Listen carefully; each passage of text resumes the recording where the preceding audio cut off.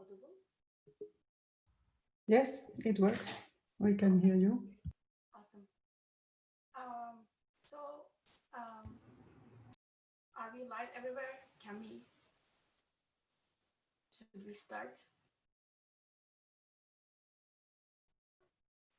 Yes, you can start.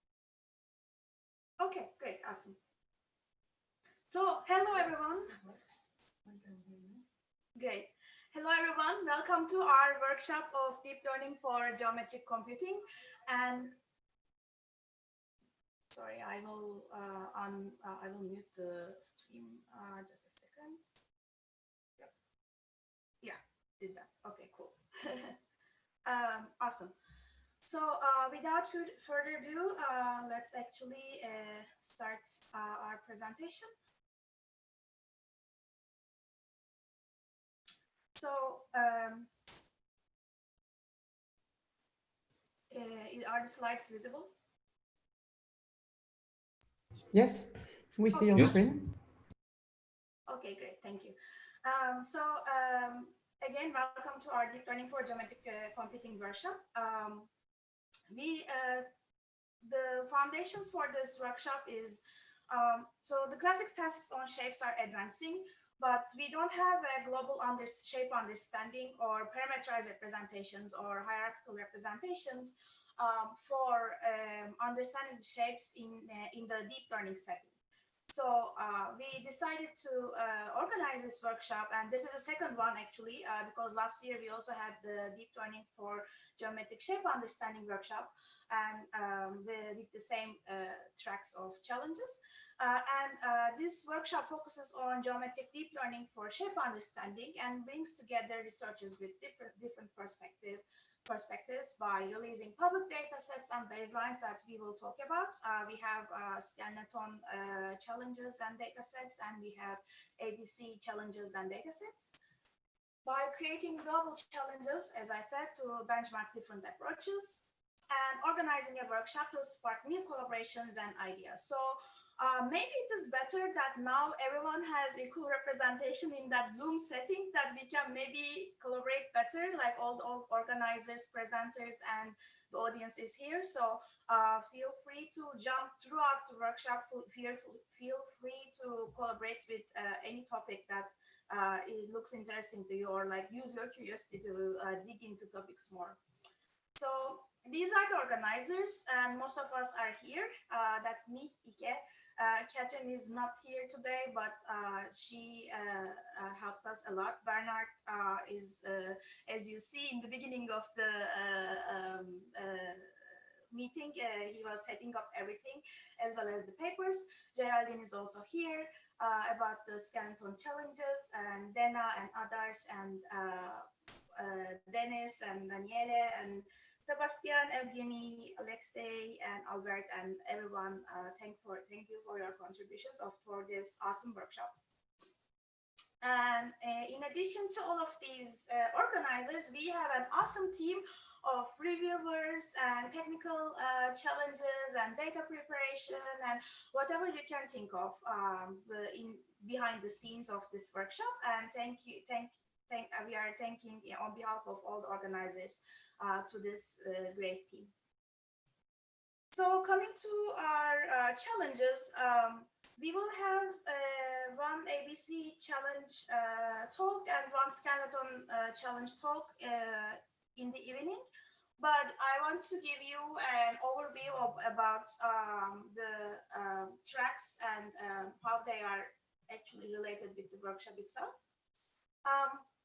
So binary shape. So the first track of skeleton is pixel skeleton, where we try to extract the skeletons from shape silhouettes.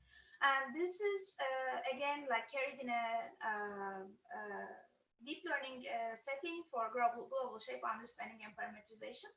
And the motivation is to extract robust skeletons to overcome noise, unnecessary branching, boundary artifacts, etc. The second track is point skeleton.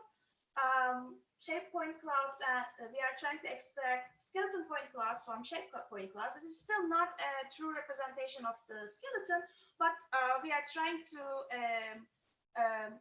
go one by one in these tracks that from easier to more difficult tasks. And as you know, point clouds are not ordered, and they are unordered, and they are not as structured as images. So this is like one level up. And we want skeleton extraction algorithms that are flexible against varying noise distribution and sampling density on the point clouds. That brings me to the parametric skeleton, which is closer to the true shape representation, true skeleton representations that we are looking for, which is expressed as the Bezier curves control points that consists of the skeleton. And this is again from shapes to parametric skeletons, and this is more towards like global shape parameterization with limited number of parameters. And here, main challenge is as the curve domain changes, then new embeddings can be found.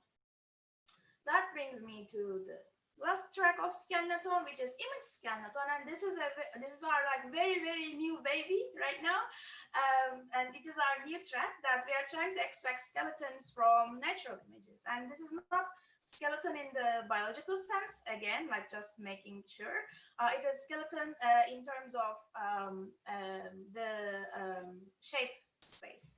And this can be elephants, bicycles, benches, etc. And this is from RGB images to binary skeletons. Again, similar to the first track, but in the first track we have silhouettes, now we have RGB images. Then merging objects recognition and shape understanding in the same deep learning setting. And this is for generalizable shape understanding for natural images. The second set of challenge and tracks is the ABC tracks. ABC stands for a big cat data set. So it used to, so the actual data set is a mesh data set, CAD model data set, but these challenges are on point clouds that are sampled from that data set. So the first one is shape segmentation. This is how we can, this track poses the question of how we can extract feature lines for shape segmentation from point clouds. And this is towards geometric shape understanding for robust shape descriptors. The second one is sharpness field extraction. So if imagine that we have those feature lines, then per point, what is the distance of each point to that feature line? This is the main question of this track, and this can be used as an implicit quality metric for shape definition or to define the planarity or curvature estimation, etc. The third one is the surface normal estimation, which is very much needed for any point clouds that we are working with. And the challenge is posed as we have the point clouds and can we estimate the point normals from the point cloud itself. And again, this is assumes the representative surface with points, surface of CAD models with points, and it is robust against sampling density, noise, and outliers because we actually give out different point clouds with different point densities, so the success can be measured in all of them. And again, like for both skeleton and both ABC. For all tracks, we will have separate talks later in the evening. Check out our program and we will discuss the details. Continuing with the workshop, we have, as I said, an awesome program committee of 32 researchers from academia and industry. And we thank everyone. Double thanks for last-minute reviewers, of course. We had 3 reviews per paper and we accepted based on positive average rating. You can see the oral presentations before, and they will be after our first keynote today. And check out videos from CVPR main landing page. And then you can also check the, come back to the Zoom meeting and check the Q&A session with each of them. So this is an overview of our workshop program that you can see it on in website. I just want to make sure that we are on the same page with this new format, new from home CVPR version. So the red ones here that are also indicated as live with the in the program are live. So you can join our YouTube stream, and you can join our Zoom meeting, and you can just see us like this. And then these are the Q&A sessions that the talks will not be given online, but the authors will be here to answer all of your questions. So feel free to check the videos and papers, which all of them are, you can reach from our website, and then come back here and interact with them and throw all your questions about their projects. We have great keynotes. After this, it will be Daniel Cremers from TU Munich, and we will watch his keynote. Then after the oral talks, Mirae Bouten will give a keynote about the geometry of high-dimensional data, and it will be a live keynote. Then we will have dear Jitendra Malik giving a live keynote in our workshop. As always, we are advertising our challenges, and they are all open. You can go to CodaLab and see the pixel scanathon, point scanathon, parametric scanathon, and object scanathon. And you can also go to CodaLab and see ABC shape segmentation, sharpness field extraction, and normal estimation. Without further ado, just take note of all the information in this slide. Actually, this is the only slide you should remember from the opening remarks, that we are streaming this live on YouTube. Hello, YouTube. We are having the program in those shortened links, and feel free to interact with all of us in Twitter with the challenges of, with the hashtags of the DLGC, Skeleton Challenge, ABC Challenge, and CVPR. So this is an overall point of view and from skeleton side. And I also want to invite Alexei from ABC side to give an overview about the workshop from their side. So thank you, and see you during the day. Thank you, Ilke. Can you hear me? Yes.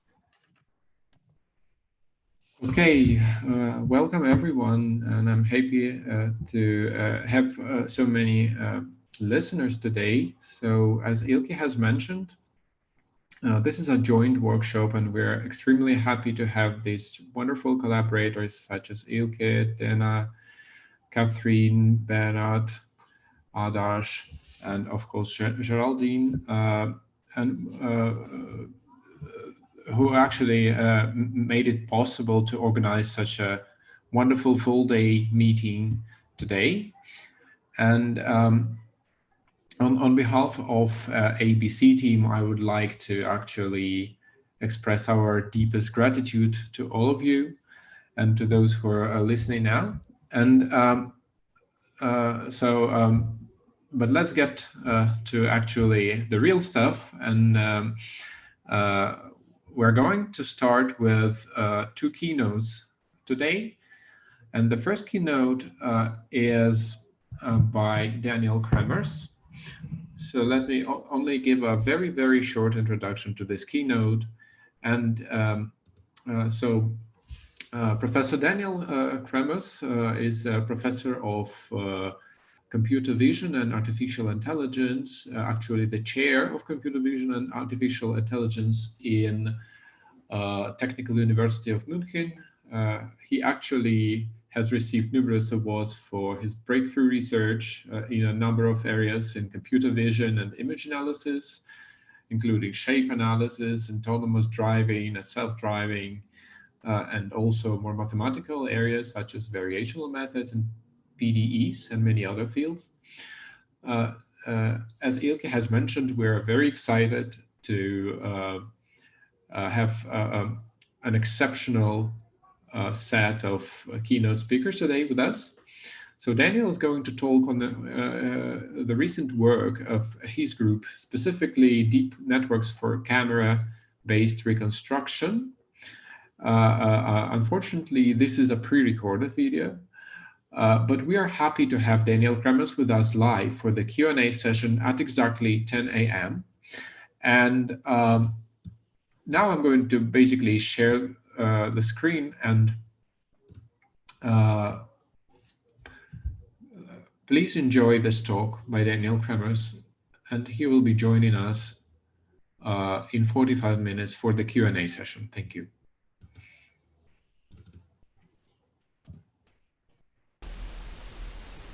Hello, my name is Daniel Cremers. This talk is about leveraging the power of deep neural networks for camera-based 3D. Hello, my name is Daniel Cremers. This talk is about leveraging the power of deep neural networks for camera-based 3D reconstruction. The work that I'm presenting has been done by current and former members of my team, in particular Zora Lena, Nan Yang, Lukas von Stumberg, Rui Wang, and Jacob Engel. We've witnessed the breakthrough of deep neural networks over the last decades, and this is one of the most known achievements is their success on the ImageNet challenge, where they outperform even human level performance at this point. And the success has been quite impressive, and it's been carried over to many areas of computer vision.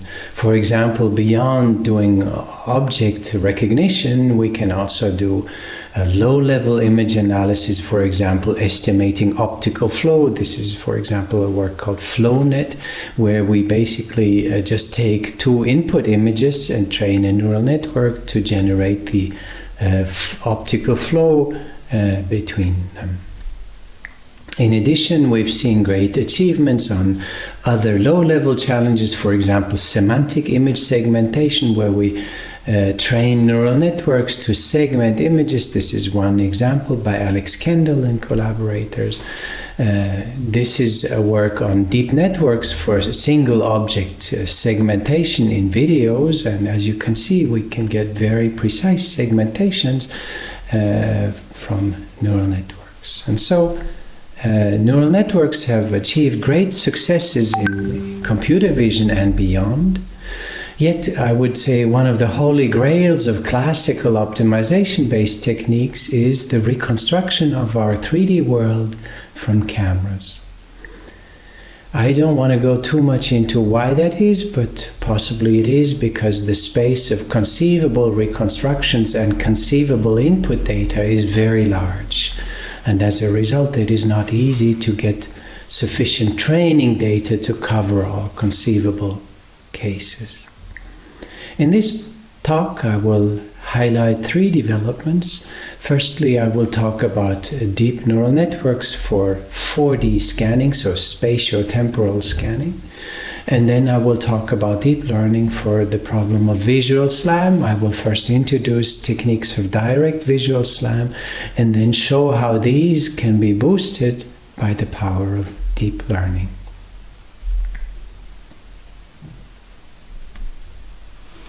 Camera-based reconstruction is a challenging and fascinating area. This is a result from 2014 that shows that we can nowadays recover from synchronized videos the 3D structure of objects at fairly high level of detail, where the entire rope of this rope jumping girl is recovered from the videos.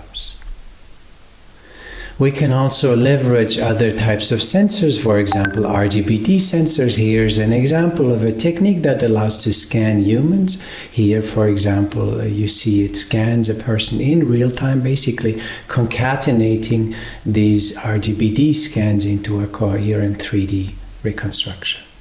A colored reconstruction that can be immediately uploaded to a 3D printer so as to generate copies of the world around us. And as you can see, this has become quite popular in our lab. People like to get their own scan.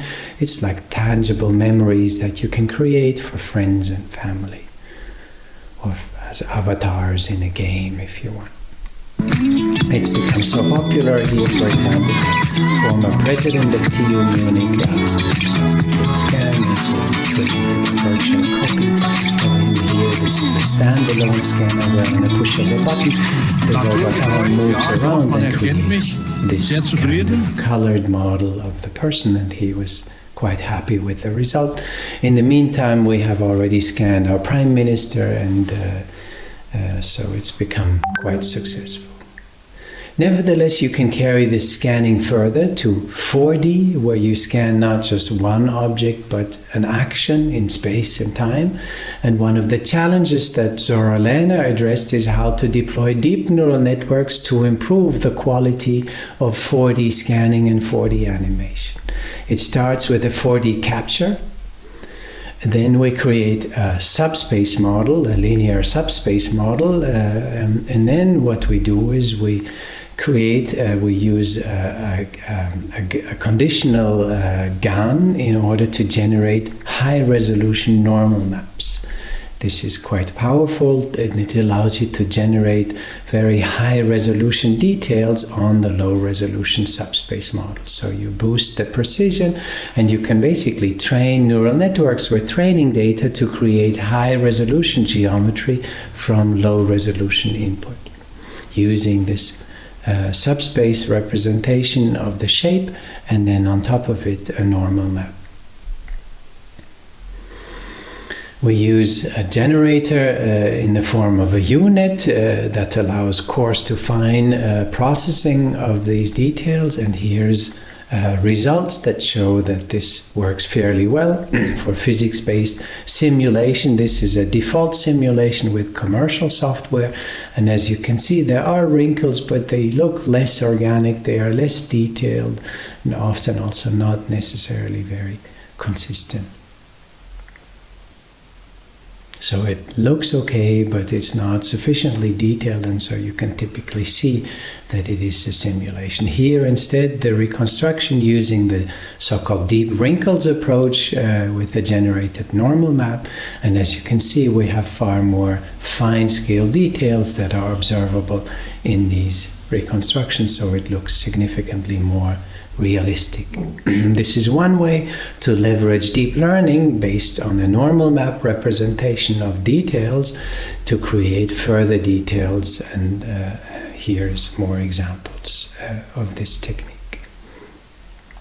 This is the approach pix to pix, and there is no temporal consistency. Instead, here is the deep wrinkles. They actually integrate also some form of temporal consistency of the details over time, so that you don't get any oscillation phenomena. Here's an application to virtual humans. This is the approach with deep wrinkles. This is in fact Tony acting in front of the camera here, our co-author Tony Dunn. And here you have Zora, the first author of the paper, and here you see the simulations. This is without deep wrinkles. You see there's very little details, but once you add the wrinkles, you get far more details. So we can boost 3D reconstruction from cameras with deep networks, but in addition, we can raise the question, can we also do 3D reconstruction from moving cameras, where we need to solve the classical problem of visual slam. Visual slam is a long-standing problem, traditionally known under the name of structure from motion. Erwin Kruppa, one of the pioneers, an Austrian mathematician, back more than 100 years ago already proved a very seminal result. Namely, he showed that if you observe 5 corresponding points in 2 views, you can recover the camera motion between the 2 views and the 3D location of these points. This was quite a breakthrough, and it basically paved the foundations for modern computer vision, 3D computer vision. In fact, this led to what I call the classical pipeline of camera-based 3D reconstruction, where we follow closely in Kruppa's footsteps. We take 2 images, we extract points, and in order to have corresponding point pairs, we identify correspondences based on descriptors such as SIFT, SURF, brief, or more modern deep learning based descriptors. And once we have a set of corresponding points, we can then recover camera motion and 3D structure using techniques like bundle adjustment. This pipeline works quite well, it is very impressive, but nevertheless it is suboptimal in various ways. Most importantly, we only take 2 images rather than a whole sequence of images, and moreover we extract these points, and this point extraction is heuristic, so invariably in any errors you make in associating correspondences, these errors will propagate into your subsequent reconstruction. And in order to recover from such errors, we have to add components like ransack, where we resample potential correspondences and recompute models until we get a consistent model. This is rather tedious, it is rather heuristic, and so it raises the question whether there is not a more direct, more optimal way. And this leads to what is nowadays often called direct methods for visual SLAM, where we aim to reconstruct the world and the camera motion directly from the sensory data, from the intensities or color values of our camera. Why do we promote this technique? Well, it's obvious. Anyone who works in sensory analysis can confirm the more closely you work on the raw sensory data, the more likely you will get optimal solutions, and this should propagate into more precision and more robustness. One of the first direct SLAM methods, definitely to my knowledge, the first large-scale capable direct SLAM method, is a technique that we called LSD SLAM for large-scale direct SLAM. This approach was developed by Jacob Engel. My main contribution was to coin the name LSD SLAM, which I believe helped a bit to more popularity. The approach is rather sophisticated. This is an overview slide. It starts on the top left here with the input video streaming in, and then there's 2 alternating threads, one that does tracking of the camera motion and one that does depth estimation for selected keyframes, and then these depth maps for the keyframes are merged into a global reference world reconstruction. What makes it large-scale capable on the top right is a pose graph optimization that we adopted from LiDAR-based SLAM, the idea being that you compute in a second thread a consistent estimate of the full trajectory, consistent in the sense that it is consistent with the pairwise alignments of keyframes that we computed in the tracking approach. This tracking approach, the whole method, is direct in the sense that, for example, let's look at this tracking component here. We track the camera motion, the 6 parameters, Xi modeling, rotation and translation between consecutive frames, between, say, the current frame I and some keyframe IKF, by aligning these images. So find a rigid body motion GXI such that the 2 images perfectly match in terms of their brightness values. And so, as you can see, this is really the key difference of direct methods, is that everything is driven by brightness consistency. And in fact, we will look more deeply into this in the remainder of the talk, how we can further boost precision on this level. Since we only estimate 6 parameters in a coarse-to-fine manner, this can be easily done on a single thread, a single core of a CPU, even a laptop CPU, in real time. And so we can use the multiple cores of a laptop CPU to run the camera tracking and the depth map estimation and the pose graph optimization. All of it is integrated here. Top left you see the camera, in the center the laptop, and on the right the reconstructions of the camera motion and the 3D point cloud. Everything is generated, as you saw, in real time on the fly. And as you can see, we can recover fairly large environments, not only a desktop environment, but whole outdoor scenes with tables, chairs, etc., from just one single moving camera. As you see, there is qualitatively fairly little distortion here in these reconstructions, and indeed our ambition is to minimize the distortion, to minimize the overall drift.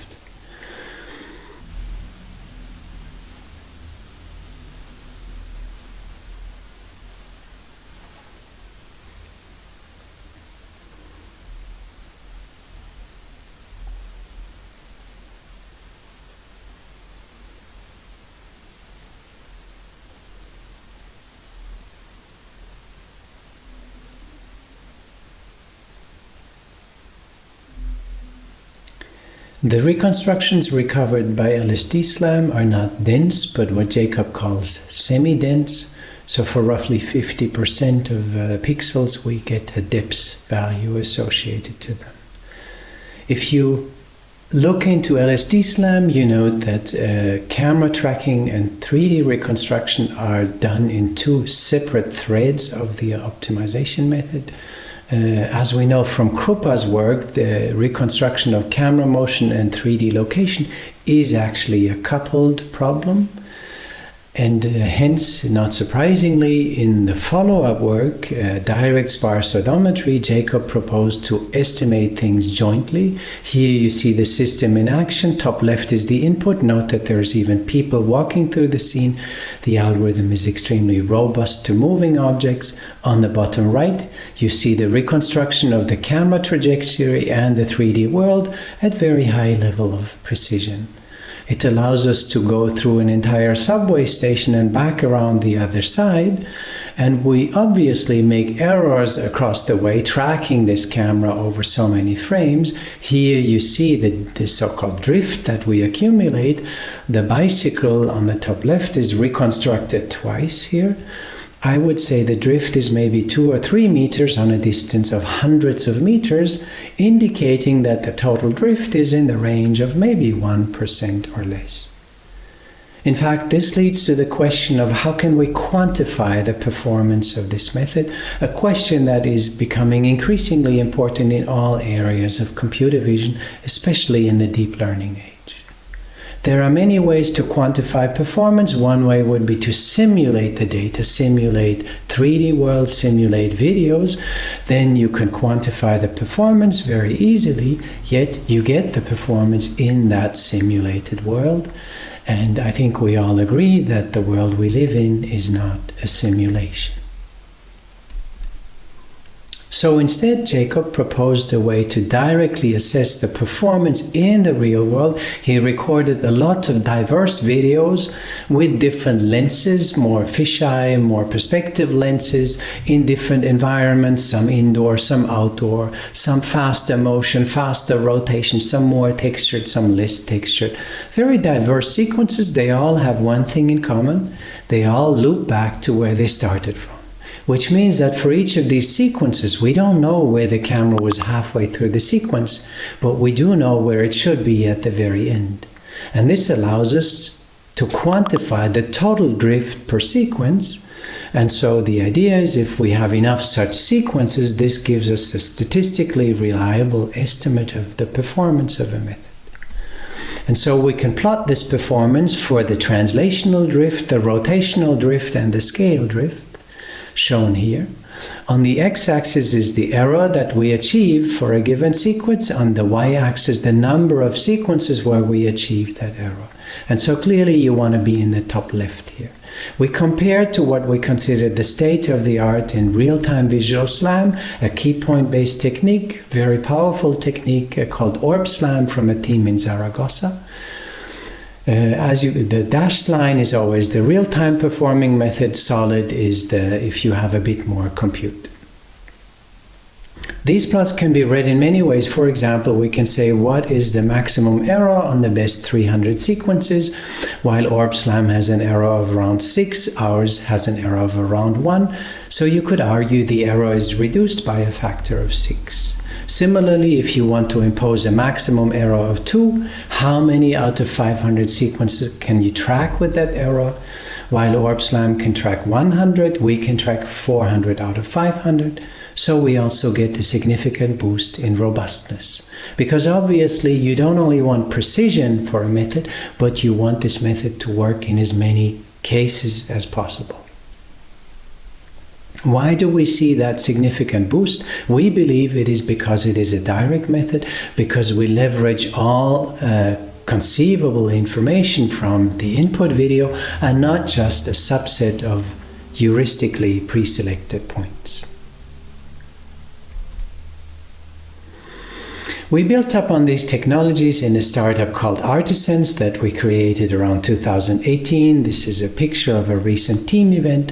The company Artisans develops sensory systems that include cameras, inertial sensor, and GPS, all integrated, calibrated, and time synchronized.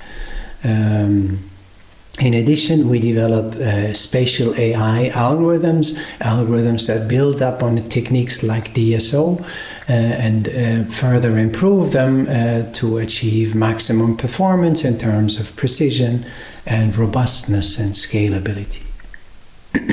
Here is one result achieved at Artisans, an extension of direct sparse odometry to stereo cameras, stereo DSO, and as you can see, we can use this technique to recover very large environments in real time with very little drift. As you can see, we can drive around a block and things almost perfectly align here.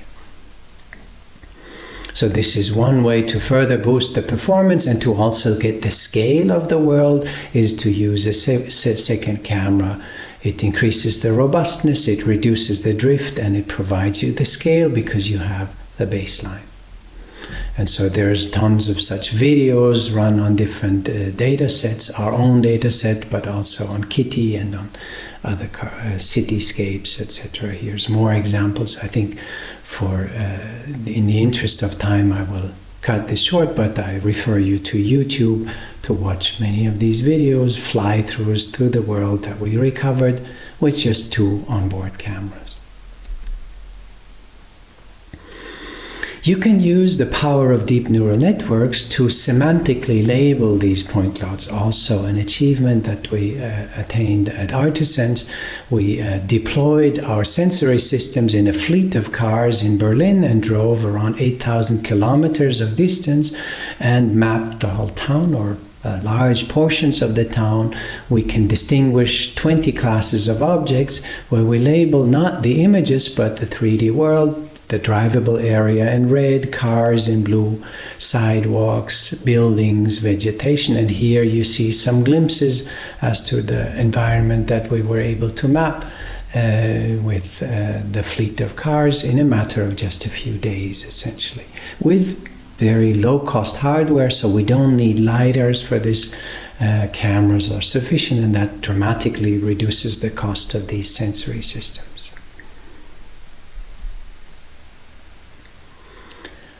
The question, however, that I want to address here now is how can we leverage the predictive power of deep learning to boost the performance of visual SLAM, to get more precision and more robustness, less drift, more accuracy. There has been a lot of efforts in this direction. And as I said, deep learning has had great successes in all areas of computer vision, but I would say to date, the reconstruction of the world from moving cameras is a hard nut to crack with deep neural networks. And while these approaches are quite powerful and have shown nicely that you can train neural networks to create camera motion and 3D structure, most of these approaches do not exhibit state-of-the-art performance, in the sense that often classical optimization methods provide more accurate trajectories, more accurate odometry, etc. I believe this is partially due to the fact that these approaches are often formalized in an end-to-end learning fashion, where ideally you have a big deep network, in go the input images, outcomes, trajectories, and 3D reconstruction. And so what we are promoting here is to maybe advance hybrid methods where we integrate deep neural networks into a classical SLAM approach. The first such result is a technique that we called DVSO, Deep Virtual Stereo Odometry, by Nan Yang and collaborators. It starts with deep networks that can predict from just one single image the depths of the scene. And this is quite impressive, but in some sense not surprising. Even for humans, if I were to show you such an image, you could give me an estimate of how far the different things are in the image. Why? Because you know the world that you're looking at. And this is interesting to observe. For years, I've told my students that we cannot recover the scale of the world from just one moving camera. It turns out this is not true.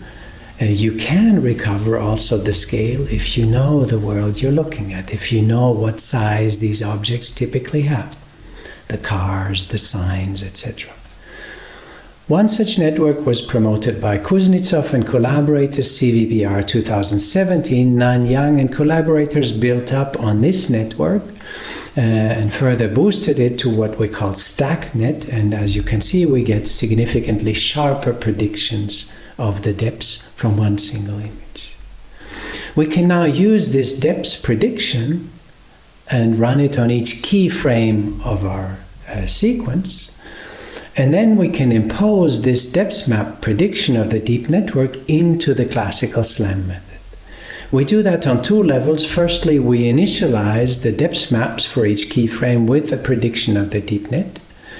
And secondly, we add a term in the loss function of the classical SLAM approach that assures consistency with the prediction of the deep network. And what we get is called deep virtual stereodometry. It's a technique that uses a second camera to train. So it's in that sense self-supervised.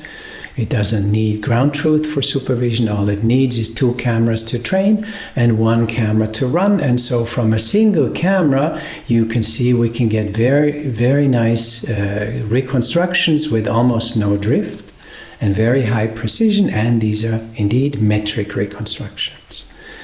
And we can compare to other methods. Here's a comparison to some of the state-of-the-art methods in stereo-based SLAM, stereo LSD SLAM, stereo ORB SLAM, stereo DSO. And now comes this method, DVSO, which you can see performs on par, if not better than these methods. The black numbers are the best performing, cursive are the second best. And note that this method can rival with these stereo methods, although it only uses one single camera. So you can say basically we use the power of deep networks to replace the second sensor. In some sense, and this is why we call it deep virtual stereodometry, the deep network hallucinates the contribution of the second camera. And we will see that we can take that idea even further. In fact, this is a method called D3VO, published at CVPR 2020. The idea is that we use deep learning now on multiple levels of the SLAM pipeline. Firstly, we can use a deep network to predict the depths. Secondly, given two consecutive frames, we can train a deep network to also predict the relative camera motion between the two frames, deep pose. And lastly, we can use deep networks to also predict some notion of uncertainty. And all of these predictions can then be integrated again into the classical SLAM pipeline, both in the front-end tracking and in the back-end optimization. As we saw, we can train deep networks to predict the depths. Given two consecutive frames, as I said, we can also predict the relative motion of the camera, rotation and translation of the camera, and this allows us then to align these two images. And so we can train this approach in a self-supervised learning manner, where we have a residual that basically measures brightness consistency for all pixels. And this is the loss function that we can use to train the neural network, the pose net and the depth net. Once we do that, though, we find that due to aperture problems, aperture changes, typically the brightnesses are not preserved, and you can see, as you see here, the two images have significantly different brightness patterns. Turns out we can also use PoseNet to predict these aperture changes, or to basically predict a color transformation between these two images. We use an affine model here with two parameters A and B to align the two images, as you can see on the right. So we have the source image I, and we have that we align with respect to the target image I prime. Now this compensates for aperture changes and allows to nicely train the neural network in a self-supervised manner. Yet, as we all know, the world we live in is not always Lambertian. So if you have images like this one, you will have areas, for example, the windows, metallic structures, and other locations where brightness consistency cannot be assured from one frame to the other. It turns out we can train a neural network to estimate what is often called aleatoric uncertainty. For example, there are papers by Alex Kendall and collaborators and by Maria Claude and collaborators who also use this concept of estimating uncertainty. And so we can train our neural network now with a modified self-supervised loss, where we basically modulate this brightness consistency with the uncertainty. We basically reduce the contribution in areas of high uncertainty. And then we can train this total network to also predict this uncertainty. Here you see a result of the uncertainty prediction, and indeed in the window areas, on the cars, on metallic structures, but also, for example, in the trees, where you often have motion and brightness is not preserved from frame to frame, the uncertainty is estimated to be high. And so this works fairly nicely, and we can now integrate all these predictions of this neural network into the SLAM approach. As I said, we do this on two levels. In the front-end tracking, we basically impose this in form of a nonlinear factor graph for direct image alignment. And the back-end optimization, we add respective loss functions to the overall cost of the SLAM approach that impose consistency with the predicted quantities. I don't want to go too much into detail here how this is done, but you can read it up in the paper. Let's look at some evaluation here. We'll start with monocular depth estimation, and when we compare to one of the state-of-the-art methods, namely MonoDeps2 on two datasets, the Kitty and the UROC dataset. And as you can see in this ablation study, we actually outperformed the state-of-the-art by quite a bit. Again, black is the best performing, and here in blue, second best. Now, deep networks often have a shortcoming when you try to apply the trained network in a different environment. Very often the performance drops quite significantly. So what we did, basically as a test here, we evaluated it also on cityscapes, and here you see the predictions. The depth predictions are indeed quite convincing in the middle column, but also note on the right side, for example, in the areas of the window, we get very high estimates of this uncertainty. So the uncertainty prediction is also fairly convincing in this transfer to a new environment and a new dataset. Next, let's assess the performance on visual odometry. Here we compare first on Kitty, both with respect to classical optimization-based methods, but also with respect to deep learning-based methods. And as you can see, the proposed method D3VO significantly outperforms both monocular and stereo methods on this dataset. We saw that before. D3VO uses deep learning to enhance the performance, and that this allows us to get a monocular method to rival with state-of-the-art stereo methods. Turns out we can go even further. we can compare to so-called visual inertial approaches that use cameras and inertial sensor to track the location of the camera.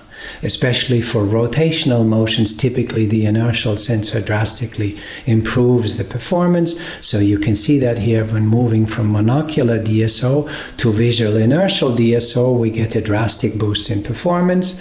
We can further improve this to going to stereo inertial. For example, one of the state-of-the-art methods in stereo inertial odometry is a technique called basalt, and achieves a very good performance here. The proposed deep learning-based monocular method shows the same performance as top stereo inertial methods, indicating once more that neural networks are sufficiently powerful to compensate for a lot of missing sensory information. Here are reconstructions, and on the left you see a monocular DSO reconstruction on a difficult sequence from the UROC dataset. As you can see, it's rather noisy. The reconstruction is noisy because the trajectory is inaccurate, whereas on the right, the deep learning enhanced method D3VO gives you significantly crisper reconstruction, showing a significantly more accurate trajectory.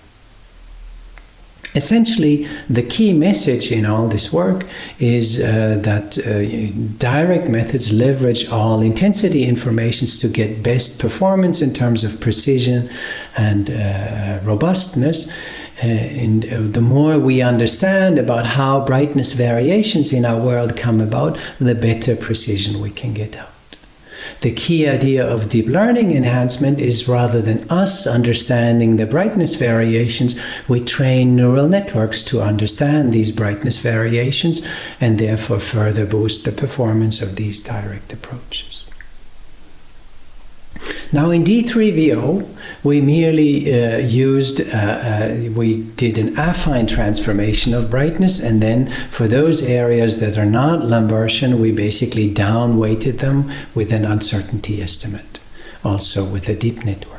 But beyond down-weighting them, you can go further. For example, if you take really challenging sequences, such as these from the Oxford robot car dataset, we used images with very different lighting or weather conditions. For example, the top two images are the same sequence, but different lighting. You see very strong, pronounced shadows or reflections here in the water that give you very different brightness values. And on the bottom you see, for example, weather changes. The green grass all of a sudden is covered with snow. And so even for humans, it's not often easy to see immediately that we're actually looking at the same scene here, because brightnesses, colors, and everything changed significantly. And this is an issue for long-term tracking. If you come back to an environment and you want to relocalize in that environment, if the environment illumination and appearance change significantly, then just an affine correction will not do the trick. And so what we can do, and this is work by Lukas von Stumberg and collaborators, called the Gauss-Newton net for multi-weather localization. The idea here is that rather than correcting these brightness changes with affine or other transformations, we basically create an entire feature representation with a deep network where we transform the brightnesses to a feature representation. This idea is not new. What is new is that we basically train the deep network to perform optimally in a subsequent Gauss-Newton based SLAM approach. And I don't want to go too much into detail, but the idea here is that we introduce a Gauss-Newton loss, and we in some sense estimate or maximize the estimated probability of ground truth correspondence. And as you can see in the image on the right, we can estimate uncertainties that are indeed anisotropic and that allow for alignment in one direction more than in another direction. And so this indicates that the optimal correspondent is more likely in one spatial direction than in another. And this can then all be integrated into a SLAM approach, and then we can relocalize, for example, in a previously reconstructed world. Here the previous reconstruction is shown in white, and the current ongoing reconstruction is shown in blue. And as you can see in these videos, these two point clouds, the blue and white one, align very well. For example, on the lane markings you see it well. On the facades you can confirm it, showing that indeed we get very high precision. On the bottom you see the input. The current image is the second one here. The closest map image identified by the algorithm is the one before last, and then we come, and here you see, you know, the challenging environment with moving objects, with you know, bad visibility, and still we can track reliably and realign our world to a previously reconstructed world. Here on the right you see some parked cars in blue that were not there in the first time of mapping, and you see also the lane markings accurately aligned, the buildings aligned. And so this is a technique that we promote for relocalizing a car in a previously mapped environment. The benefit of doing so is in particular that we can leverage previous maps and previous information, and in order to align ourselves in world coordinates. So the idea here, you see, for example, a building construction site that wasn't there at the first time of mapping, and you see how the construction site aligns well with the building facade. And so we can update maps, we can ideally even identify changes in maps and all of that. Here's another sequence case where we show that we can map and align to a previous map, even in significant weather changes. The old video was run in summer and sunny weather, whereas the new one is in overcast and snowy environment, and still you see we get fairly nice alignments of the two sequences. How do we evaluate the performance of such a method? We propose the benchmark data set that we call the multi-weather localization benchmark, and it is made up of two sets of sequences. One set of sequences from Carla, from a simulation environment, where we have 9 sequences for training, validation, and testing. And these sequences are shown, like shown on the left, sometimes overcast, sometimes more sunny, so you get very different intensities and colors. The other remaining data sets are from the Oxford Robot Car, a real-world data set where we have 2 training sequences and 6 test sequences. And these sequences involve very diverse weather, and in particular one of the challenges we were able to resolve is we can train on a data set that involves sunny and overcast, and we can apply the same network without retraining to a setting where we have to transfer between sunny and rainy, or even between sunny and snowy. And this is an evaluation to competing methods, and it shows that the method works quite well. Here again, on the x-axis you have the relocalization error, and on the y-axis basically the number of successful relocalizations at that error. So I recommend that you try this dataset and evaluate your own methods for localization and relocalization across weather and lighting. To summarize, I talked about using deep neural networks for camera-based reconstruction.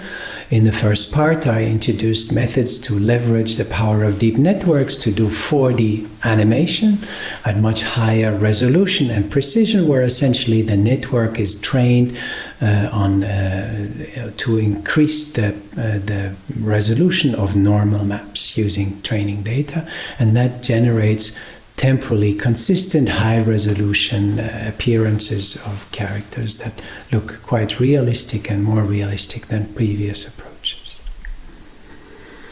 In the second part, I introduced visual SLAM, in particular the concept of direct visual SLAM approaches that directly leverage the brightness values of the camera to get high-precision trajectories and maps. I then showed how you can use the power of deep networks to further boost the performance of direct methods, what we call deep direct visual SLAM. So the idea is that you have a deep network that predicts either just the depths or a number of other parameters, color transformation, uncertainties, etc. And then all of this is carefully integrated into a SLAM approach, both in the front-end tracking and in the back-end optimization. And you get a performance that rivals top stereo and even stereo inertial based methods while using only a single camera. I showed that you can also use deep networks to semantically label the world you reconstruct. So you can recover semantic reconstructions of the world. This is very important for self-driving cars and autonomous systems, that we not only reconstruct the geometry of the world, but we also reconstruct the semantic meaning of the world in order to distinguish what is the object that is in front of us. Is it a car? Is it a cyclist? Is it a pedestrian? Or is it a building or a tree? This allows us to achieve, to my knowledge, unprecedented precision in localization, in particular in GPS-denied environments, say tunnels or parking garages. And we also develop deep learning-based techniques that allow you to relocalize in a previously mapped environment using what we call the Gauss-Newton network. That's all. I thank you for your attention, and I'm looking forward to a lively discussion.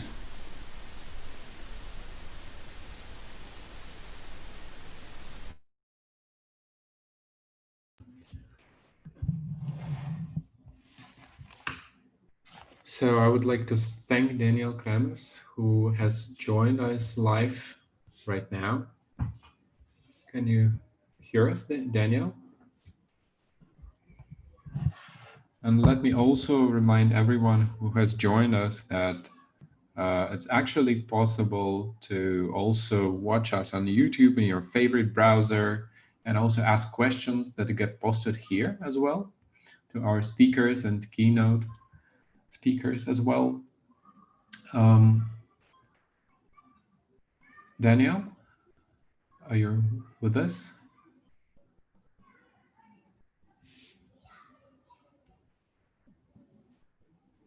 Hello, can you hear me? Hello. Yes. Yes. I had some trouble with my headphones just now. I hope it's working. I hope you can hear me. I hope there's not too much resonance. But this is the problem with Bluetooth headphones. When you need them, they don't work. Okay. Should I just go and answer the questions that you marked? I think the best way to do is that I probably need to read them aloud for our YouTube audience also to hear it. So one question came from the YouTube, actually. It was a question by Jiaming Sun. So is it possible to integrate deep features into Gauss-Newton net, into the online optimization in direct SLAM, such as minimizing feature metric error instead of photometric error? Okay, first of all, that's a very good question. And I should say, to some extent, that is more or less what we do in the Gauss-Newton net approach, is that these features are then used in a SLAM approach, very much like direct sparse odometry.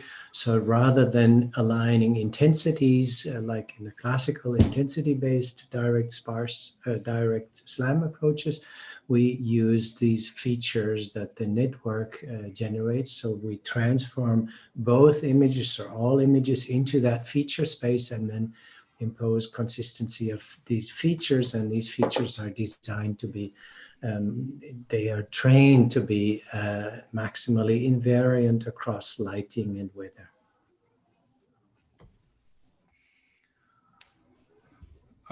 If you allow, I also have a follow-up question. So you often in your lectures and in your talks, you give a very broad, a very profound historical perspective on the vision-based methods for reconstruction. And one question is, it seems that a lot has been actually done in vision-based sparse reconstruction during the last decades.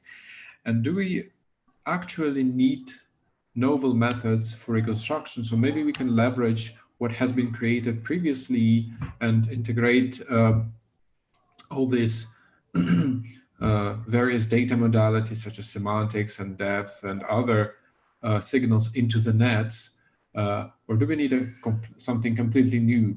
Should we expect a revolution coming from deep nets in the vision-based stereo?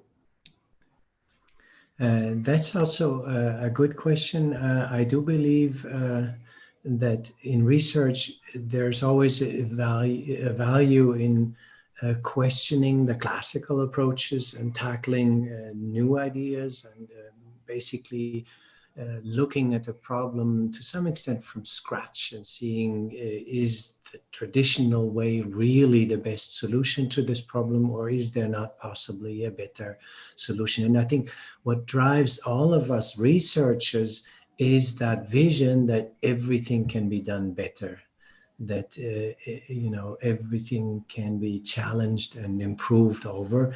And I think this is also true for camera-based reconstruction, where, for example, rather than pursuing the classical key point-based strategy, we promote these direct methods and have shown, I think, convincingly that this does lead to a drastic improvement. And I think in a similar fashion, we will see in the coming years drastic improvements coming through learning-based approaches. But I think what it takes to make this happen is to understand how we can merge the benefits of let's say the predictive power of neural networks with the strengths of classical methods. And the challenge here is in some sense to see that the classical methods, they use knowledge about how the camera works, how the world is projected prospectively into images, even how brightnesses can vary with the light hitting a surface, etc. So there's so much knowledge about these physical phenomena.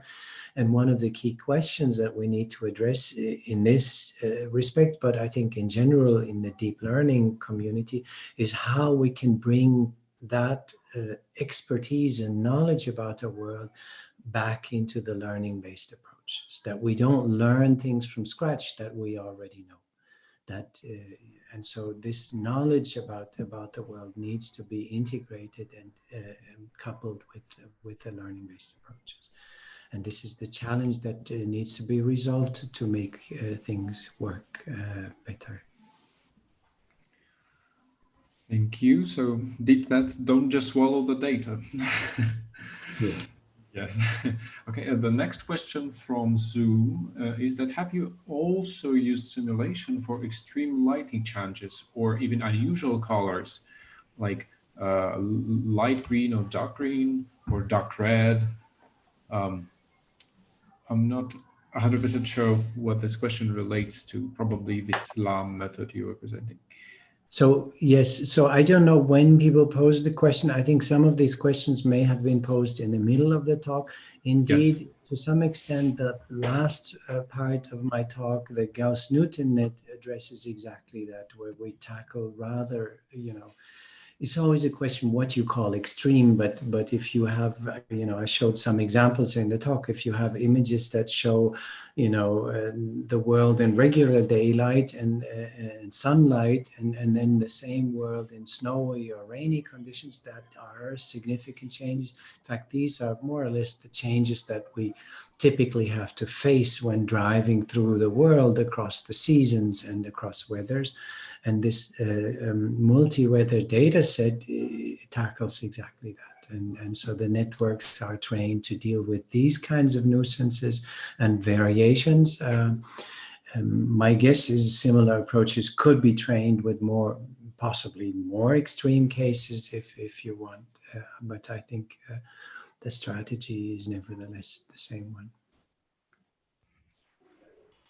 You. And the next question is, how effective is D3VO in doing indoor reconstruction using handheld cameras or cell phones that additionally suffer from rolling shutter distortion?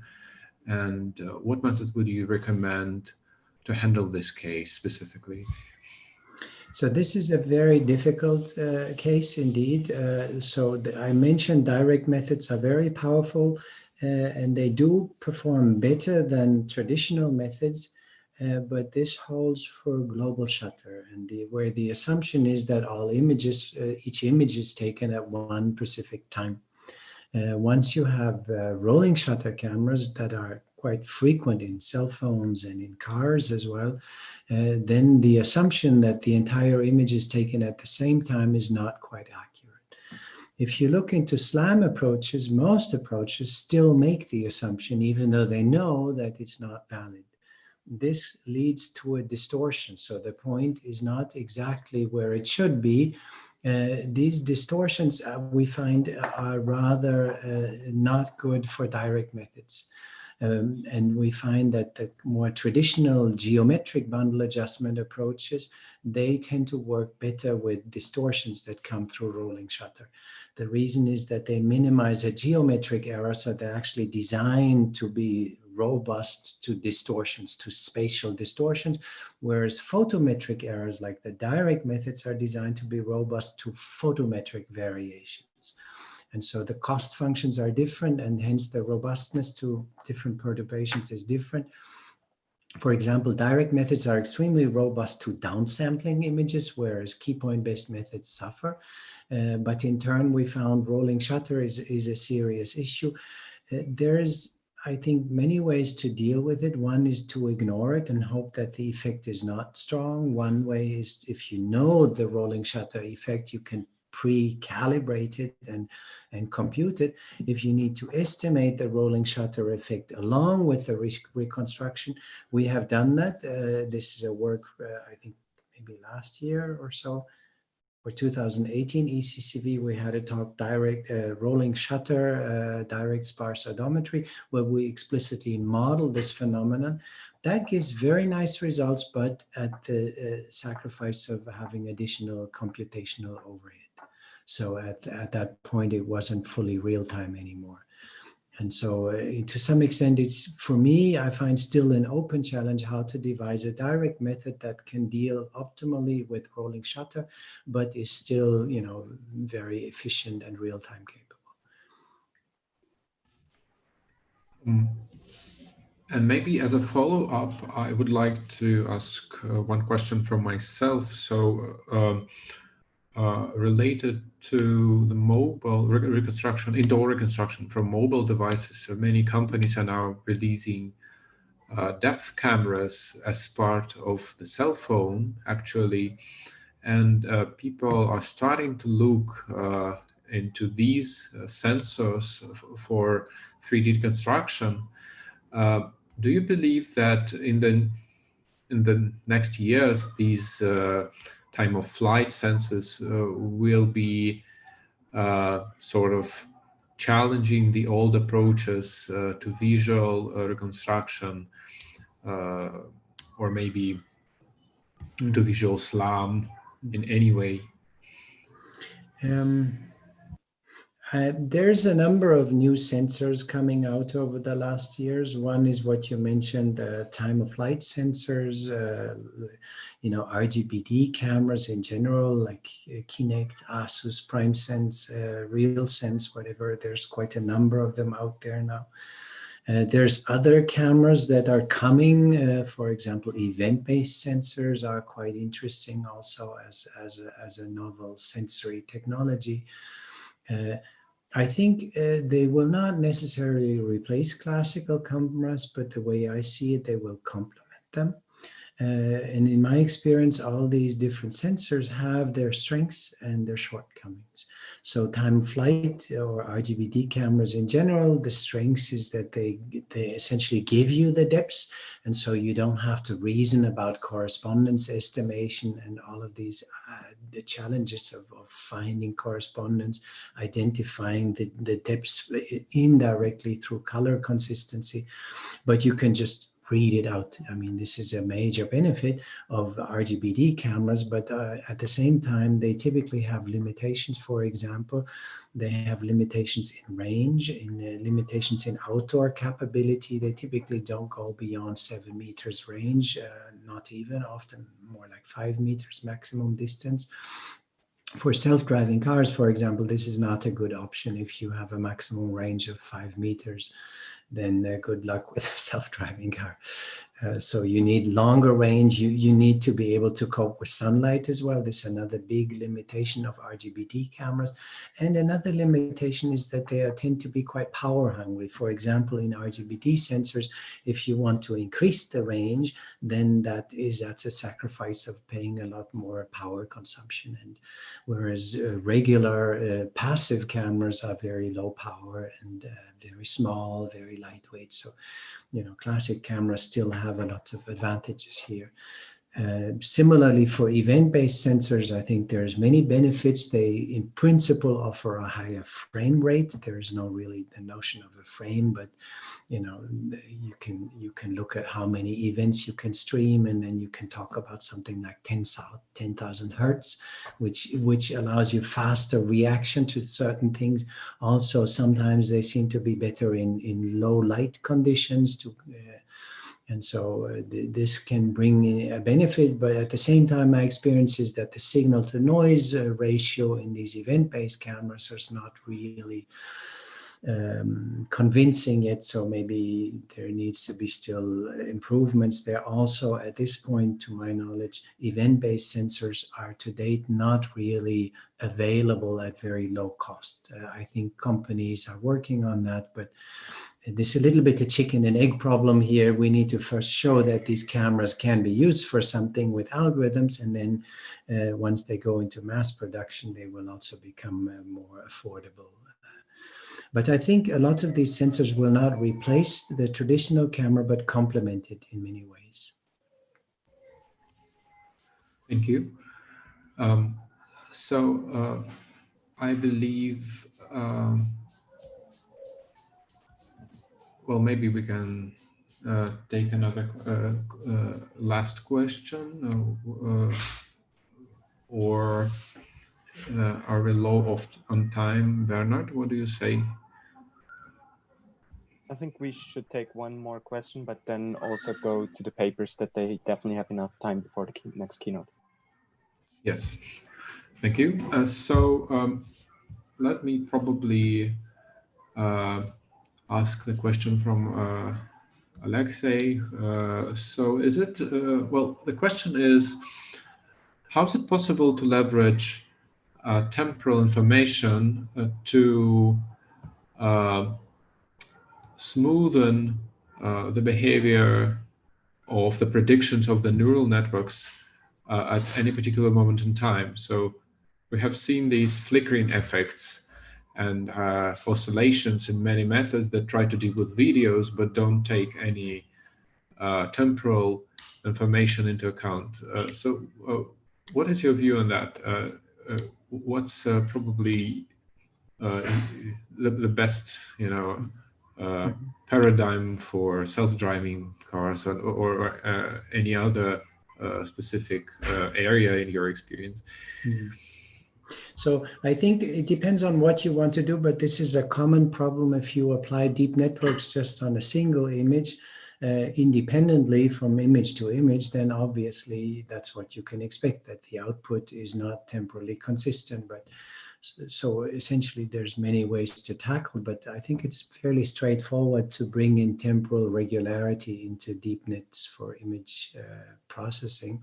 For example, you can take 2 consecutive images and always assure, or you can take the output on the old image and add that as input with a new image, and make sure that the output of the network not only processes the current image, but is also consistent with the output of the previous net. I mean, this can easily be integrated, this kind of temporal continuity. And we've done this and we found that that works very well and it allows to remove the flicker. In fact, what we showed is that this is very important for making this work on SLAM.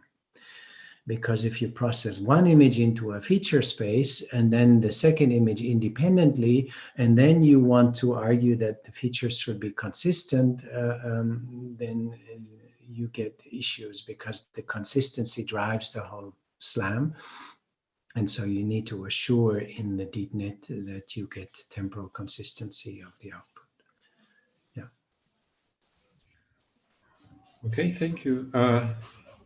I would say that that would be all for this Q&A session with Daniel. Thank you so much for joining us live, for taking this time. Thank you very much, Alexei. Thank you, Bernard. It's been a pleasure. It's been a pleasure for us. Thank you very much. Thank you. And now I think Bernard can drive this session, but we need to go to a different Zoom meeting for the orals because the CVPR provides separate Zoom links for the orals as well.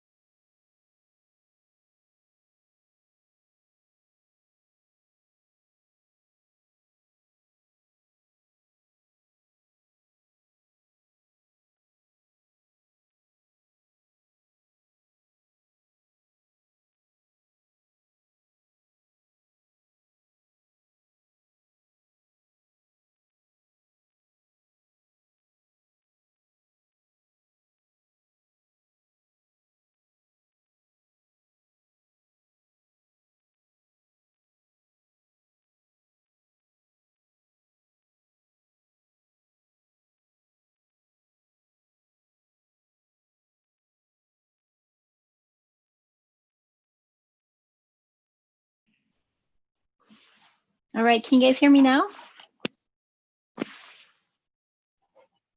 Yes, All right, loud and thank clear. you. Thank you. I will mute myself for until a little bit later before the talk. Yeah. I just wanted to make sure. Thank Is it okay if I put back the notification and you reshare your slides after that? Okay, perfect. Yeah. And I keep you as host and we can keep the whole setting. Sounds good. Just wanted to make sure. Thank you, Daniel. Yeah, perfect.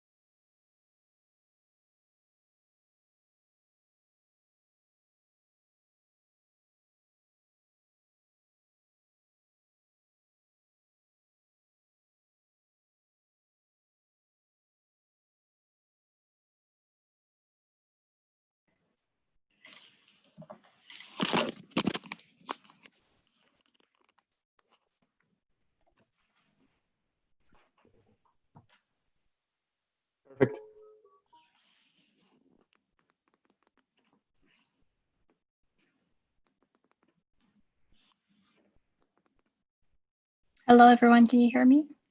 Yes, we can hear you, we can see you, and we can see your slides. Thank you.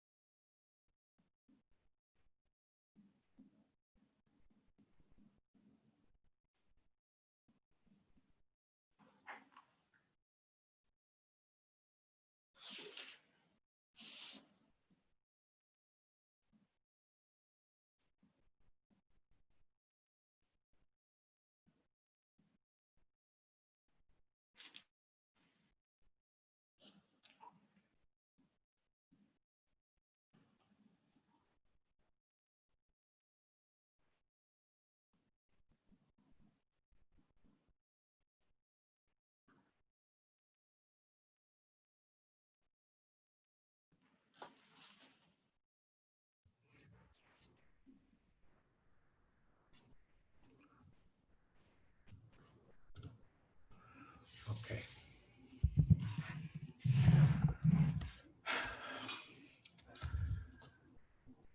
Okay. Welcome back to the second keynote of today's workshop. And I am very pleased to see most of the participants have joined us back from the orals, and a lot more watching us live on YouTube. So just to remind you, you can always go and watch us on YouTube. There is a little lag, only a few seconds lag from the live stream from Zoom. And for today's second keynote, I'm honored to present Professor Mirae Bouten, who's currently an associate professor at the School of Electrical and Computer Engineering at Purdue, and also at the Department of Mathematics. Her research is in the area of signal processing, machine learning, and, well, generally mathematics, with many contributions in the area of inverse problems, processing of discrete structures, and other fields. Please welcome Mirae Bouten, who is going to talk about the geometry of high-dimensional data. Thank you very much, Alexei. So I'm going to talk about, as you said, the geometric high dimensional data. This talk, I must mention, this work is with the help of my graduate students. So I need to thank Alden Bradford. This is Alden, who is a Purdue graduate student in the Department of Mathematics and contributed to that work. There's also Tarun Raju, who is who graduated here with a PhD in electrical and computer engineering, is now at Qualcomm. And finally, Sung Chun Han, who also graduated with a PhD in electrical engineering here at Purdue and is now at Google. So that being said, let's move on to the topic of the talk. So in this talk, well, you know, we always hear that deep neural networks are like a black box, right? That it's a black box approach. We don't really know what it does. And well, there's many reasons why it's difficult to explain what it does. And one of the issues is that the data that it deals with is very, very high dimensional. And obviously we cannot visualize high dimensional data very accurately. And in fact, our intuition of what data does, which is acquired from low dimensions, you know, dimension 1, 2, and 3, does not necessarily carry over to high dimensional spaces. And so it's very hard to, it's very difficult to understand what is happening really with these with this high dimensional data as being processed by these deep neural networks and other machine learning tools. And so, so trying to understand the geometry of the high dimensional data in my mind is a fundamental way to try to understand, you know, really what is machine learning doing. So let's move on to the problem that I'm interested in. So we know in machine learning, we exploit structures in data to learn, to build models. And so, you know, one very popular, very common way, common structure that we look for is, I'm going to draw things in the plane just because, you know, that's just easier to visualize. So a lot of time, you know, we'll draw some data, some data points in our space. So let's say if it's R2 and we draw them and then we find, oh, well, look, all these points concentrate in some area. So, right, so we got that little area here, and then we say, based on the samples I have a structure, my data is concentrated over there. And so I've learned something from my data. I've learned some structure from my data. Now, of course, you could look at another class and draw data from that other class. And these data points might lie, well, you know, they might actually congregate in different places. So maybe some of them are here, some of them are here. And then from the samples, you could deduce, you could infer that, oh, well, my data forms two, accumulates in two different areas, one here and one there. So if you had these two classes and you're trying to recognize them, then you could take these two pictures and put them together, right? Look at the mixture density here. And, you know, again, you would have the fact that your points from the blue class tend to congregate, tend to accumulate over here, and the blue and the red points tend to accumulate either here. I'm not drawing the same exact points, but, you know, you get the idea. Or there.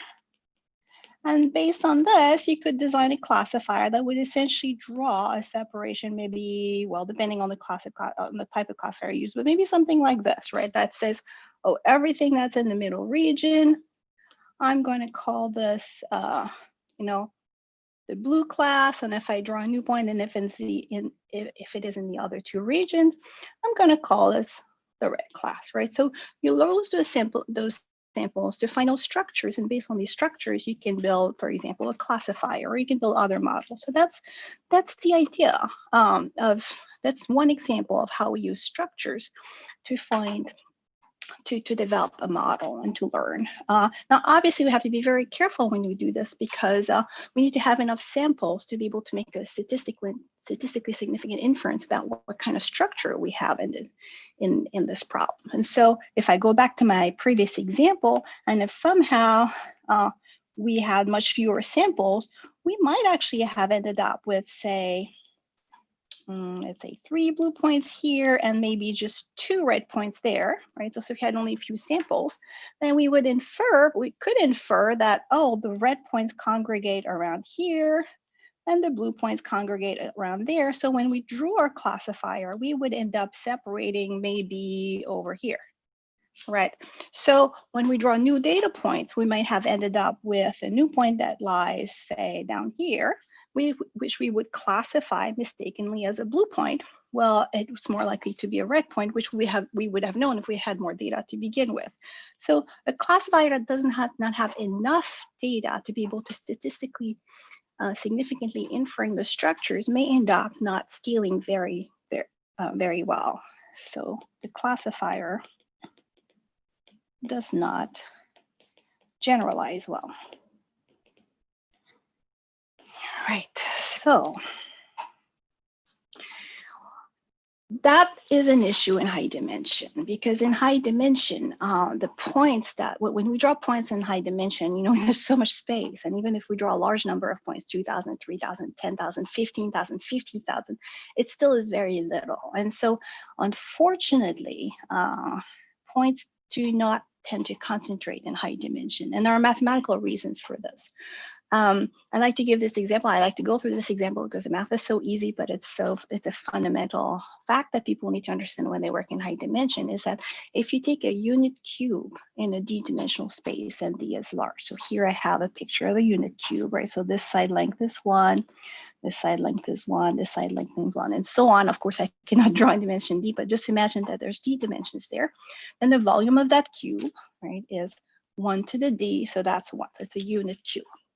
And if I go ahead and remove a little shell, let's say of thickness epsilon on each side, like all around the cube. So I will take each dimension, I'll remove a little epsilon here, and I'll remove a little epsilon there, so that now, if I look at the inside cube, it has side length 1 minus 2 epsilon in this direction. And I'll do the same for every single dimension. So I'll remove a little epsilon here, a little epsilon there. So this side length is 1 minus 2 epsilon, sorry. And on this one as well, I just removed the shell all around my cube so that all the side length now becomes 1 minus 2 epsilon. Right. So then the volume of the inside of the cube becomes 1 minus 2 epsilon to the power d, which of course, as d increases, decreases and decreases, and eventually converges to 0 as d goes to infinity. So this means that in an infinite dimensional space, there is a 0 probability of drawing samples inside the cube, so long as we draw from a non-degenerate probability distribution function, of course. But it's not.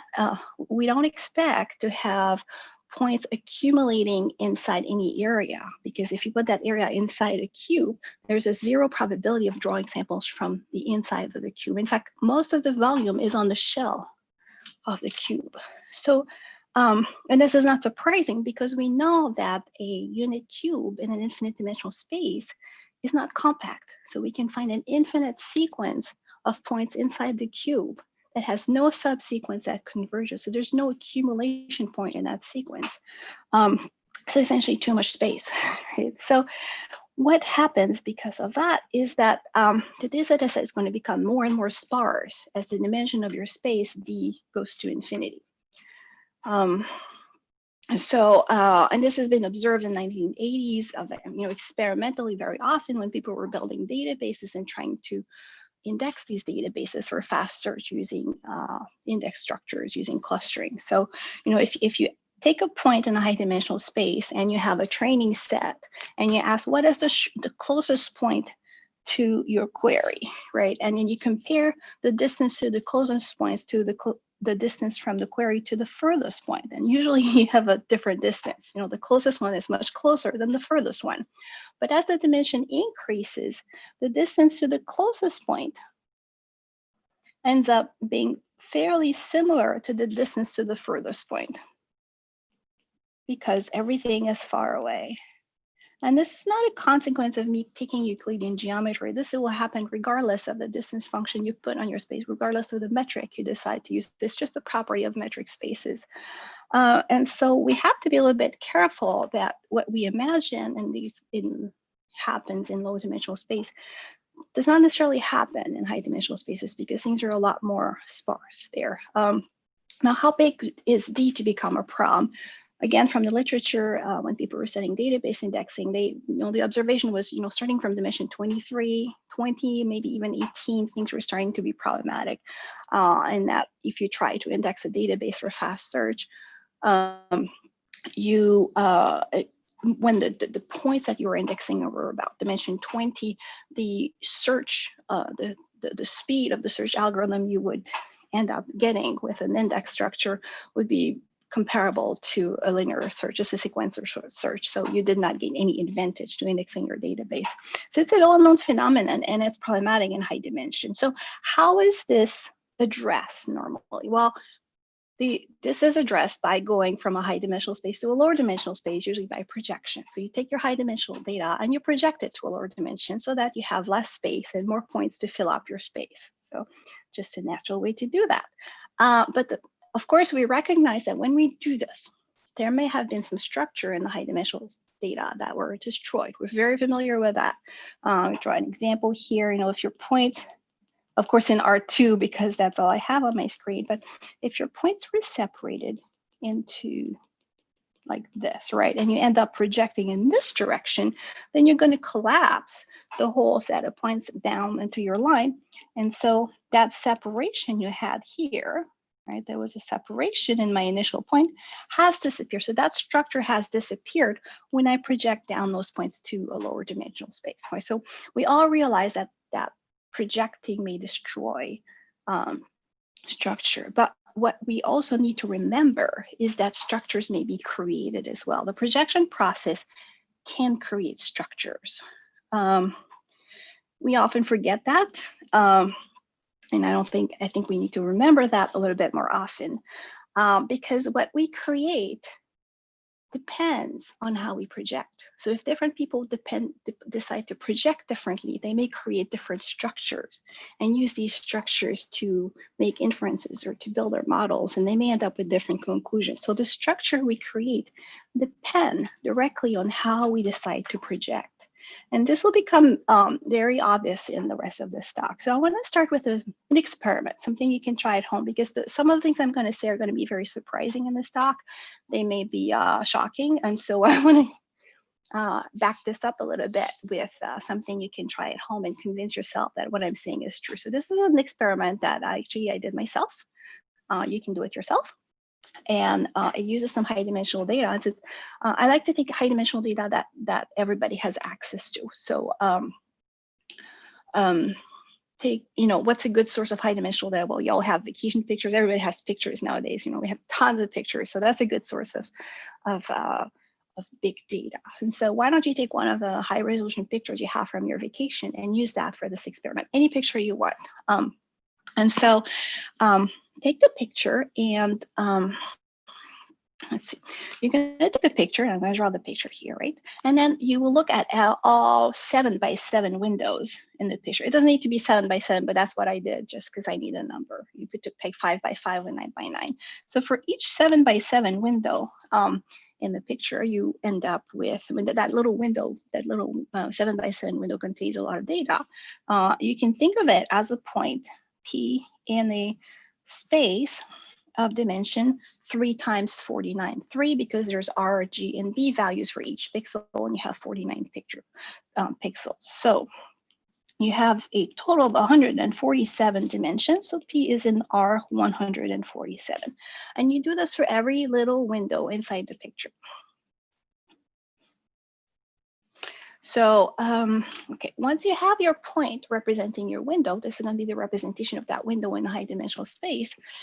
We're going to do the following. We're going to pick a random vector in our space. So just pick it, don't just pick like 1, 0, 0, 1, 1, 1. No. Pick it really at random. So for example, use a pseudo-random number generator to generate each of the coordinates independently at random following, say, a standard normal distribution. And so that you end up with a very, very random vector. So, and then take this vector and use and project the point you had P onto that vector. So you're going to take P, you're going to take the dot product with your randomly generated vector, effectively looking at the line generated, the line span by the random vector that you just generated, and projecting the high dimensional point down to that line. So you take P dot V, and that gives you a point in R, right? And you do this for every single window inside your picture. So you have P1, you project it, you're going to have another window. For every single window that you can find inside that picture, repeat the projection process, right? So what is happening? Well, we have a set of points in the high dimensional space. We are generating a line at random in the space. Oopsie, that doesn't work. And then we are projecting every single one of those points on that line. What do we expect will happen? Do we expect to be able to find any structure inside the projected points? Right. What do we expect will happen with that? I took high dimensional data, it's real data, it's not synthetically generated data.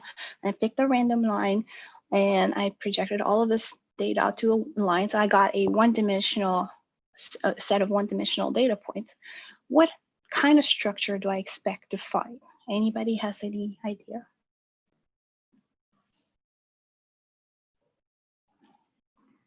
Nothing, obviously. We don't expect to find nothing, right? Because, well, there's many reasons, but you just think about it. Why would you get anything in a one-dimensional projection? Why it's going to kill off any kind of structure we have. It's going to destroy it. Or, we know projections destroy things, so we expect it to be destroyed, whatever structure was there. And there's mathematical reasons also to back up this opinion. In particular, a very well-known theorem by Diaconis and Friedman says that under some suitable condition, I don't need to go into the details, but they're fairly straightforward.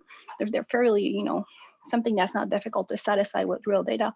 Most low dimensional projections of your high dimensional data are going to be nearly the same, and they're going to be approximately Gaussian, so just one blob.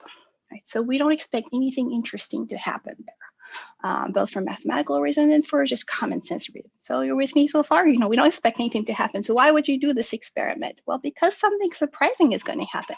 So this is an example of a picture this is my hand back in the days where we're doing research on sort of the opposite of deep neural network, where we're trying to do a low-cost computation to do image processing on a cell phone to try and read signs and translate them, and all of this on these super old and tiny laptop. Yes, I see the comment.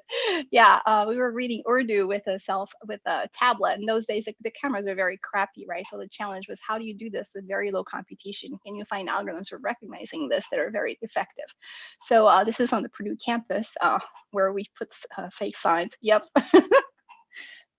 So, and you can see the Purdue campus behind me in case you've never been here. It's a beautiful campus. You're seeing the engineering fountain. That's not a fake background. This is my true background. So yes, boiler up. Actually, I have to say it the correct way, right? Yes. So this is a picture that was taken a while back, but it's just one that I had and that I kind of like. And so I did it. And this one I actually did myself. I didn't ask my students to do it. I just wanted to show like what would happen if you just try it at home. And so here's what happened with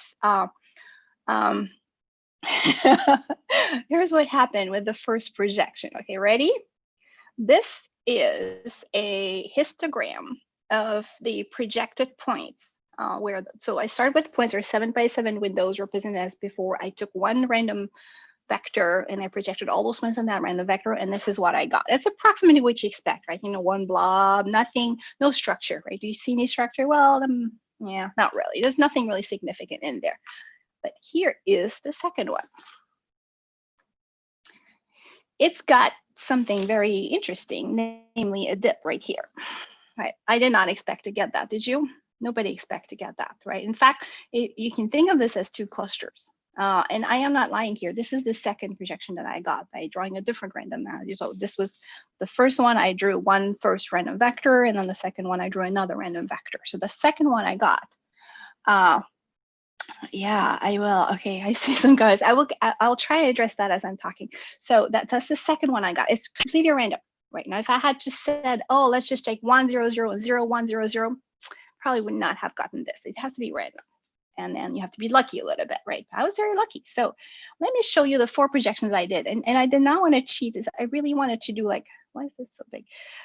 A small number of projections, right? So that, you know, I don't want to be picking just the ones that actually have what I'm looking for, right? So these are the 4 projections that I did. So I took 4 random vectors. And so the first one here, this is the second one, and we just have, this is the third one, and you will notice that the third one also has a dip right here. And you could also say that there's 2 clusters in this data. There's like one cluster here and then another cluster there with more members. And this is the fourth one, which is totally boring. It has no structure, right? I hope that at this point you are really skeptical that your reaction is like, wait a second, what just happened? Because that's not something that we would expect, right? I mean, it's too easy, right? In a way, it's too easy. So what do we learn from that experiment? Well, if the experiment is true, and again, I'm telling you to go home and try it if you don't believe that something like this is possible. But when an experiment like this teaches us is that, you know, at least sometimes it may not be that difficult to find structures like clusters in high-dimensional data, right? Because all I did was pick a random projection, project everything, boom, I got a cluster 2 out of 4 times. So maybe things are not as hard as we think they are. But also, and this is also very important, since my projection was random, right? And I did random trials and I got things more than once, you know, probably there's more than one way to find structures in the data. So if you're thinking of clustering, there's probably more than one way to cluster the data. So if you can cluster according to this one random vector, and you can cluster according to this other random vector, well, you know, there may be another one. They're all different ways to cluster the data, right? And so maybe when we do a projection, with whatever method you want, it doesn't need to be exactly this, but you know, essentially all methods that do high dimensional clustering actually do some kind of projection down to lower dimension at some level. And so what choice they make may end up picking one nice way to cluster data, but it may not be the only one, right? I like to illustrate that with my fruit bowl. You know, you can cluster fruit based on colors, like I show there. You know, you put the yellow ones together, the orange ones together, the red ones together, the green ones together, and then you get a very nice and meaningful clustering. I don't think anybody would argue it's not a good clustering. It is a good clustering. But just as well, you could say, I'm going to cluster my fruits according to shape. And I'll take the round ones and put them together and the long ones and put them together. And then you get a different clustering. So depending on what feature you decide to focus on, you get a different grouping of the data, right? And it's not clear which one's better. In fact, there is no better one. So, you know, I like to think of the problem of clustering as not well posed, and that even if you have a mathematical definition of what closeness is, there's different ways to cluster the data depending on how you decide to project, and each of these ways is equally correct. And so it's kind of a shift of paradigm here a little bit. So, okay, we found that at least sometimes on one picture, one example, it wasn't that difficult to find clusters. And if you just randomly project the data, you found some cluster. And so it'd be interesting to study that phenomenon for other high dimensional data sets, you know, the test data sets we have for deep neural algorithms, the data sets we've been playing with, the data sets that represent different things we're interested in, especially the geometric data sets, things that represent things we can see, right? And if we want to understand what kind of structure they form in the high dimensional space, one question we could ask is, well, is this a data set that is easy to cluster by random projection, just like the one I had before, the one that's generated from my picture? And so while we're seeking to try to understand the geometry of the data, it sounds like one interesting feature to look at, something that's going to tell us something at least sometimes, is how likely am I to find a cluster if I project my data on a random line through the origin? So how can we measure that? So, I mean, there's different ways. to measure it. I'm going to describe one, but what I want to explore is what kind of data sets. Are there many data sets that have that property that I just observed? And can I quantify this in a slightly better way and compare different data sets in terms of how likely they are to cluster? And so let's look at some experiments. So this is work with Tarun and Sangchun. The first thing we're going to do is we need some kind of a measure of clusterability in 1D. You remember I projected everything down to 1D and I got 2 bumps, right? So I need to be able to measure, do I have 2 bumps or do I have 1 bump? And so I've played with this for many, many years, and I found that I've never seen more than 2 clusters after projection. I've never seen 3 or 4 or 5. I've always seen 2. And so because of that, we're going to focus on binary clustering, and we're going to take a statistical point of view. So what we're trying to do is determine if the samples that we have after projection down to 1D come from, 1 blob or 2 blobs, and if their PDF is unimodal or bimodal. Right, so that's the question we'd like to answer with a number. But of course, we don't have the PDFs. We have sample points, which are in R. These represent the projected points. And we assume these are samples of a random variable X with a certain PDF.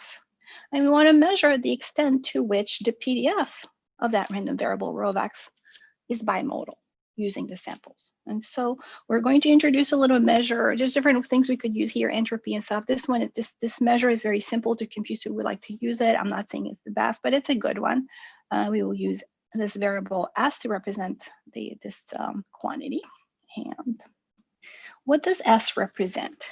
So I'm going to make a little picture here to illustrate. So essentially, if you have a PDF and you want to know, if you want to measure S, is you try different thresholds T, and then you think of everything that comes before T as your first cluster and everything that comes after T as your second cluster. So the first cluster, the one that's before the threshold, has a certain mean mu1, and the second cluster has a certain mean mu2, and then you measure the variance of the first group, and you measure the variance of the second group. This term right here, I should use a different color. This here is sigma 1 squared, so the variance of the first group. The second term here measures sigma 2 squared, so the variance of the second group, and we divide by the variance of the whole overall distribution just for scale invariance, right? So it's a very intuitive measure that's going to tell us to some extent whether we have 2 clusters or not. So I'm reproducing it on here on top of this slide. Okay, I'm looking at the time here. We're good. All right, so what does that measure? Well, it's always bigger than 0, right? So when it's small, I should have 2 well-separated clusters because I will have a small variance here and a small variance there compared to the overall variance. So small value of S means nice clusters in 2D. S equals 0 can actually be achieved if I have 2 direct deltas.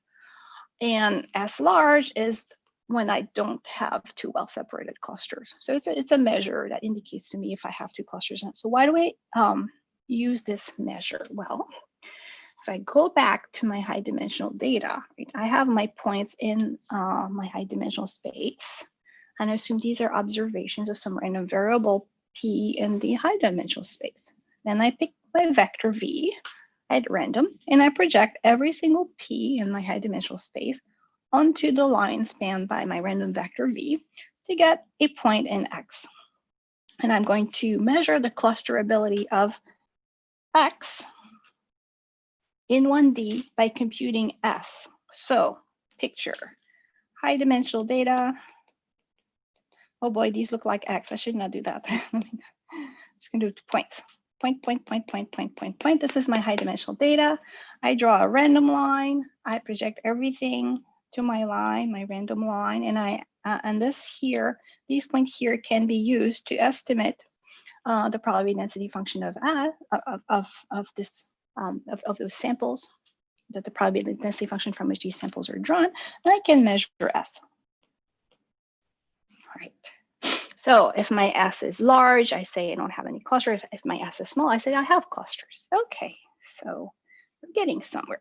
So the thing is, because my projection is random, S is a random variable as well, right? S is going to change depending on how I project it.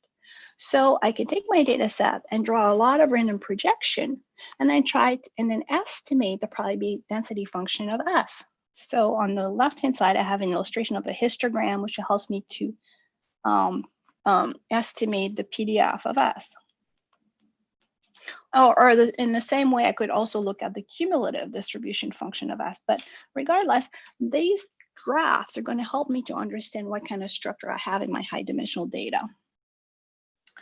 All right, so I'm going to skip the next slide. Let's look at some data. Okay, so in this talk, I will focus really on visual data and especially digit data because they have nice shapes. And I think that's one of the main concerns of the folks we have here. And that's something that I'm very interested in my research, those shapes that we have when we represent digits, 1, 2, 3. For this experiment, I use the MFEAT data set, the multiple feature data set, which is representing a set of handwritten digits using 6 different representations. There's Fourier coefficients, there's correlation coefficients, there's pixel averages or Nikkei moments, morphological features. So I have 6 different sets to look at the same exact digits.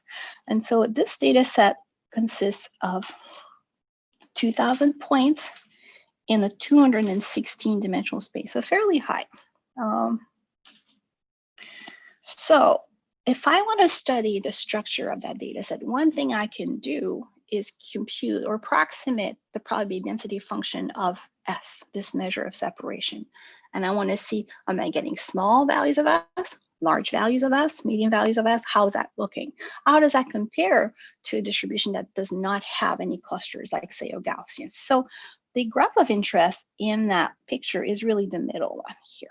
So this is a graph that has 2 lines, and I will highlight one line here. So the line that's right here, I don't know if you can see my blue, yeah. This curve right here represents the probability density function of S. And for comparison, we also drew in a dotted line, which I will draw in red, what you would obtain if the data that you started from in the high dimensional space was Gaussian. And you will notice something very interesting. Well, first of all, those curves have nothing to do with one another. So we know now the data we have is not Gaussian. It's not, because those curves are different. But interestingly, we see a lot of mass here left of the Gaussian.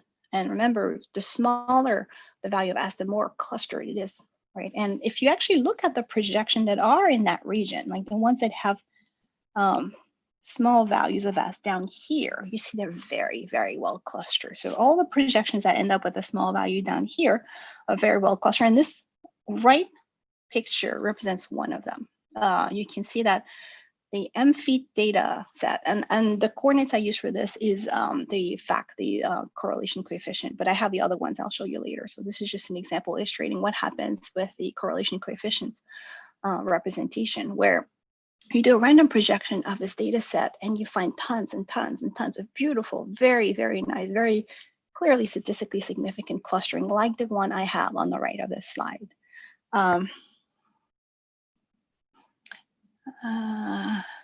Yeah, disconnect with kernel. I will leave the kernel discussion later. I'm trying to keep the discussions in, but yes, you can definitely extend to nonlinear projection, and we've done that as well. So, but the point I want to make here is that this data set is very easy to cluster, and that is exemplified by the fact that we did find clustering by random projection. And also more quantitatively speaking, we have, no, it's not the same, it's not the principal component thing.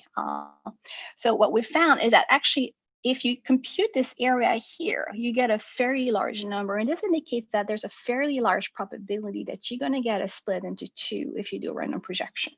So this is data that has a high probability of being split into 2 by random projection. And just for comparison, you know, you might think, well, maybe the data was like 2 very far away Gaussian and you're just getting the same clustering all the time. Well, no, because if you actually look at another graph, the left graph here represents the distribution of the pairwise distances between the points. You know, when we draw this graph, we hope to find 2 bumps. I would like to have two bumps. This is the distance, and this is a histogram of pairwise distances.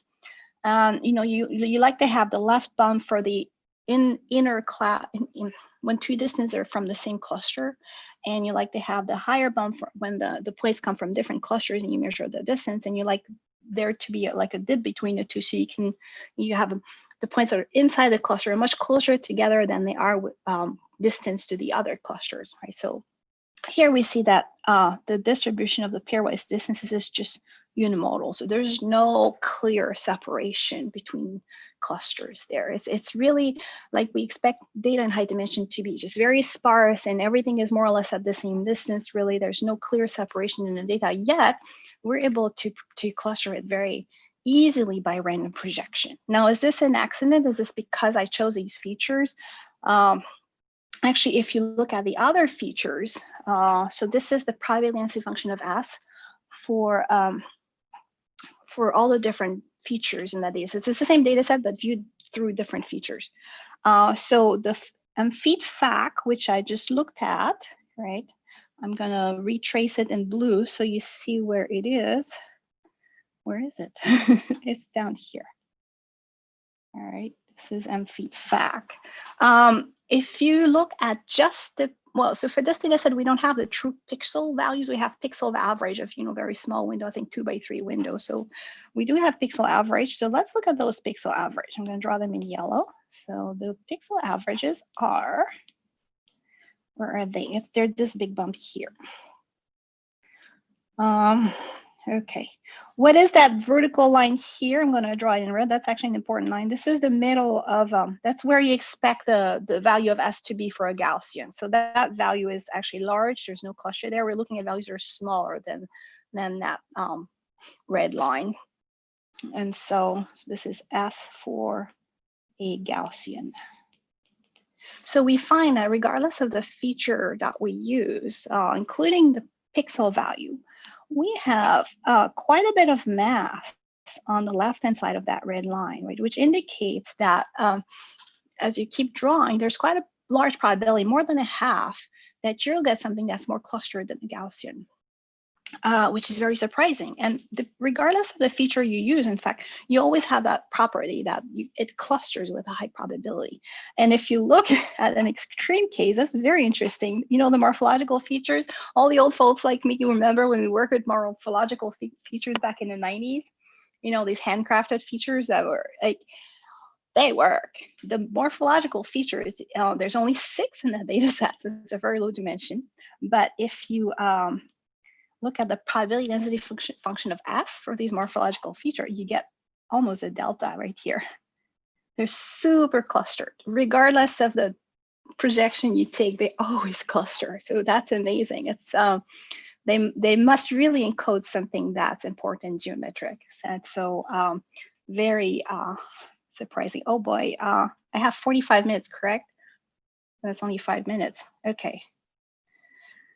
I need to get to my stretch Q model. So what is happening? So the first question I want to ask is, yeah, I'm going to run out of time. What creates that? After What you kind of just the lunch break, so don't worry too much. Okay, well, I don't want to prevent people from going to lunch, but I'm trying to, yeah, I'll try my best, okay, to get the points across. And so I would like to understand, my first question when I saw that is I would like to understand what kind of structure might exist in the high dimensional space that would create that phenomenon, right? Because I think of the usual structures we use to model data, Gaussian mixtures and things like, none of them has that property, like what would work to create such a data set? A data set that you project at random and you get splits with a high probability. And so we can use inspiration from the Dichonis-Friedman theorem to figure out what would do the trick. So what I'm looking for is a data set that is in a high dimensional space that does not really contain any cluster, no structure necessarily, but is likely to be divided into 2 when I project it on a random line. So that's a question I've asked a lot of people over the years, and I found some answers using as inspiration the Diaconis-Friedman theorem. And of course, what we need to look at is what are the conditions that are stated in the theorem that guarantee that most projections are nearly the same and approximately Gaussian. So we need to violate these conditions essentially for this to happen. So this was an inspiration for the work. So let me show you a model that I think is a much more realistic model for high dimensional data than what we traditionally use. So to build a model, I'm going to start from a cube. So we call that a stretch cube model. So I'm going to start by building a cube and I'm going to stretch it, right? So what's interesting about a cube in a d-dimensional space is, first of all, it has no clusters, right? All the points are distributed, sparsely from one another. There's no clear division of the data into two. This has no clusters. So no clusters. What else? Well, if you think about it, you could project it, say, along this dimension, right? And then you would get that all the points on this side would project to one point, and all the points on that side would project to the other point. You get a perfect clustering, right? So a projection along this axis yields a nice perfect clustering. But you could also have chosen to use this other direction and project along this direction, and then you would get, again, a perfect clustering. So all the points that are closer would project to one point, all the points that are on the other side would project to another point. You would have, again, a perfect clustering into two. And it's important to know that the clustering, the grouping you get from the first projection is different from the grouping you get from the second projection, right? And in fact, I can project along any axis, along any edge of my cube, and every time I get a different clustering. And each of them is equally valid. They're equally good. It's just my choice of which direction am I going to project down to.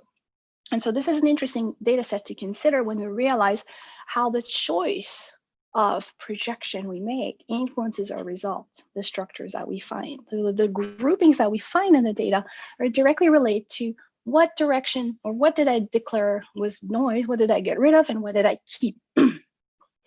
And so, all right, so to put this in perspective, do I have time? Yeah, let me do that. So that's kind of important. So I like to see the points of a cube as D Bernoulli processes, right? They're where, so each value of each entry in a cube coordinate and then the vertices of a cube are either 0, 1, 0, 1, or 0, 0, 1. So we can view a vertex of a cube as a result of a Bernoulli process with, say, probability 1/2.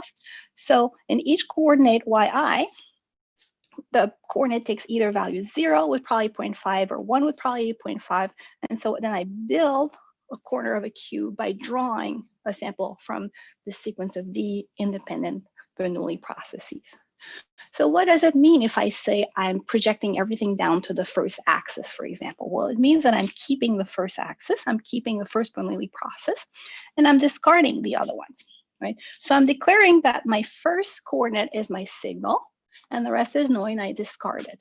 So my choice of what is signal and what is noise is what influences my grouping. What am I going to discard? What am I going to keep? I keep either the color of the fruit or the shape of the fruit. These are two different things, have nothing to do with one another, and each one yields a different structure down at the end. Okay, so we have a good structure here. It has no clusters. It clusters in different ways depending on how you project, but what it's missing is the high probability of clustering in high dimension. As D increases, the probability of hitting a nice clusters when you project a cube is very small. You're not going to hit one. You got to be very, very lucky. So we found a way to stretch the edges, and I don't have time to go through them, but because I want to say something else, but you just stretch the edge in a geometric fashion. If you stretch them the right way, you will generate a high probability of splitting. And we, I have some graph to show experimentally how you can go from a cube and then stretch it. And as you stretch it, you have a higher and higher probability of finding clustering. So this is a model that we think captures more the essence of what's happening in a high dimensional space. If you think about it, in RD, if you build a cube, it's going to have 2 to the D vertices. So you could put one data point per vertex, and you could put a tremendous number of points without forming any cluster, right? And so I'm not saying it's exactly a cube, but the essence of it is like a cube, and you put your points on the vertices of that cube. So when I want to show that experiment. So that's I want to show you what happens when I do this clustering process on the digits, on image of digits, what's happening, because I want to understand, if I draw a 0 or a 1 or a 2 or 3, where is my point in this high dimensional space? I want to get a notion of what is where. And so what I'm going to use to map my space is a cube.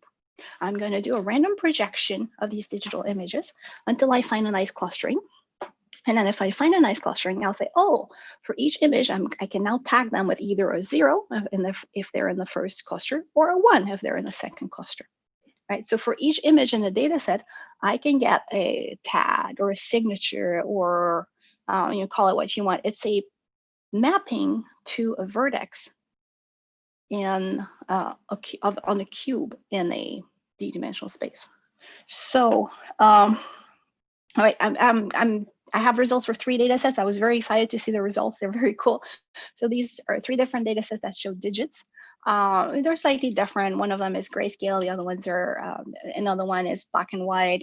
So I'm using the MFET data set, the optical handwritten digit data set, both from the UCI repository, and I also have the MNSIT data set.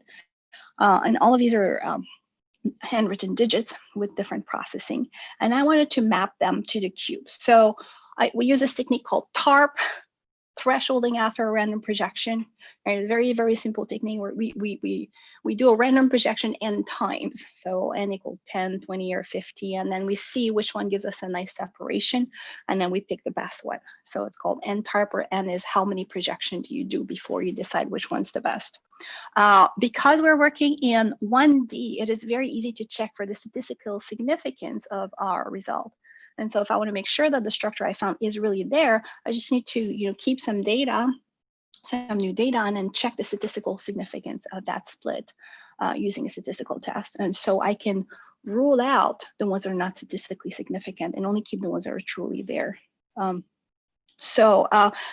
ran this projection process 50 times. We picked the best, and to get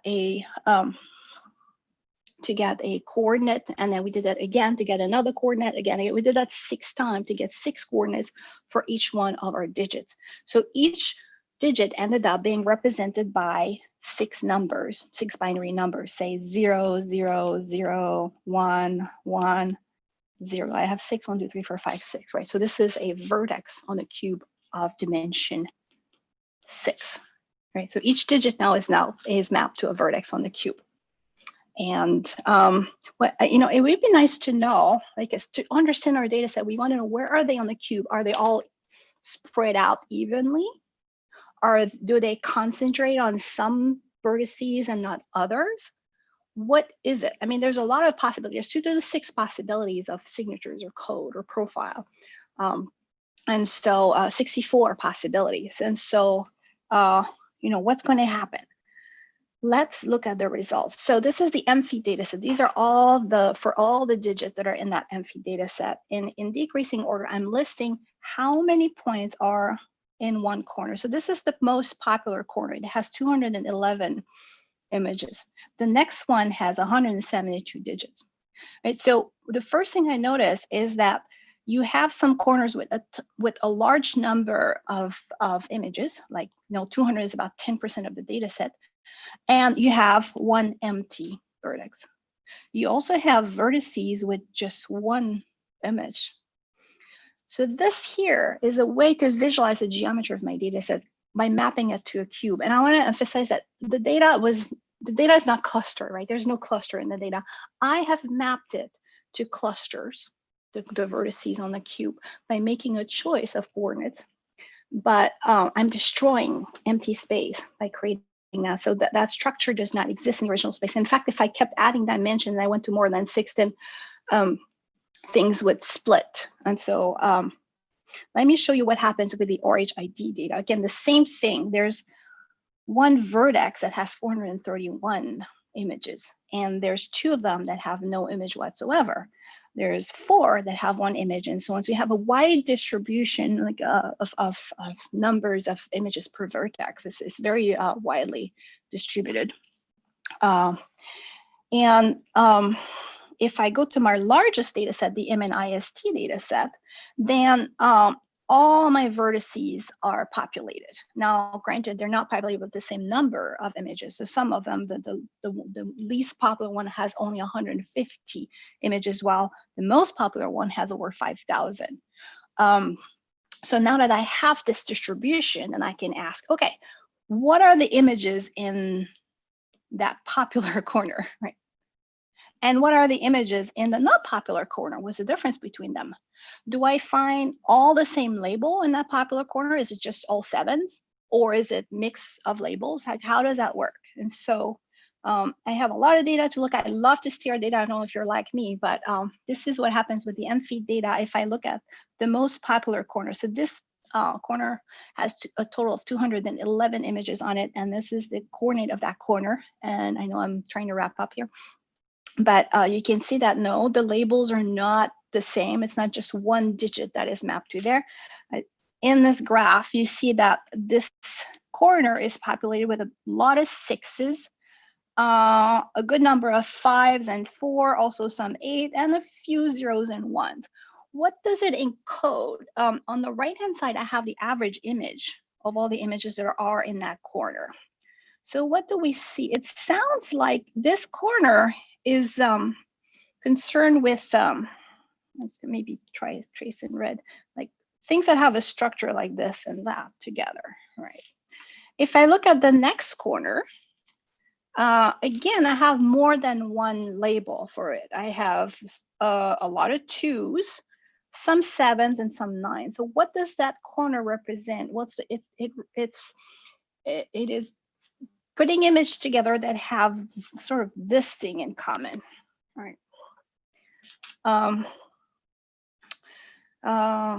Yeah, this one is interesting because if I go to the next slide, all I'm changing really is this one digit. So I take this one digit here and I'm changing it for a 0, right? It's another popular corner, and I'm going back here and forth between the two. You see the average image is very similar, except the top part here is more round than here. So it's like this one has a more square shape. And in this case, you have more 7s than you have 2s in it. All right, I want to show you one that has just one label. So this is for the ORHD data. This corner right here, the one that has coordinates only 1, is actually quite populated. It's the second most common vertex, has 334 images on it. And essentially, almost all the images on it are 0s. And you can tell from the average image that they look like 0s. There are a few 9s and 8s, but very small number. And so forth. I mean, this very, very interesting data here. MNISC data, here's another example with the code 010011 versus 010010. So only the last digit is different. In the first case, we're getting essentially 1s. And this is what the average image looks like. And in the second case, again, we have essentially 1s, but this time they're straight. Right, so that one feature gives us this slant somehow. Not sure how that happens, but it does happen. So we're starting to be able to visualize what happens in a high-dimensional data set by mapping these points to a cube. And so they do not lie on a cube to begin with, but I'm mapping them to a cube with my random projection process until I find some good results. So I'm choosing directions of information, things that split very well, and that's how I decide to represent them. Now, if I had time, I could show you what happens if you do this hierarchically, right? And then you do just usual clustering, you know, TARP split into 2, TARP split into 2, and try to cluster a whole entire data set that way. How does that perform? So we're very curious because that algorithms run very, very fast. And we found that actually in all the data sets that we tried, it's among the best clustering algorithms for higher dimensional data. And it seems like the higher the dimension, the better it performs. It's super fast, super trivial. Yet it outperforms algorithms that were very sophisticated to deal with high dimensional data clustering. And so we're very surprised about that. But now that we understand this cube model, it's not that surprising. And so I have to stop. I just want to summarize what we have seen. I guess if there's something you can get from my talk, I hope it's that, you know, this idea of clusters in high dimensional data. This traditional clustering paradigm is not appropriate for high dimensional data. There's no such thing in high dimensional data. But alternatively, we want to think about a sparse data model that has no cluster, but is still likely, maybe sometimes even highly likely to be clusterable by random projection. And like the stretch cube model is one model that is that works, that has these properties. I'm not saying everything follows that model, but that's at least one possibility that seems to be applicable to the data that we encounter. And here's the necessary acknowledgments for the NSF funding and some references, and I apologize for going over time. Thank you very much.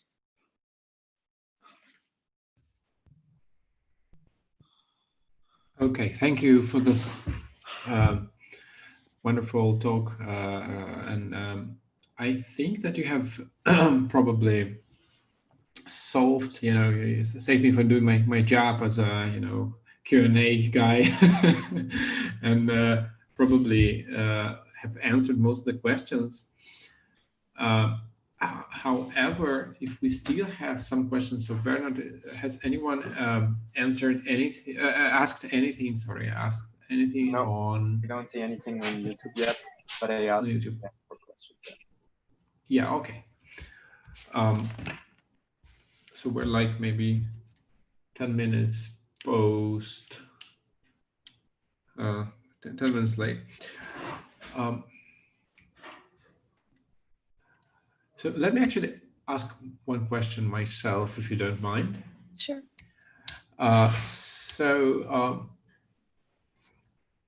This methodology that you have described, it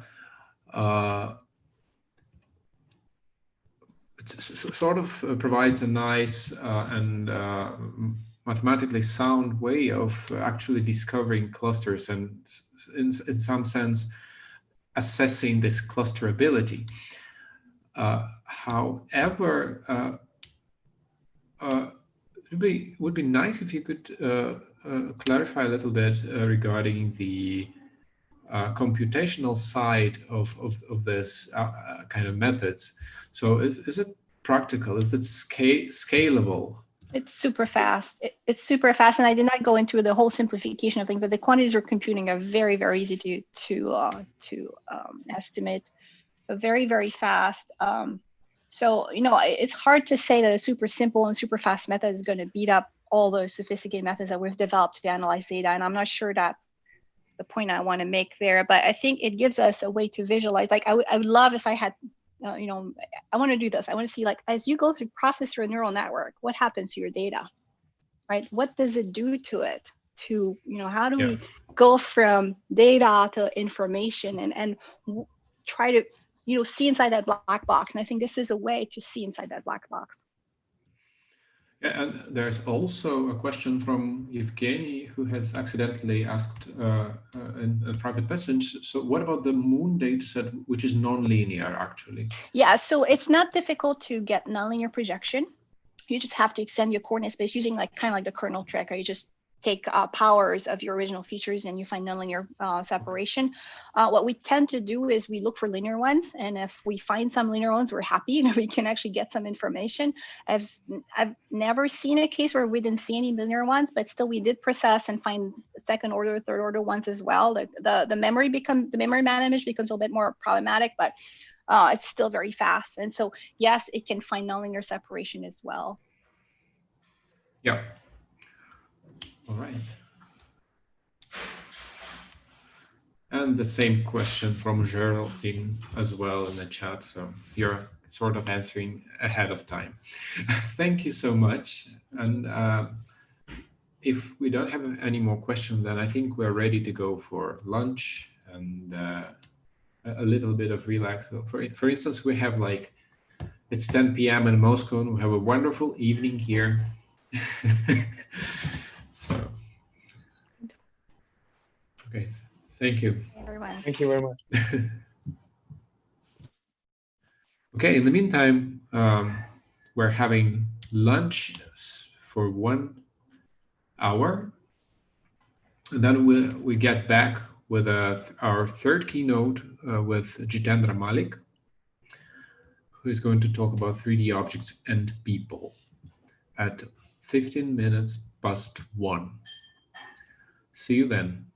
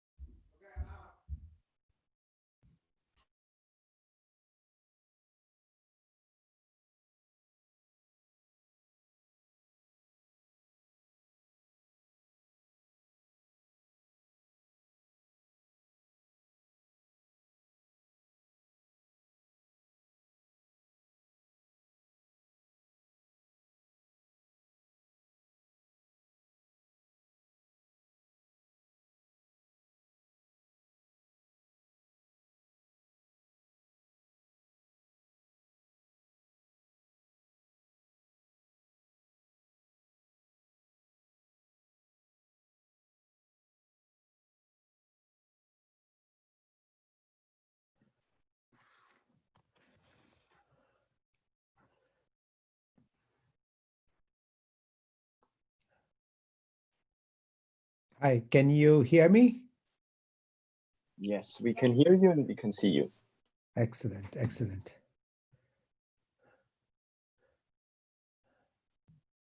So maybe I'll share my screen so we are ready to go whenever we... Yes, perfect. And you will be shortly introduced before the talk, and then you're ready.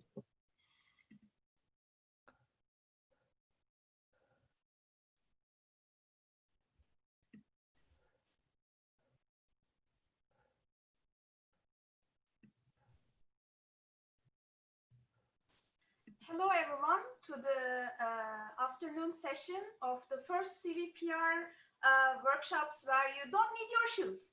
So, without further ado, our next keynote is Jitendra Malik. We all know him, he doesn't need any introductions, but I will try to summarize. He is now in Fair and Bayer in Berkeley and Facebook, and he is recipient of numerous awards for all his foundational research and all of his contributions to the 3D fields for humans and objects and scenes and everything you can think of to digitize this world. So today he will talk about learning to see people and objects in 3D. And please, Professor Malik, the stage is yours. Thank you. Thank you very much. So good morning, good afternoon, good evening, depending on whichever time zone you are in. It's unfortunate that we all have to meet virtually rather than in person, but I like to try to make this as real as possible. So therefore, it's a live talk, and of course, at the end of it, we'll have time for questions. So just to verify, can you see my slides clearly, which says learning to see Yes. people and objects in 3D? And can you hear me? Excellent. Thank you.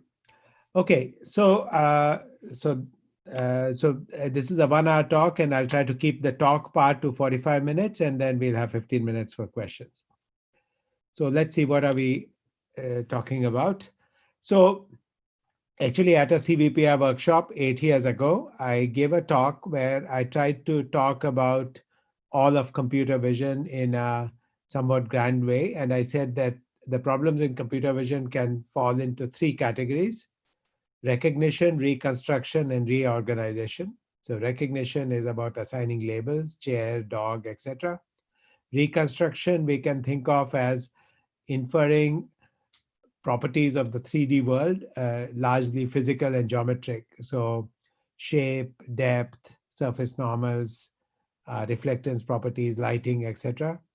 And reorganization refers to, it's from perceptual organization, which sometimes people would call grouping or segmentation. And my point was that these 3 processes are actually all interlinked, even though they have been studied separately. And that we should in fact study them together, and that there are these bidirectional links. So the information flows back and forth between these processes. So this was before deep learning had actually taken off. But it turns out that the deep learning framework actually makes all this so much easier, because in a network, it's much easier. It's a uniform architecture in which one can do multiple of these processes at the same time. And as an example of the linkage where it's really complete and well done is the linkage between recognition and reorganization. And I'm going to take as example the work on Mars scar CNN. And this itself is a culmination of a long line of work. And what you see here is what we can do today. So we can detect objects, we can put bounding boxes around them, we can mark their pixels. And these are very impressive results. I mean, in 2012, when I was talking about the 3 hours, I could not have imagined that the results would be of this quality. And here is yet another example. And of course, at this conference, we're going to see lots more developments on this theme. But what's missing here? What's missing here is that this is 2D flatland. We have pixels, but these are all like pixels in a plane, the image plane. What we really want is objects with 3D shape arranged in a 3-dimensional spatial layout, because that's what the real world is about. And some of our understanding of an image is not complete until we have captured that. So here when we have some object hiding another object, some object occluding another object, it all appears like an interruption of the pixel mask. Whereas in 3D, it's actually very simple, right? You've got some object in front of another object, so it occludes it, right? So that's the kind of stuff we want to interpret and see. So that's the three-dimensionality that we want to capture. And suddenly, a lot more of this stuff will make more sense. So the future is seeing in 3D, and we have moved from detecting boxes to detecting masks. And now, of course, we are in the early days, I would say, of 3D shape. So let me recap a little bit at the very big picture of what has been done in 3D in computer vision in the last 60 years, because the early work in computer vision is in the 1960s. So in the last 60 years, we've been working on computer vision broadly, but of course on 3D vision. And here are, I think, two main tracks of that line of work. The first track actually began with Larry Roberts' thesis, which is considered the first PhD thesis in computer vision. Top left, the blocks world. So the idea is that we're looking at a single image, but that image is the projection of some object in a 3D world. In this case, it's a cuboid, a rectangular cuboid, and a prism.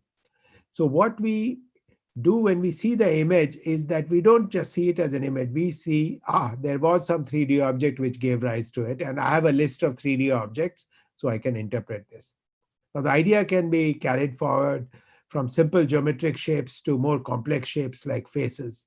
So what I have on the top right is what's called the area of morphable models. And in the context of faces, Blanz and Vetter have a famous paper from like 99 or something like that, which developed this idea.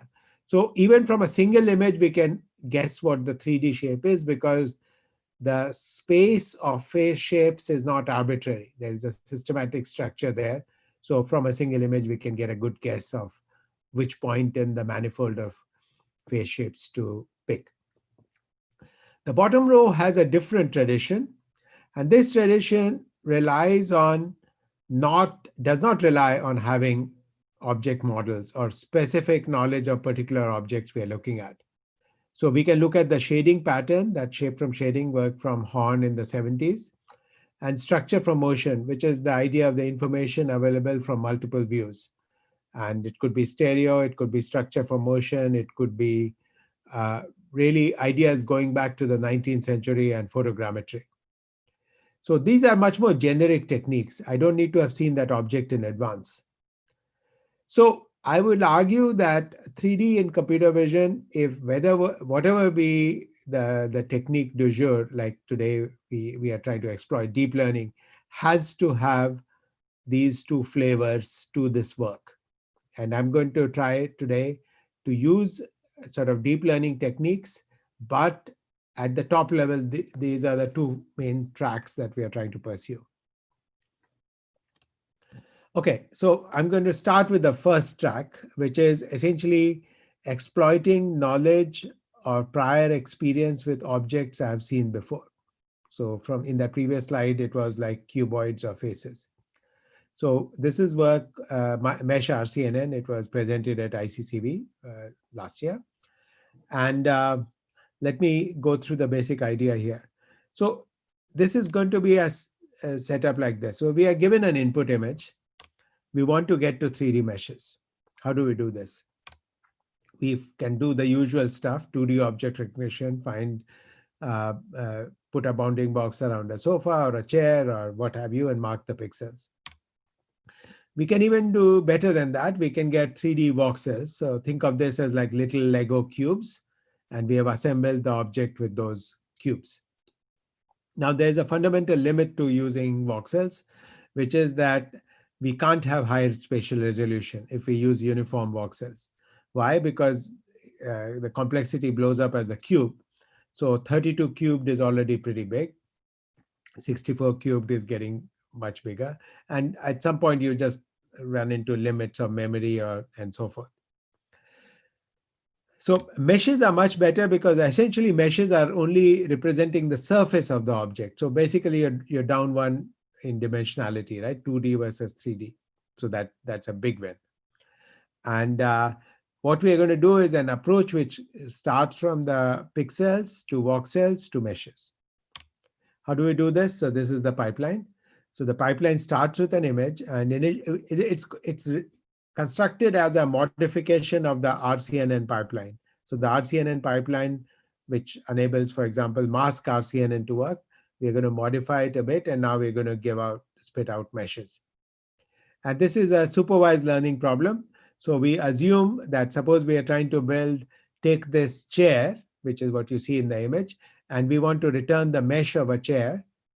We are given at training time, we are given images of chairs and meshes of chairs. Both are given to us at training time. So it's a supervised XY, XI, YI kind of setup. How do we do this? So we start with the image where there's a box mask branch, standard stuff. But then there's a branch which predicts voxels. Okay, and that's where we get this output of a cubified mesh. So this is not very good. The resolution is quite kind of poor. It looks very blocky. But the nice part is that it's simple and general. Voxels have that nice advantage there. The advantage shows up, for example, that we don't need to know the genus of the object in advance. Is it the homeomorphic to a sphere, or is it homeomorphic to a donut? No problem. The voxel prediction will work fine. Okay, now we want to get to a nice mesh. Okay, how do I do this? So what we do is we take this cubified mesh. It's crude, it's very approximate, and we need to clean it up. How are we going to clean it up? For every vertex of the mesh, we want to get a feature vector. The feature vector essentially comes from the pixels, or rather the pixels after several layers of a ConNet have worked on it. So that's this vert align stage, which is attaching to vertices of the mesh feature vectors which are descriptive of the image content, the pixel content. And now what we are going to do is a few layers of computation on top. But very importantly, these layers of computation they don't follow the structure of a grid, because we are on a mesh. So this is a two-dimensional structure in a three-dimensional embedding space. And the kind of uniform pixel grid convolution that we are used to for standard ConNets is no longer appropriate. So what's appropriate is what's called graph convolution. So the structure here is that vertices are nodes in a graph, and then they are connected by edges to neighbors. And there is a feature vector at every vertex. So in the pixel case, it would correspond to sort of all your channels, right? So the channel at a certain pixel. So here these are at a certain node of this graph, which is the graph corresponding to the mesh. And now, what is the convolution operation? What we do is in convolution is we replace the pixel brightness at a point by some weighted average of other pixel brightness values. So something similar here. What's that going to be? Instead of a pixel, we're going to have a node in the graph, and we are going to replace its feature vector by its original feature vector plus some weighted combination of the feature vectors at neighboring nodes. So that's basically what graph convolution is. Okay, and then we can repeat this a few times, and now you've got a cleaned up mesh. And there is a whole infrastructure for this in PyTorch 3D, which you can look up, and if you wanted to do research in this area, build on this, just download that package and you can do this. There's this underlying machinery which you need for differentiable rendering, which is kind of important for this. Okay, so let's see so these just go through the details. Let's just jump there. And what we did was we can take ShapeNet. So ShapeNet is a collection of CAD models. It was put together by some folks at Stanford a few years ago. And it's become sort of the standard data set for learning approaches to 3D, because these are settings where you have the 3D model. So if you want to use supervised learning, you're going to you can take those 3D models, render them, you've got images. So now you've got image 3D model pairs, and you can now throw some of your favorite learning architecture, and I showed you one. And basically here are some images, and here are the kind of reconstructions we get. I mean, the point of these examples is to show off that we can deal with varying topology and so on and so forth, and we can do measurements in various, the standard thing which is done is that you have this reconstruction and you compare using chamfer distance and so forth, and yes, and the numbers are good. Now, the original ShapeNet dataset is just these isolated objects. So what we might want to do is to check whether our recovery process will work when we are looking at objects in a real scene, where there's an object and it's in together with many other objects who might be hiding each other, etc., etc.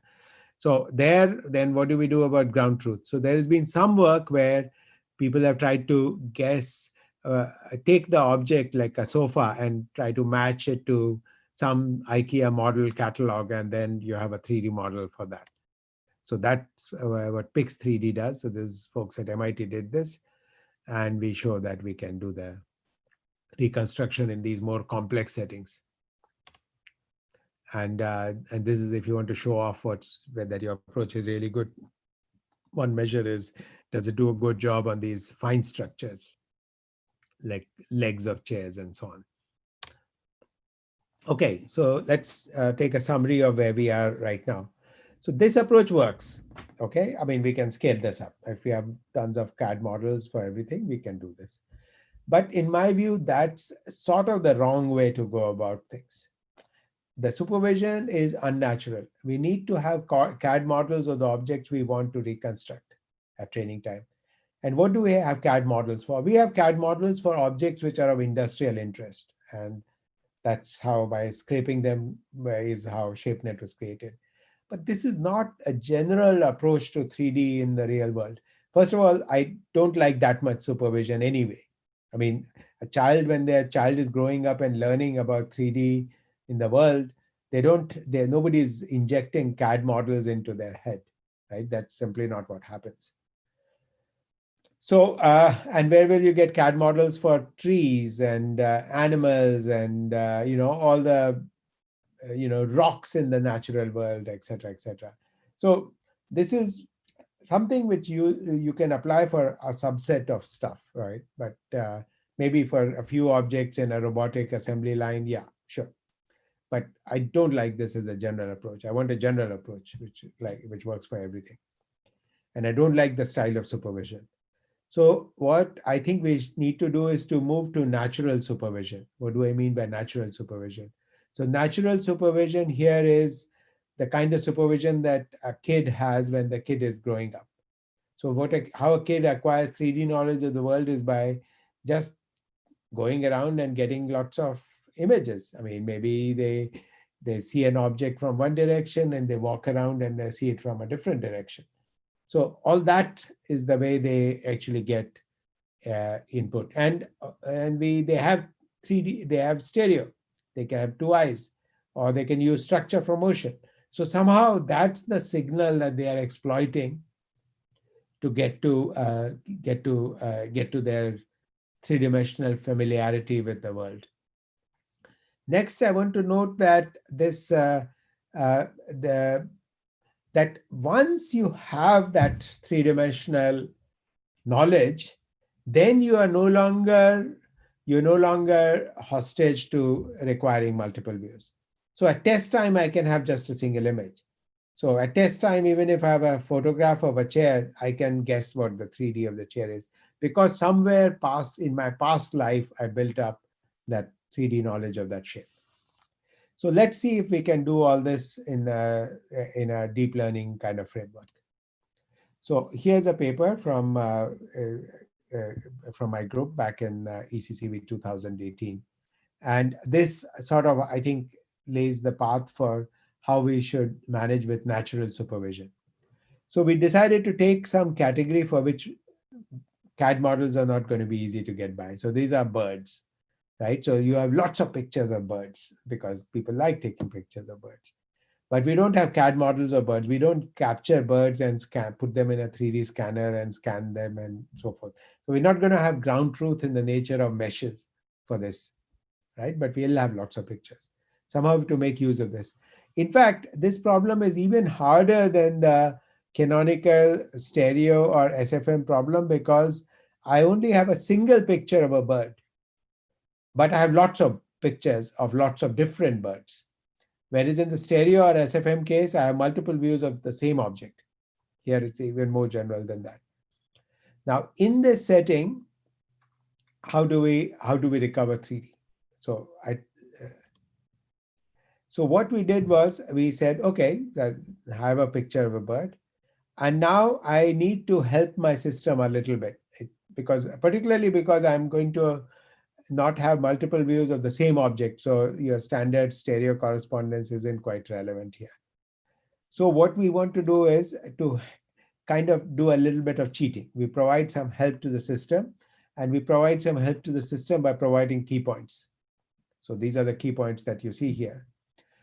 And these are marked, these are semantic. So beak, tail, etc., etc. And these are marked by humans. Okay, so this is what we do for object recognition. So there's supervision, but it's a little bit of simple 2D supervision, not having meshes. And then you also find have the mask. This is easier to get because there are more generic approaches which will segment out the masks of an object. So given this, that's what we will proceed from that. So here's this bird. And what we are going to do is what's called analysis by synthesis, in the sense that we are going to try to produce that shape which can explain what's in the image. So we're going to take this shape and that's what we want to get, right? And what we want to do is from the image, we want to guess the shape, the camera, and the texture. And the proof of is this shape, camera, texture good is that it predicts the image. Okay, that's the test, right? And so we are doing this at training time. So at training time, we are going to have lots and lots of images of birds, and we are going to try to guess the shape, camera, and texture. So in this form, it's an ill-posed problem. We'll need to do some regularization, put some constraints. Okay, so this is the idea. We start from an image. You have an encoder which is trying to guess the camera, which is the pose pi, the shape, and if there's a shape, so the shape is a mesh and that maps to some key points and some texture. And what we are going to do is we are going to see, okay, does it predict the right stuff? Okay, so there will be some losses. The mask should be what we declared it should be. Okay, the key points should be what they should be, and that the texture should be. And the test here is that it should give rise to the right image. There needs to be some prior. So one prior is bilateral symmetry, right? So the bird is bilaterally symmetric. Others are about smoothness, and there are different ways of modeling that. And that's it. Those are the core ideas, and those enable us to do reconstruction. Now, if you recall, I said we cheated in two ways, right? I want this to just work with this weak natural supervision. You just see objects and that's it. No CAD models, no human intervention. That's what children do. That's what we want to. But we intervened in the previous work. We intervened by specifying those key points, which is essentially providing sparse supervision rather than dense supervision, but sparse supervision, but important one. So what we have done recently is got rid of that requirement. So this is considerable in terms of liberation it provides us. So we call this shape and viewpoints without key points. So this is recent work. And the big thing we got rid of is the need for having key points. No 3D ground shape is needed, no cameras, no key points. And so now we can go to a more general setup. So how do we do this? So the way we need to confront what was the problem we have that we needed the key points for. So it turns out that at training time, you're solving this optimization problem. And that optimization problem, we would do a very bad job of recovering the camera. And it would generally recover some bad camera, and then the shape would be just like some flat shape, like a planar shape. Okay, which of course, from the viewpoint of the one camera, it's perfectly consistent to do that. And then you don't get anywhere. So I'll make an analogy here. In deep learning, we found that even though it's a non-convex problem, in practice, life is not too bad. And the reason is because it's over-parameterized. So we have that during the course of optimization, you can sort of move around in this space and you get out of bad local minima. So, so here what we do is, instead of trying to guess a single camera, what we do is we try to create a probability distribution over the space of cameras and then alter that probability distribution. So now that's like a nice, smooth, continuous space. So we call this the camera multiplex. So maybe you have like 40 cameras in some discretized version of this. And what you're doing is putting some probability mass on each of the cameras. And over time, hopefully it peaks on one. But it doesn't have to peak on it right away. You are simultaneously adjusting the shape and the camera and the texture. And once you've done that, so this is all at training time. Once you've done that, then you have, now you've got your ground truth, right? Because not pseudo ground truth really, because the system has produced it. And with this, you can train feed forward cameras, and then at test time, everything is just simple. You don't spend a lot of iteration time there. And here are some results from this, and these are as good. So we call this UCMR, unsupervised CMR, whereas the previous one was CMR.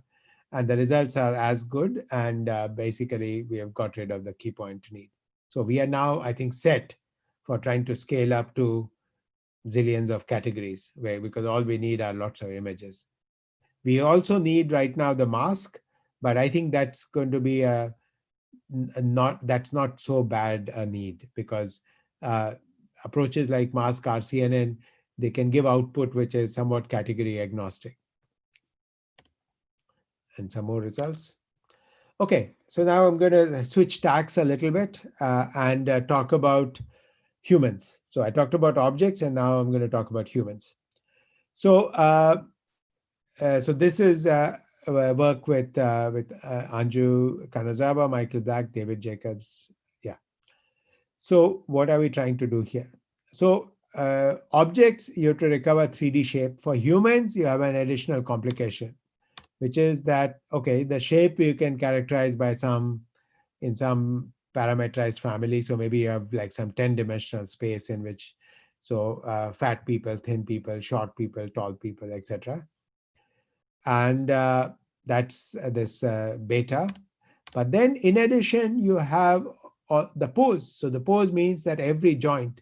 So for example, my elbow, right? I'm stretching this out. So that elbow joint, that has a degree of freedom, and so forth, that elbows, hips, etc., etc.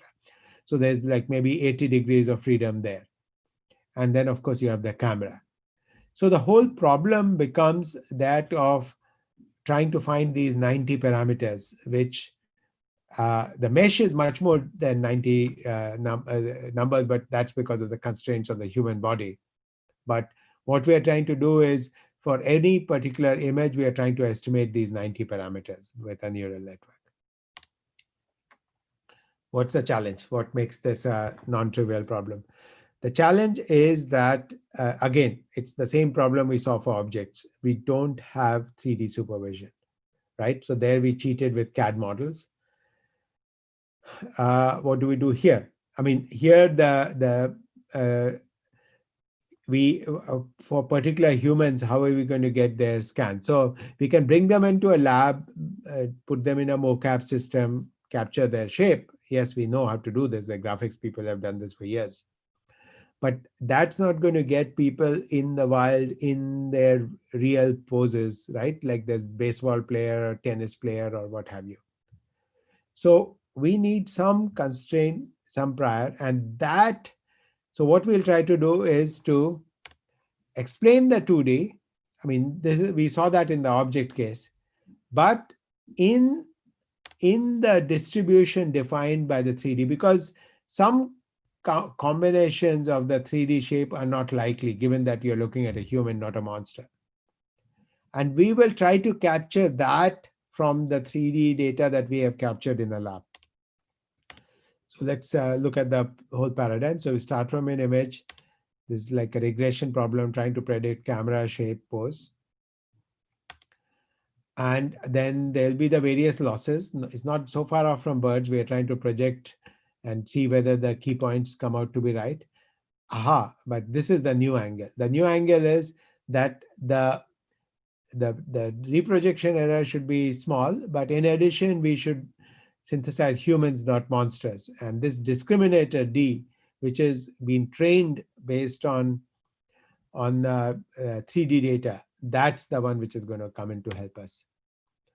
And here are some results of the kinds of reconstruction we can get. Okay, so this is 2018, and there are now variations, and you could predict parts, and I mean, the technology has got better.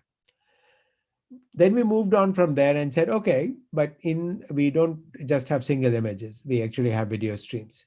So that gives us some advantages, because obviously the shape is the same and the pose will change, but the pose will change smoothly.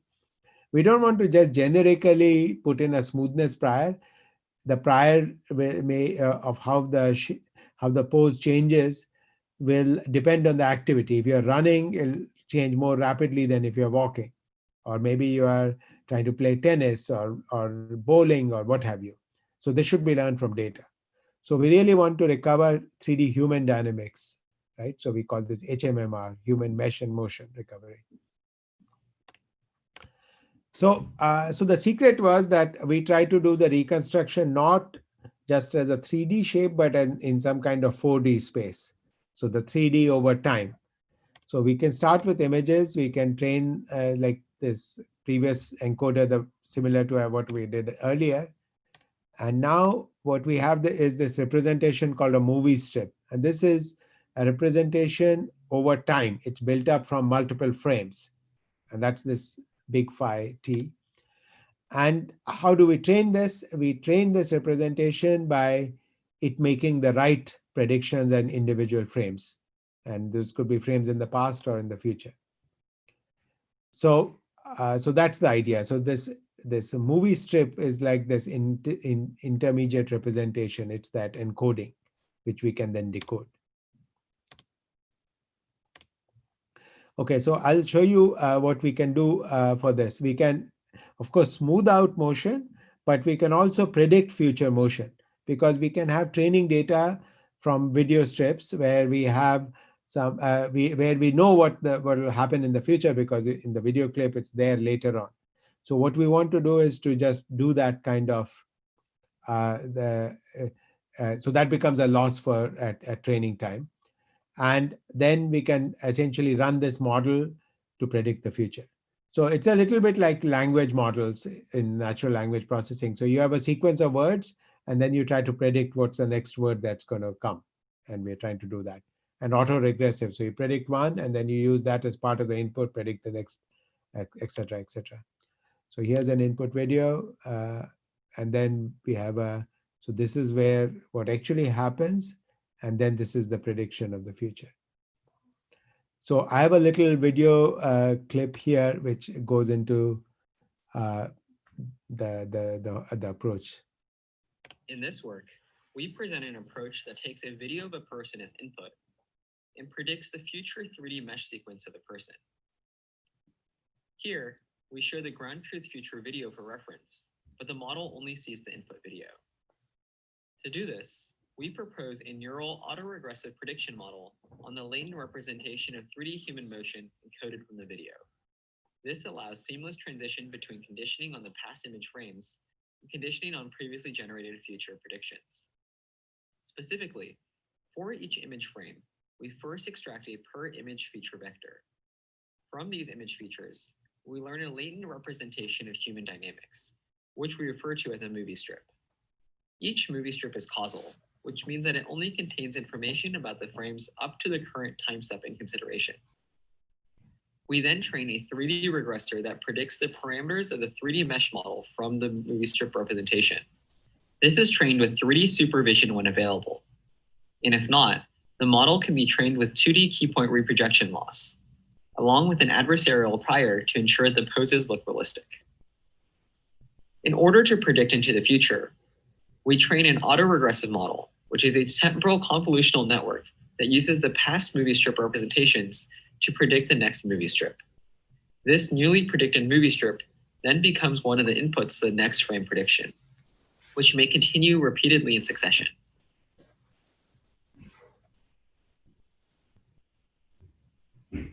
From the predicted future movie strip sequences, we can also read out the 3D mesh parameters. This autoregressive model is trained with the same losses, where the predicted 3D mesh model has to match the ground truth 3D or 2D joint labels, along with the prior. We also include an additional distillation loss, which guides the autoregressive model to predict the actual movie strip representation. Alternatively, we can also apply the autoregressive model directly on the predicted 3D mesh model. Here, we show some qualitative results. Our approach can predict the future 3D motion of non-periodic actions such as bowling. The yellow mesh is read out directly from the ground truth movie strips, while the blue mesh is the predicted output of our model. Due to computational constraints, we only train our model to predict up to 25 future frames. But in these sequences, we show the predictions are reasonable even past 25 frames.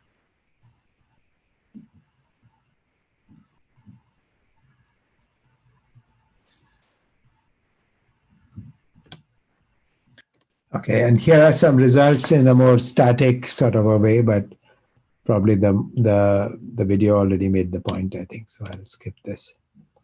And usually whenever there are 3D reconstructions, always you should check from a different camera viewpoint. Let me give you one application of this kind of work. So basically now we have technology for recovering 3D shape and movement in space from just some generic YouTube videos. And one thing you can do for this is help for robotics, because there are lots of instructional videos on the web. And so this is a video of this guy cartwheeling. And from this, we've recovered what a 3D skeleton doing this. And this can be used to train a policy for a robot using reinforcement learning. So what you do is, normally with reinforcement learning, you have a sparse loss at the end, whether you succeeded or failed. Here you now have a dense reward, right? Because at every frame, you are trying to be like what the human was doing at that frame. And since you have trained a policy, you've got a robust system, and this is part of a physical simulation. And turns out it can recover from significant perturbations and deal with disturbances and so on and so forth. So this is, I think, a big area of growth. Imitation learning for robotics. The robotics is hard, and usual RL approaches, they have their sample complexity is way too high. In the meanwhile, the robot will get worn out.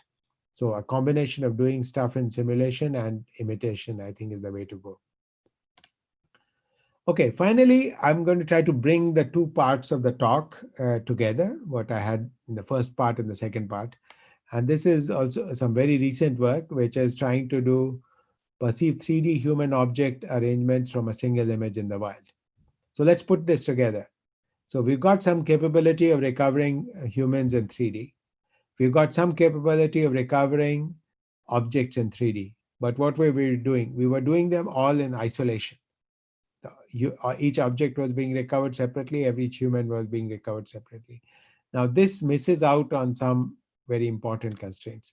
So let's look at this image. Okay, so look at it for a bit, and you can imagine a video clip version of it. So these guys bicycling, there's some guy sitting on a bench.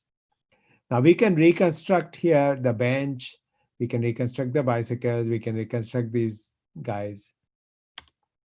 Okay, that's the input image. Now, there are two interpretations here. Which one of these is more likely? So in the top view, there is this guy who's sitting there, but he's not sitting on the bench. These guys are standing next to their bikes, right? And then there is this interpretation too, which is the one I like better. which is where the object is actually, the person is actually sitting on the bench, the two riders are actually on their bicycles. And the test is, of course, from a different view than how does it look.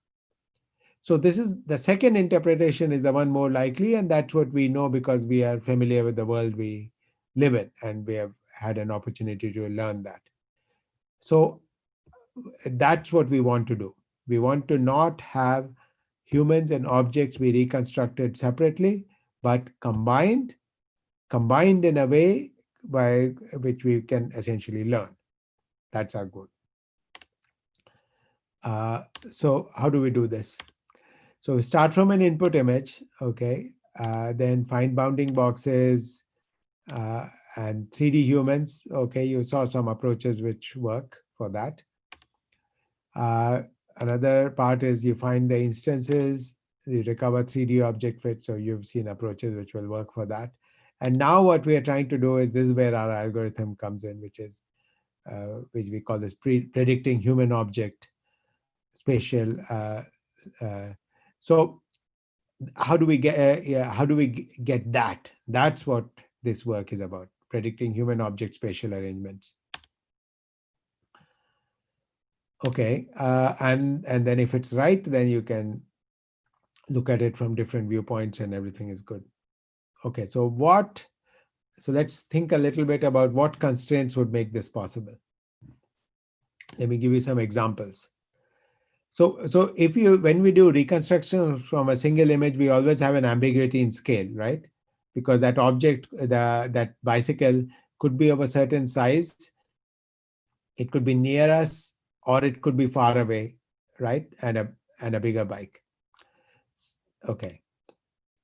But humans have a lot of size constraints, right? We know what humans are.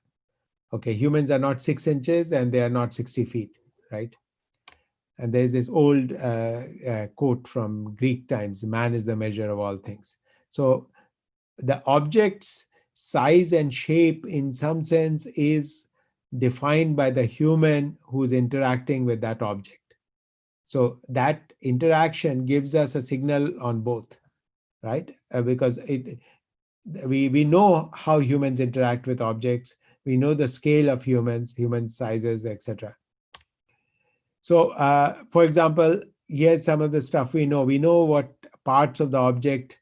So when somebody is like this guy sitting on the bench, we know what part of his body will be on the bottom of the bench and what part will be on the back of the bench. Similarly, with respect to various objects.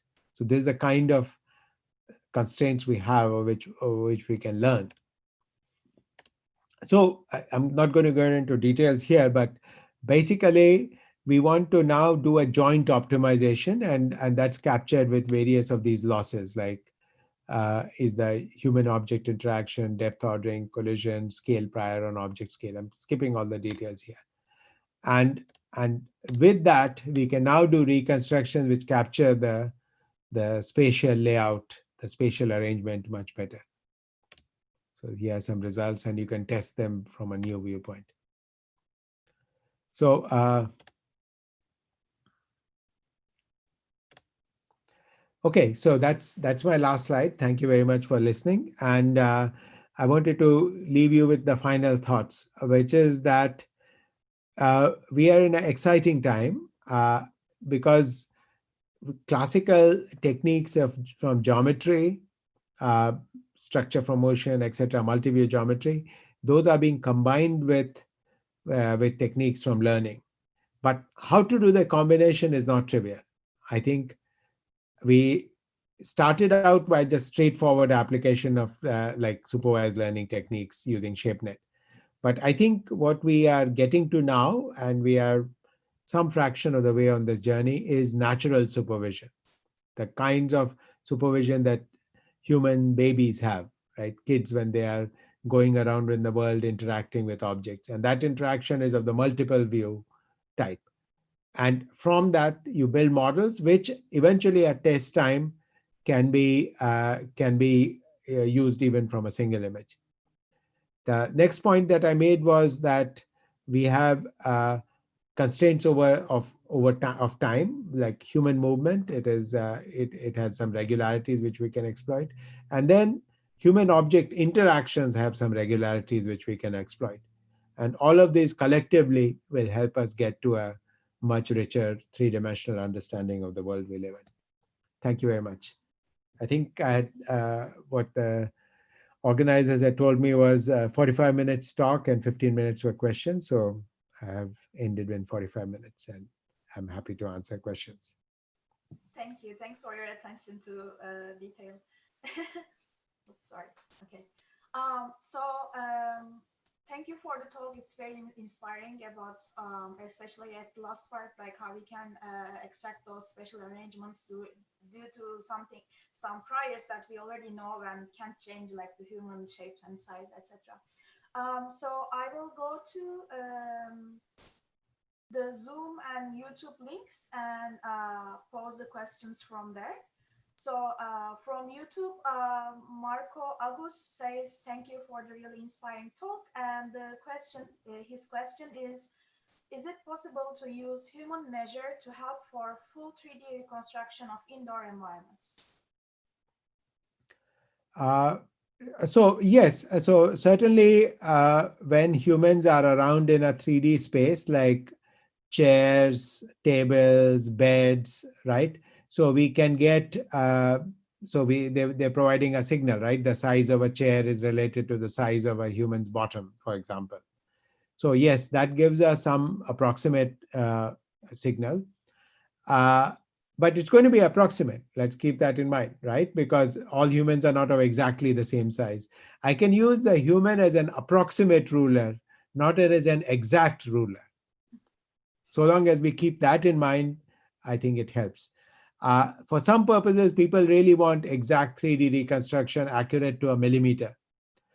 If so, then you have to use different techniques. At that point, your classic stereo techniques or multi-view geometry techniques or active sensing techniques with LiDAR, RGBD, so those have to come in.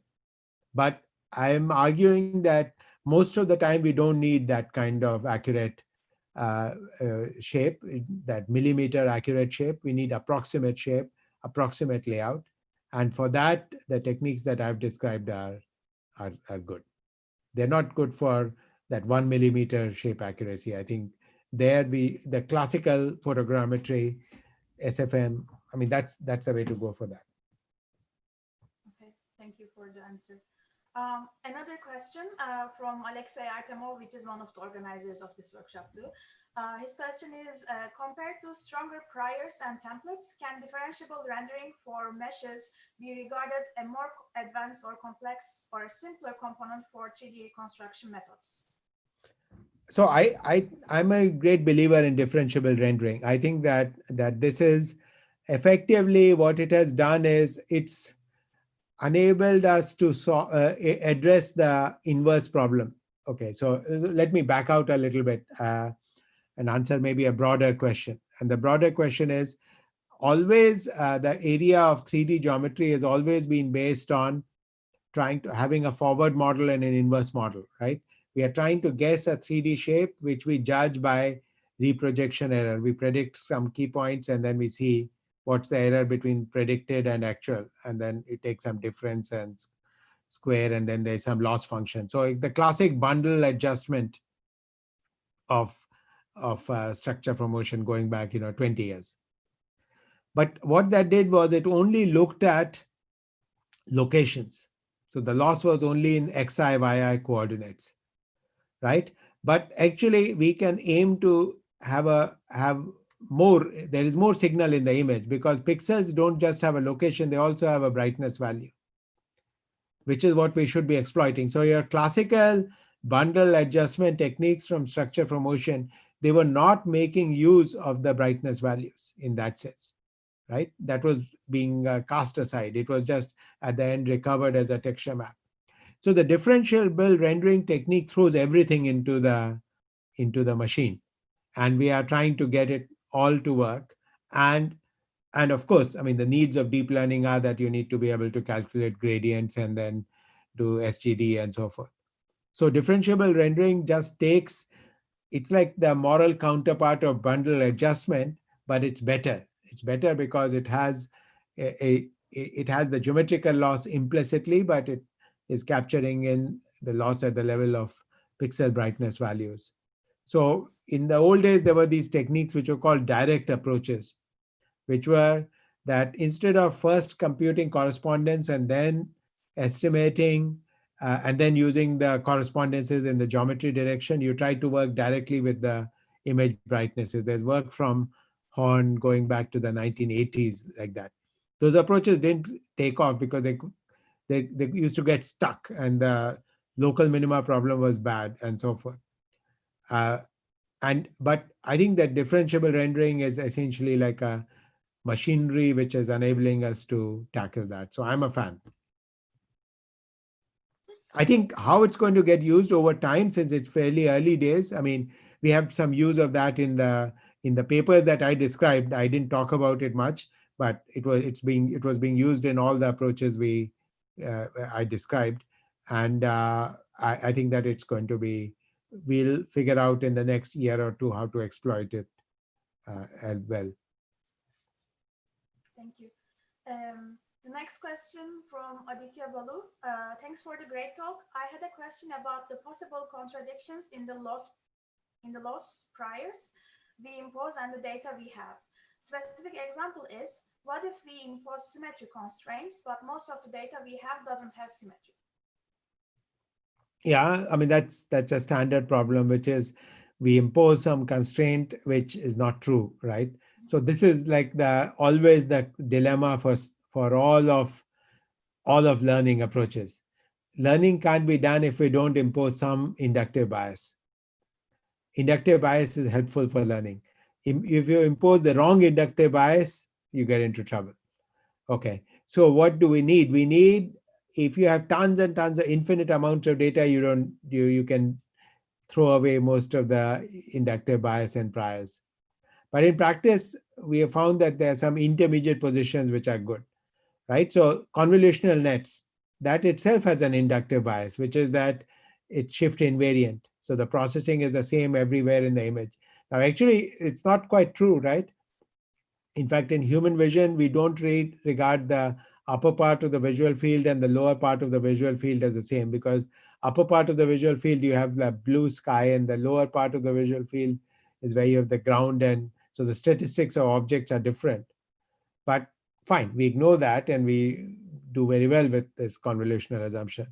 So symmetry, back to symmetry. So I think symmetry is a pretty useful assumption for lots of biological shapes, but it will be wrong sometimes. And even human shapes, human faces are not exactly symmetric. So what we can try to do is to have one level of learning above this, which is to know when to impose the symmetry constraint. So so that's like a meta learning problem, if you will, if you want to use fancy terminology, because we should know where we can impose that symmetry constraint. And right now we're just imposing it. Ideally, we should learn when we can impose it. So we'll impose it for some kinds of animals, but we won't impose it for rocks, for example.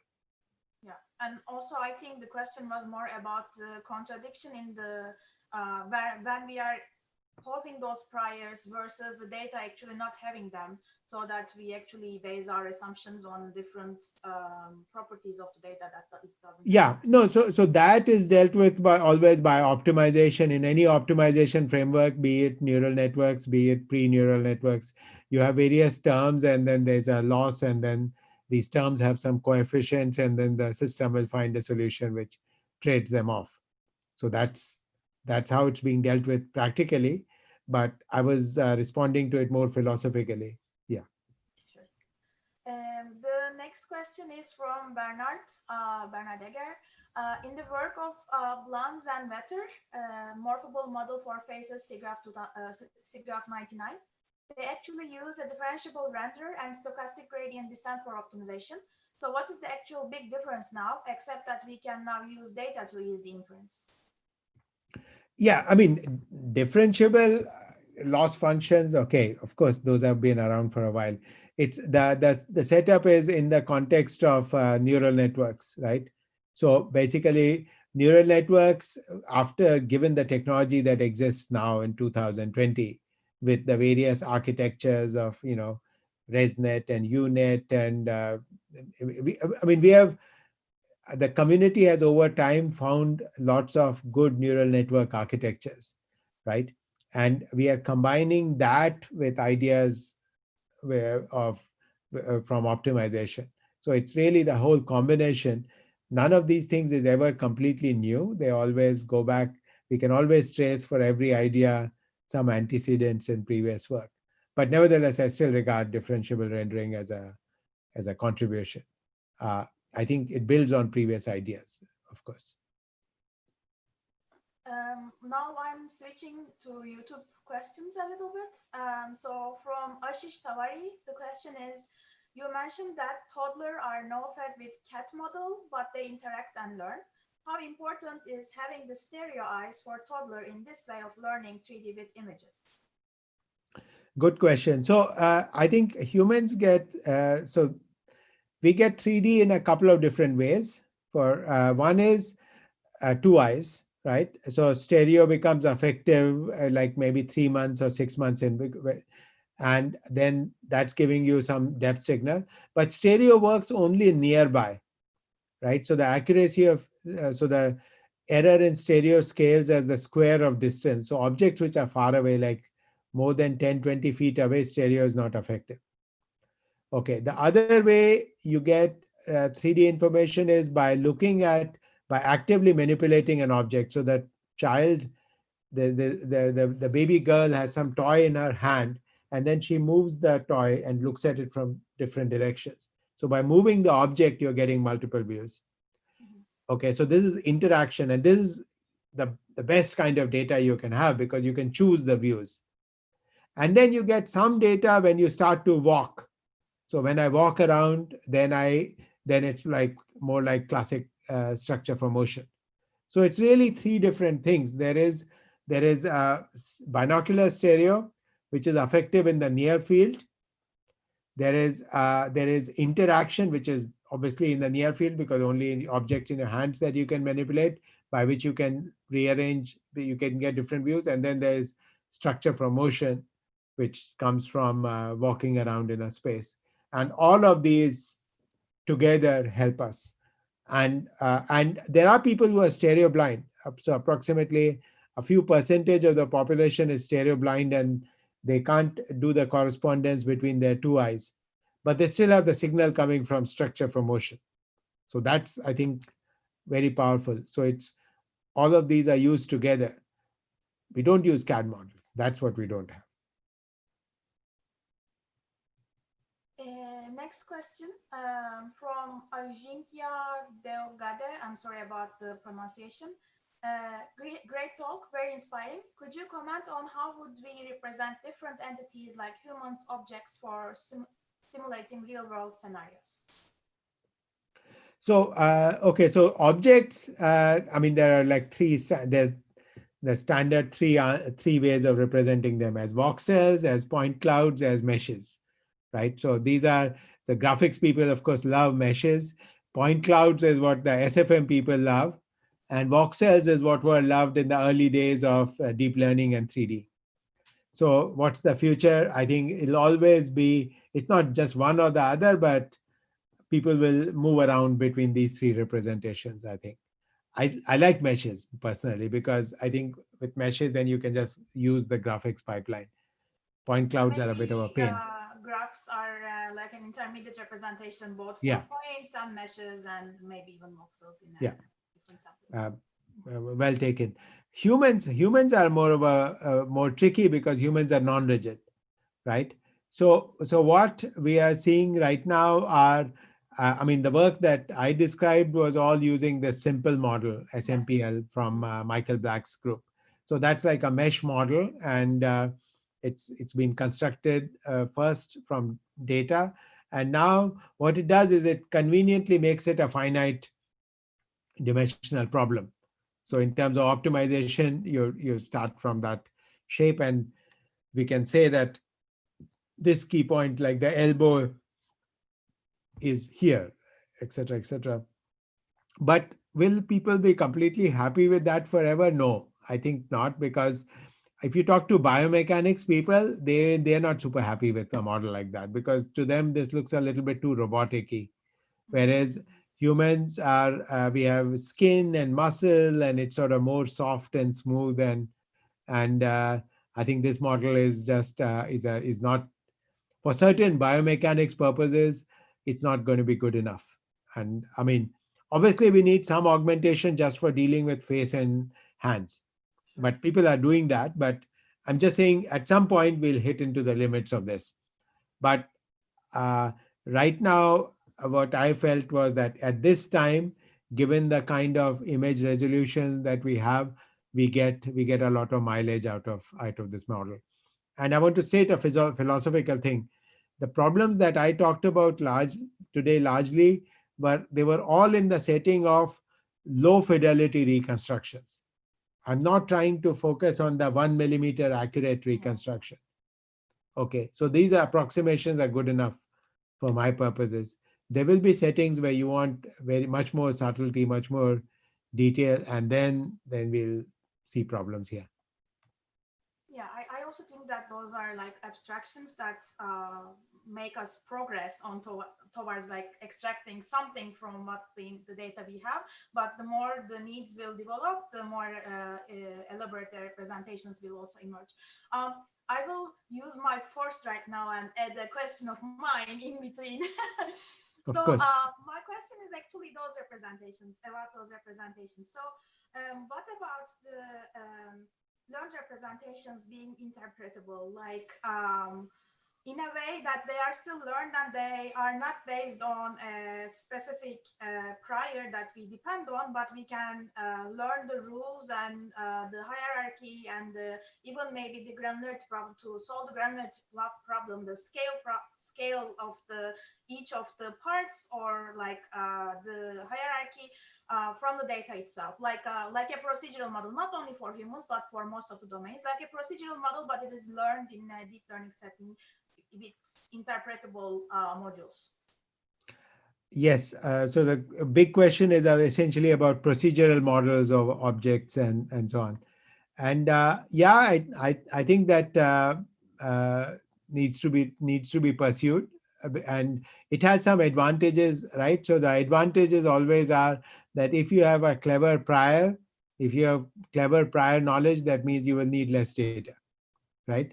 And it'll be more interpretable.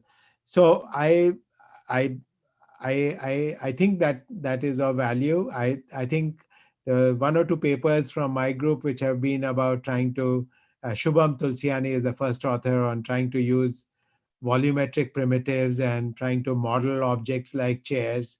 See, like a chair, you can think of a chair as a mesh, or we can describe a chair as 4 legs, a seat, and a back. And somehow that seems slightly more satisfying, right? And because then you can create many new chairs easily because you just modify some parameters. So I do see some value in those models. I think the challenge is these two worlds currently don't play well together, right? So there's a discrete parts kind of world and this more continuous world, and we are essentially, as this is our research, right? We are trying to find ways of making them work together, and let's hope we will succeed. I hope so too. So I'm going back to questions in the Zoom chat from John Bednarik. Question is, which of the 3D shape representations, meshes, implicit functions, parametric mapping, atlases, voxelized representations, etc., do you think will succeed in the future as the most useful for 3D shape representation, or perhaps a combination of those? You partially already answered this question, but I wanted to pose this as it was already answered. I think, as I said, everything is useful. I think voxels to me seem dated. Like those are the ones which probably are ones I would think they are in the past, less useful in the future. Implicit functions are active. I think meshes are active. I think point clouds have some value. Like I was ready to give up on them, but there is some recent work from actually Georgia Gioxari, Olivia Wiles, and so on, the SynSyn work, which makes very nice use of point clouds. Because with point clouds, there's the issue of, the order of the points, and so on. So I think currently I would not kill anything. I would just say, let's make progress. Okay. The next question is from Evgeny Bernev, which is also one of the organizers of the workshop. So we impose various losses and learn 3D shape. Do we also need to learn first some 3D generative model and use it as additional constraint when recovering 3D shape? In a sense, the human work I think of as being a generative model, right? I mean, it has like these 80 parameters, and by tweaking those parameters, I can get different human shapes. So that is a generative model. I think for objects, no, we didn't. We had an approach which is analysis by synthesis, which is in a way a bit more rich than what people do when they're just doing COCO style object detection or classification, because there you just get, like chair, very little output. Here we get much richer output. But I think, I think more is needed here. And let me say what is needed here. What we are doing is we are just stopping as soon as we produce the object. We want to do things with the objects, right? So the objects are entities in themselves. And in a way, generative models enable us to regard the objects as like first class, and we can rearrange them and we can do various stuff like that, right? That's the power we need. We don't want to stop by just saying, okay, object. No, you want to now think of these objects as elements in some representation. Now, at that point, I think we have to move out of this ConvNet structure. We need something else for moving these objects around. I mean, classical graphics has tools for moving these objects around. I mean, scene graphs and so on. So it's not that there isn't a way to deal with them. But always the challenge is, here is a line of work and a style of reasoning, and here's another line of work and a style of reasoning. How do we make them play nicely together, right? And that's where the research problems are. I think in due course, I mean, this area of 3D learning in 3D, I mean, people in my students and postdocs and we have been working on this from like 2015, and always the goal has been, how do we synthesize these lines of thinking from different traditions? And I think there's just more to be done. So we are a little bit out of time, but if you also have time, Professor Malik, I can take a couple more questions. Sure.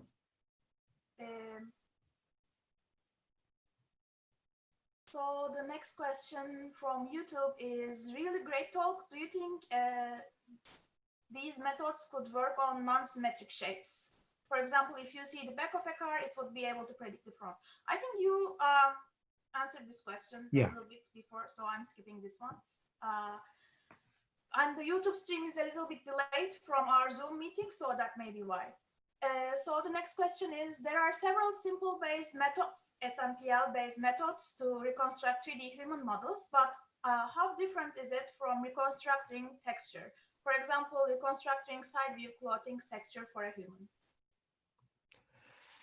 So I think in the context of human recovering texture, I mean, effectively, this comes down to the question of recovering clothing, right? And clothing is more complicated than recovering texture for an object or a bird, because clothing is flexible and deformable and so on and so forth. So yeah, that's a pretty challenging problem, and I haven't worked on that, so I don't have anything to say. Okay. And after that, for the 3D for the representations question, I think there's a follow-up as why not neural scene representations instead of those handcrafted representations? Neural scene representations, is this reference to the work from DeepMind and so on?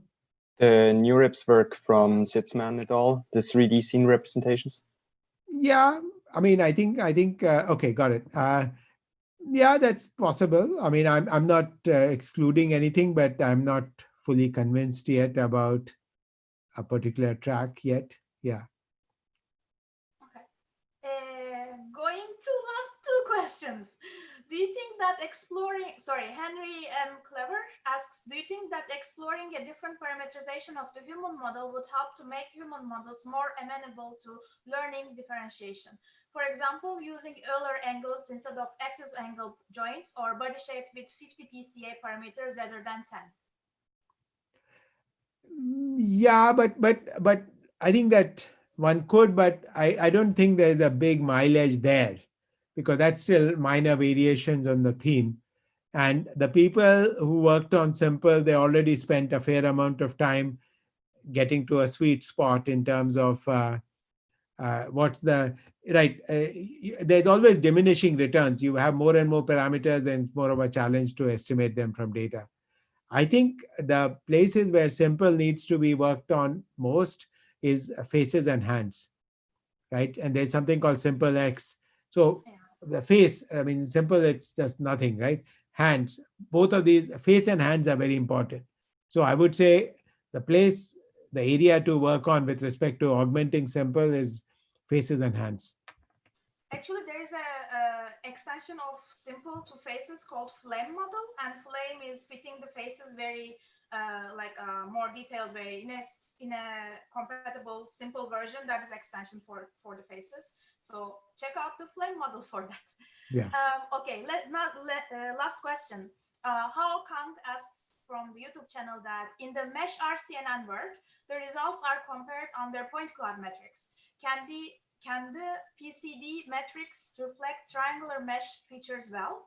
Why not directly use triangular mesh, if any? Thanks. Okay, because the mesh as such is arbitrary, right? Because there could be different meshes which are approximately the same shape. So I would say that comparing at the level of point clouds is neutral territory.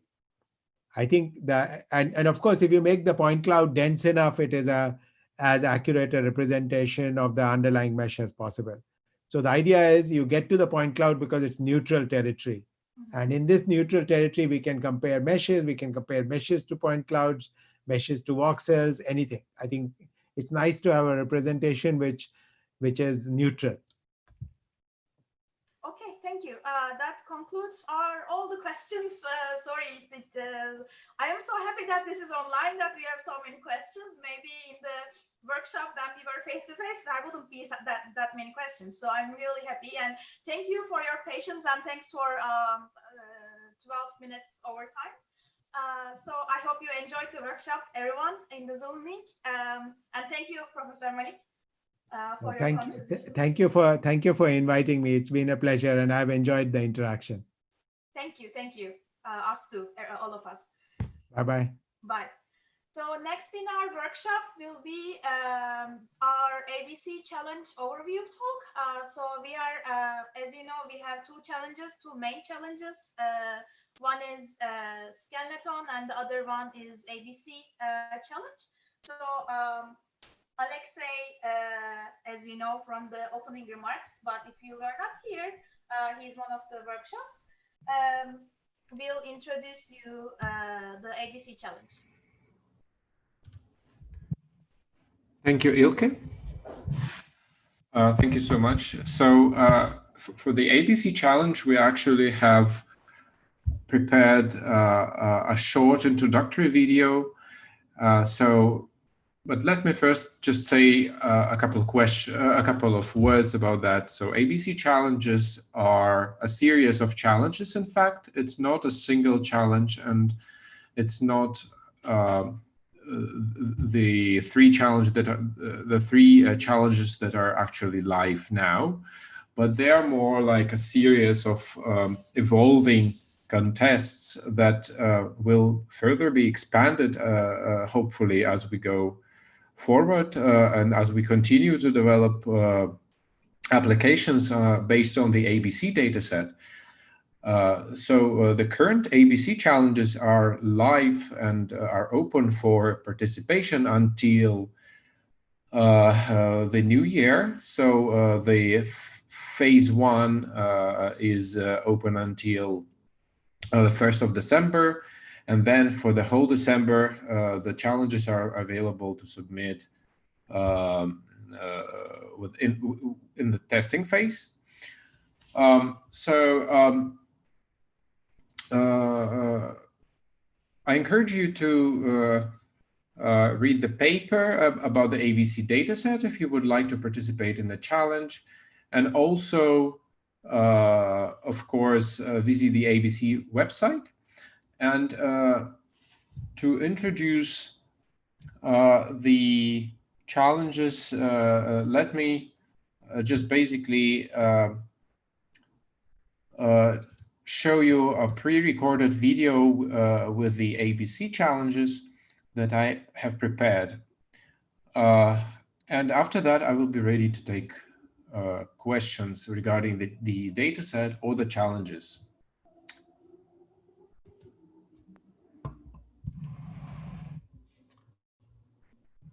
So I hope that you are able to actually see the video.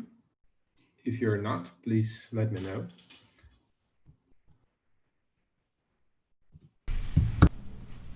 We present ABC Geometry Reconstruction Challenge, a series of geometry processing benchmarks built on top of ABC, a big CAD model dataset for geometric deep learning.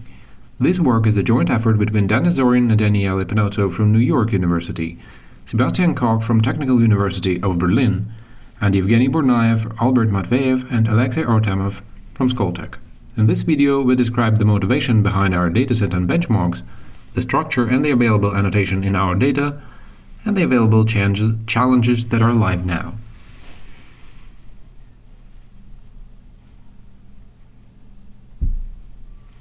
During the recent years, the deep learning community has shown steady growth and interest in going from RGB images, audio, and video to processing 3D and geometric data modalities such as graphs, surfaces, point sets, or meshes.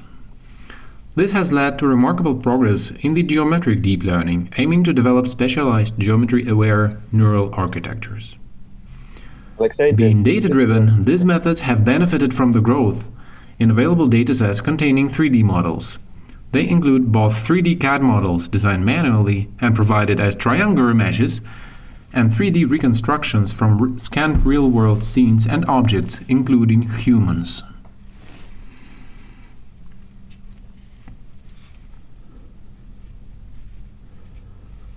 It is generally challenging to obtain regular geometric data such as uniform meshes. Thus, 3D CAD models directly modeled as meshes commonly suffer from being non-manifold and Alexei, can you hear us? Yes, I can see that the sharing has been paused, but I don't know why. So I apologize. Let me try to start again, because I think we have some time. It froze in the moment where you turned full screen, so just don't do that and then it should be fine. Okay, thank you. Yeah, sorry about that. Let us actually start not exactly from the first slide. Hopefully now everything is going to be okay. During the recent years, the deep learning community has shown steady growth and interest in going from RGB images, audio, and video to processing 3D and geometric data modalities such as graphs, surfaces, point sets, or meshes. This has led to remarkable progress in the geometric deep learning, aiming to develop specialized geometry-aware neural architectures. Being data-driven, these methods have benefited from the growth in available datasets containing 3D models. They include both 3D CAD models designed manually and provided as triangular meshes, and 3D reconstructions from scanned real-world scenes and objects, including humans.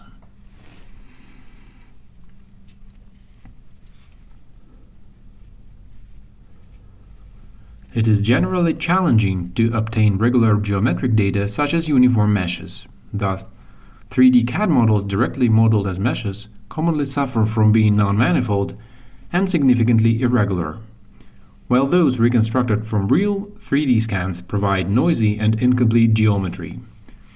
One path forward may be to employ parametric CAD data collections directly, leveraging the exact sharp curves and surface parameterizations created by the artist.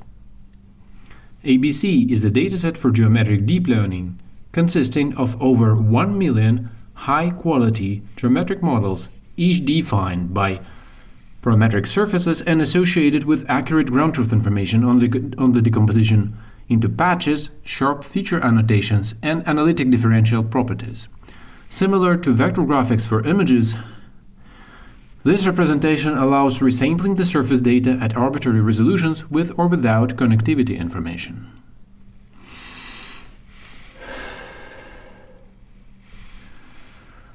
We gather the models through a publicly available interface hosted by Onshape, a modern cloud CAD system. Most of the 3D models obtained from Onshape are mechanical parts with sharp edges and well-defined surfaces.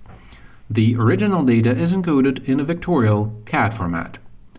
We sample and triangulate parameterizations of the patches, extract an explicit parameterization for each surface patch and curve segment, and release BRAP, triangle, meshes, and feature files.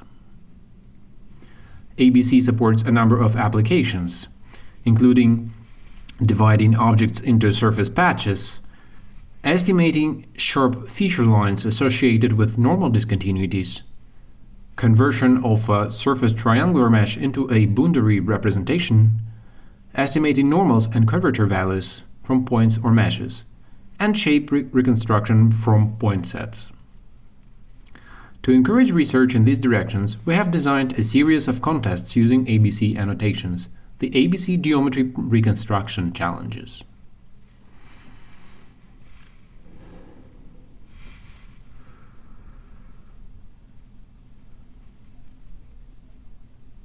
Our normal estimation benchmark takes advantage of the analytic surface normals in the ABC, where they can be computed from the vector representation of 3D shapes.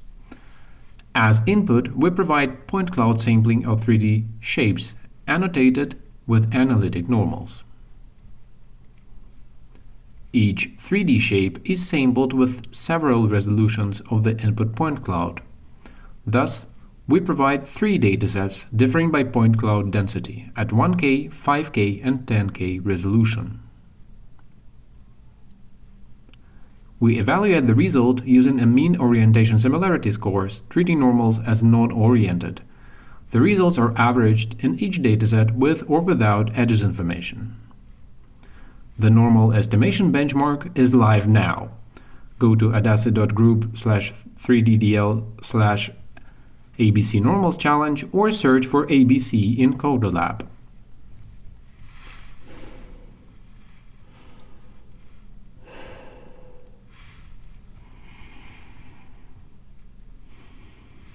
For 3D CAD models of man-made objects, ABC provides analytic differential quantities such as normals.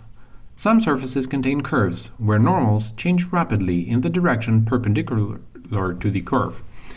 We display these sharp curves in red on the right and design 2 feature line extraction benchmarks. From a discretized CAD model, we first crop multiple patches and then compute point samples for each patch.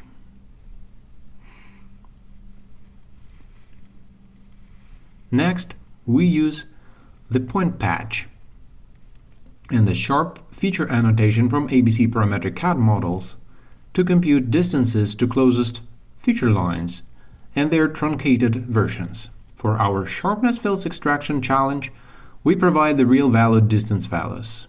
For our geometric shape segmentation challenge, we threshold these distances. To provide a more challenging benchmark, we crop patches at 3 different scales, capturing increasingly larger mesh fragments, but sample them with the same number of points. Each dataset has 100,000 point badges for training the models.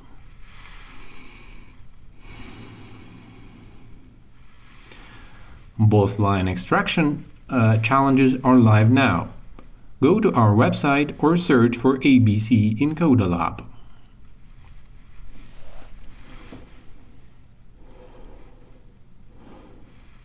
We have introduced the ABC Geometry Reconstruction Challenge, a series of geometry processing benchmarks built on top of ABC. Thank you for watching.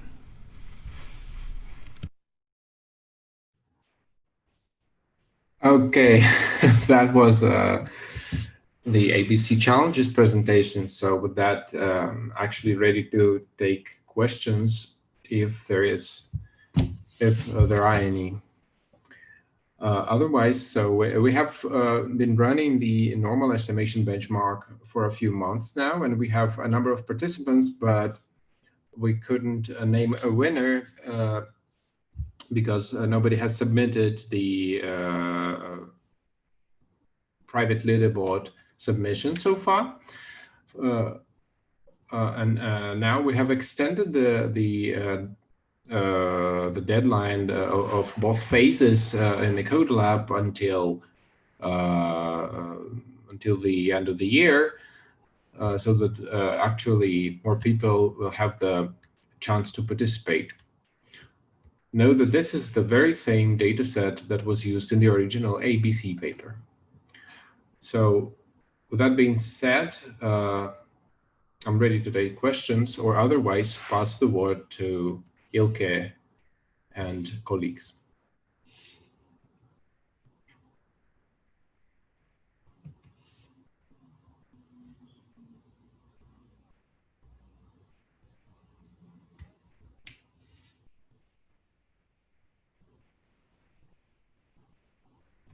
Okay, so Ilke or Bernard, can you actually continue? YouTube and here for questions. I haven't seen any questions. Great. Then I think we can continue with Skeleton challenge talk. Do you see me? Do you hear me? Is everything fine? Yes. Yes, all good. Okay, great. So me and Geraldine will give the talk jointly, and we have slides, but we will keep changing the who is explaining which slide. So let me share my screen.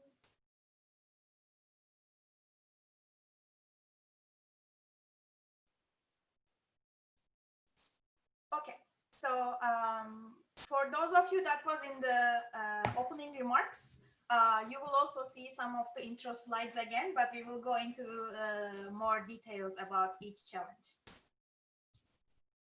But before that, let's look at how Skeleton challenge started, right? So this is us. This is actually Woman in Shape. Woman in Shape modeling, not like Woman in Shape. Very bad joke, I'm sorry. This is 2013 when the second gathering of Women in Shape happened in Şirince, in Mat village in Şirince, Turkey. And there was lots of interest in skeletons and how we can understand shapes in a parametric space and how we can actually write optimizations for extracting those shapes, etc. Then 2016 happened, the third wish in Trier, Germany, and there was multiple groups that were working on shape understanding in deep learning and shape and skeleton extraction. And we said, wait, this is tool, this is motivation. Why don't we combine them together? So to compute better skeletons with deep learning approaches, we actually had the seeds of skeleton in Trier, Germany. Then last year, we organized the first deep learning for geometric shape understanding workshop in CVPR 2019. And we organized our first skeleton challenge with 3 tracks. And this is for future, not history. In 2021, there will be the next gathering of WISH in Oaxaca, Mexico. Look out for the links, look out for the registration time, and we hope to see all of you together with us. And just to say that this is me and this is Geraldine, if you don't see us in another stream, so just say. Anyway, so why do we do that? I think I give an overall a good idea, but let me elaborate. So, deep learning, especially supervised learning, is getting so much attention from recognition, segmentation, etc. But what about shape understanding, which is like one of the fundamental questions about like how we can have different representations for shapes? And actually, this follows up a little bit from Jitendra's talk, the previous keynote, about like, can we find the representation either specifically for a domain like humans or architecture or something like that, or generally abstracting the shapes, which is parameterized and interpretable and etc. So can we find such representations in a deep learning setting? So this workshop and skeleton challenge and all of us focuses on geometric deep learning for shape understanding and brings together all of us together, hopefully in this virtual setting, this one. So we release public data sets for that. We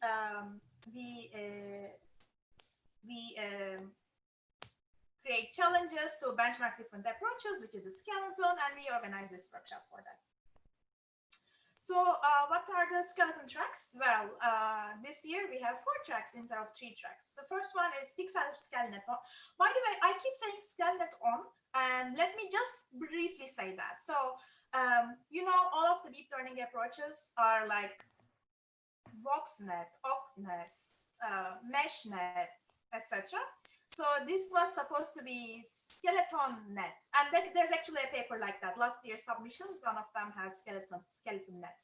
But this is not the network itself, but it is like the combination of many in the challenge setting. So we were like saying, we were very excited, and we will say that, okay, this initiative is on, like we are coming. So it become like SkelNet on. So it's like SkelNet is on, kind of. That's why it's called SkelNet on. Anyway, so the first skeleton track is Pixel Skeleton, which is extracting binary skeletons from binary shapes. And this is not the true skeleton many because it's the 6 pixels of the skeleton, but still we want to show this as the first step for attracting all of the deep learning researchers in this domain, so that they can have a starting point about understanding skeletons. What are the challenges? Why do we need robust skeletons? Why do we need deep learning setting? What is the boundary noise? What is overbranching? What does the skeleton represent, etc.? So this is for those researchers. Then we go one step more complicated, which is point skeleton. So this is to extract skeleton point clouds from shape point clouds. And it's one level more complex than pixel skeleton, because pixels are ordered and structured, etc. This is unordered, unstructured points, and can we extract that? And of course, we want to be flexible against noise, flexible against sampling density, etc. And we also provide different scripts to resample in a controlled way, resample your point clouds for different experiments with the skeleton challenge. And of course, okay, the next one is parametric skeleton, which is closer to what we want to explain, what we want to explore, which is closer to the true representation of the shape. Parametric skeletons that are the Bezier curves that represent the branches of the skeleton. And this is towards global shape parameterization. And main challenge is the domain change and new embedding. So you work on a shape silhouette, and then you are trying to represent the thing that you find in that domain in the parametric domain. Then we have our newest baby, image skeleton, which is similar to the pixel skeleton, but now we are trying to extract skeletons from natural images, from RGB images. And this kind of merges object recognition and shape understanding in the same pot, so that we can have like generalizable shape understanding for everything that we see around. So Geraldine will talk a little bit more about skeleton extraction now. So what we really want to do here is to be able, using learning methods, to extract a skeleton that is intuitive. So as you all probably know, extracting a skeleton is rarely robust. Here we use a method that is rather robust. So we avoid to have too many branches. We start with the binary shape for the 3 first challenges, and with natural images, as Ilke explained, for the last challenge. We first do a dilatation and erosion to have smoother shape, and we compute this robust skeleton. And then we looked, like we had a manual step, looking at the shapes and extracting, choosing the number of branches that seems natural to choose when we computed the skeleton for 2 pixel approximation of the shape in a sense of the Hausdorff distance, a 4 pixel or 6 pixel. So we have, for each shape, we have 3 different variants of the skeleton, and we choose what we find the most intuitive among these variants. And this is the data set so that we can have learning method that give the best skeleton in terms of intuition. Yeah, so Ilke, can you? So let's look at the skeleton dataset characteristics and the challenge summaries for now. So for Pixar skeleton, we had combination of 4 shape repos, and all of the shapes in those repos are combined and extracted skeletons by the way that Geraldine just explained.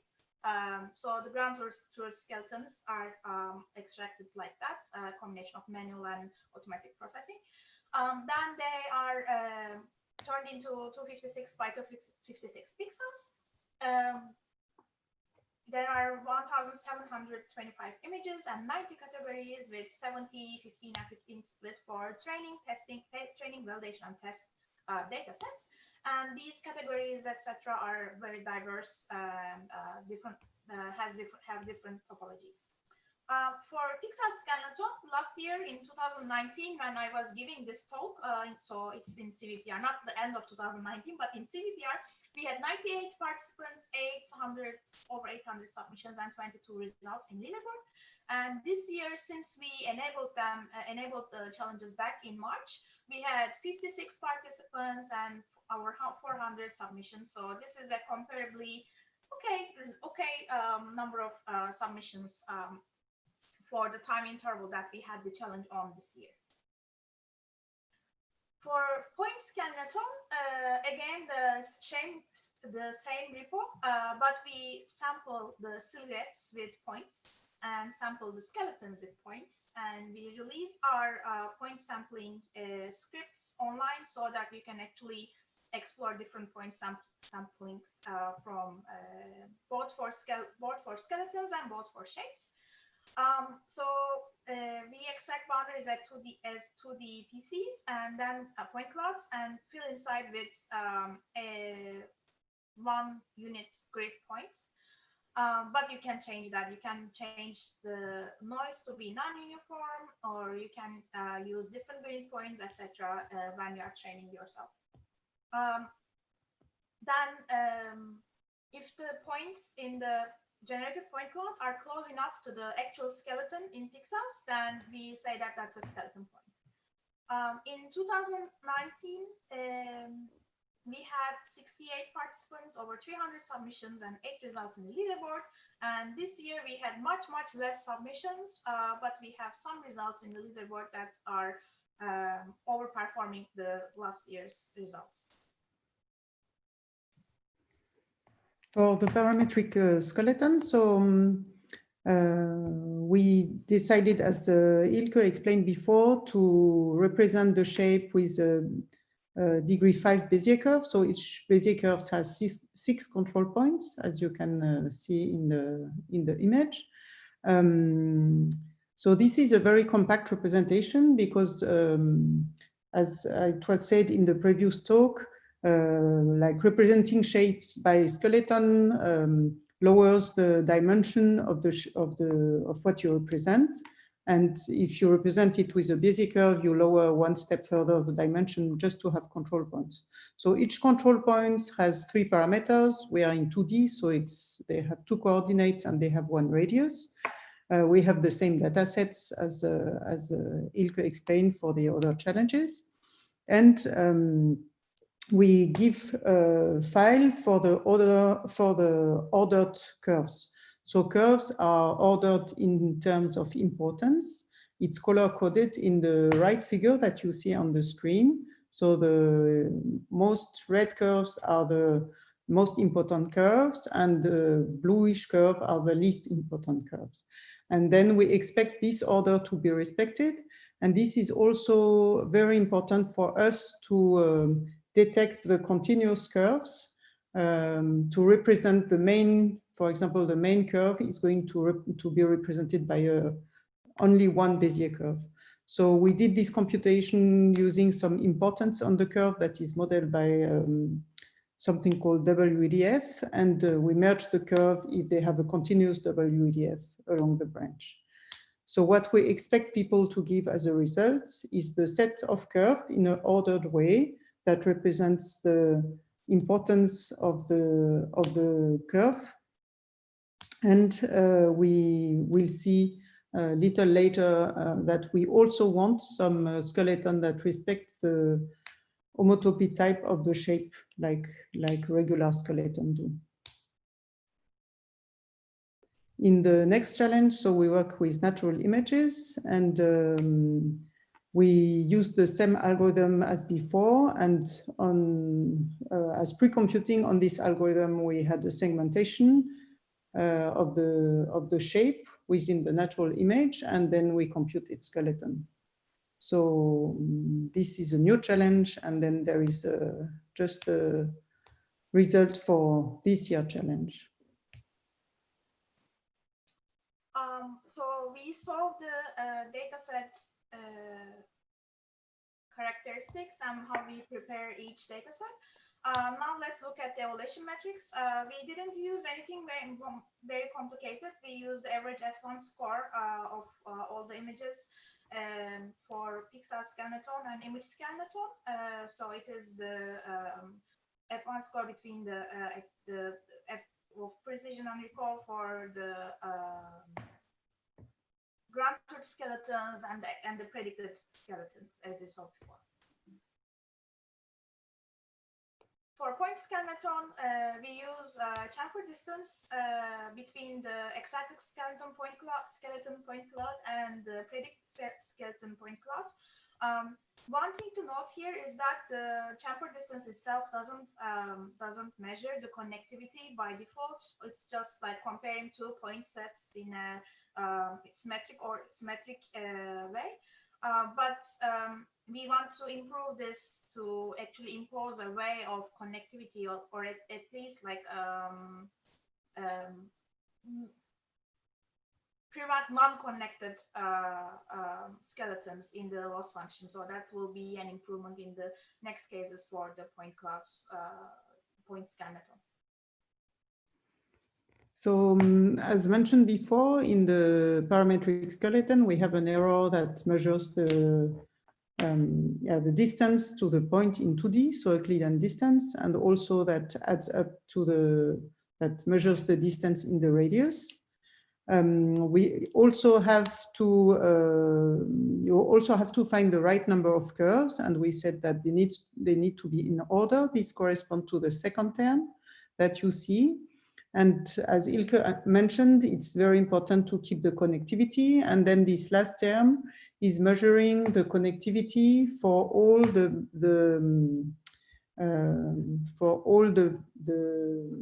attached branch. So you have a child branch on the right and the parent branch, its parent branch. And you measure the distance between the first point of the child branch to the parent branch. So ideally, this should be 0 if your skeleton is connected. And therefore, we have in the cost function or in the error function these 3 measures that add up.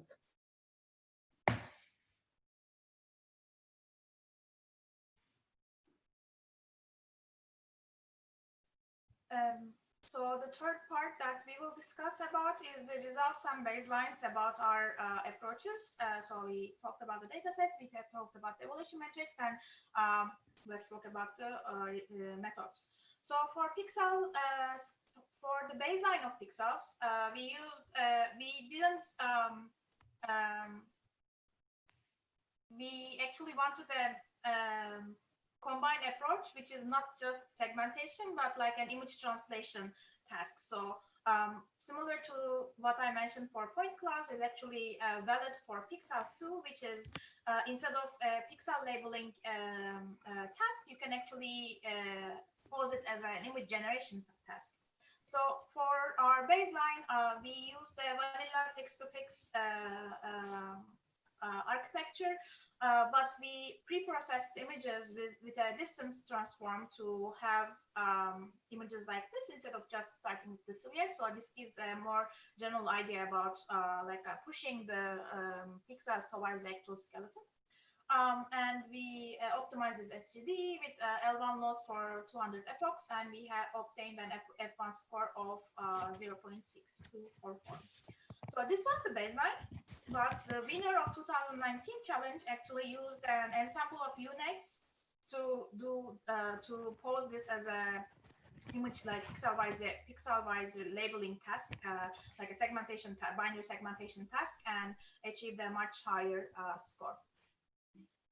So for points, this again can be either a point translation task or point generation task or point segmentation task based on how you prepare your ground truth. We prepare the ground truth as labels per point, but you can generate more points to like you can take those labeled points and separate, create 2 point sets and apply it like that too.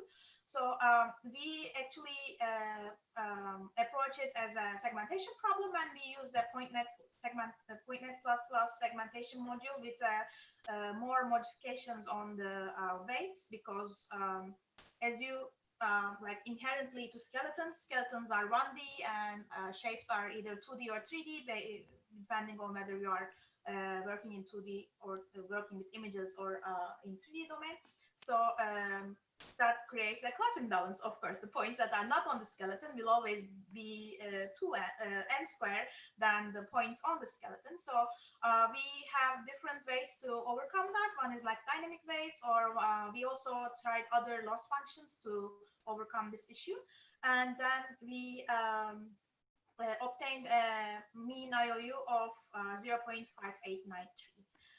The winner last year of skeleton for point clouds actually used skeletonized point clouds with another units, but there was an added skeleton strength map like a distance field, so that it enforces the network to learn towards a skeleton. So for the parametric setting, we used as a baseline a modified ResNet, and to learn, we limit ourselves to 5 curves, and so we had this function to measure the connectivity, and what we found is that in a majority of the cases it gave some reasonable result, like you can see on the top, and in some cases we had a hard time finding the connected curve like you see on the second setting.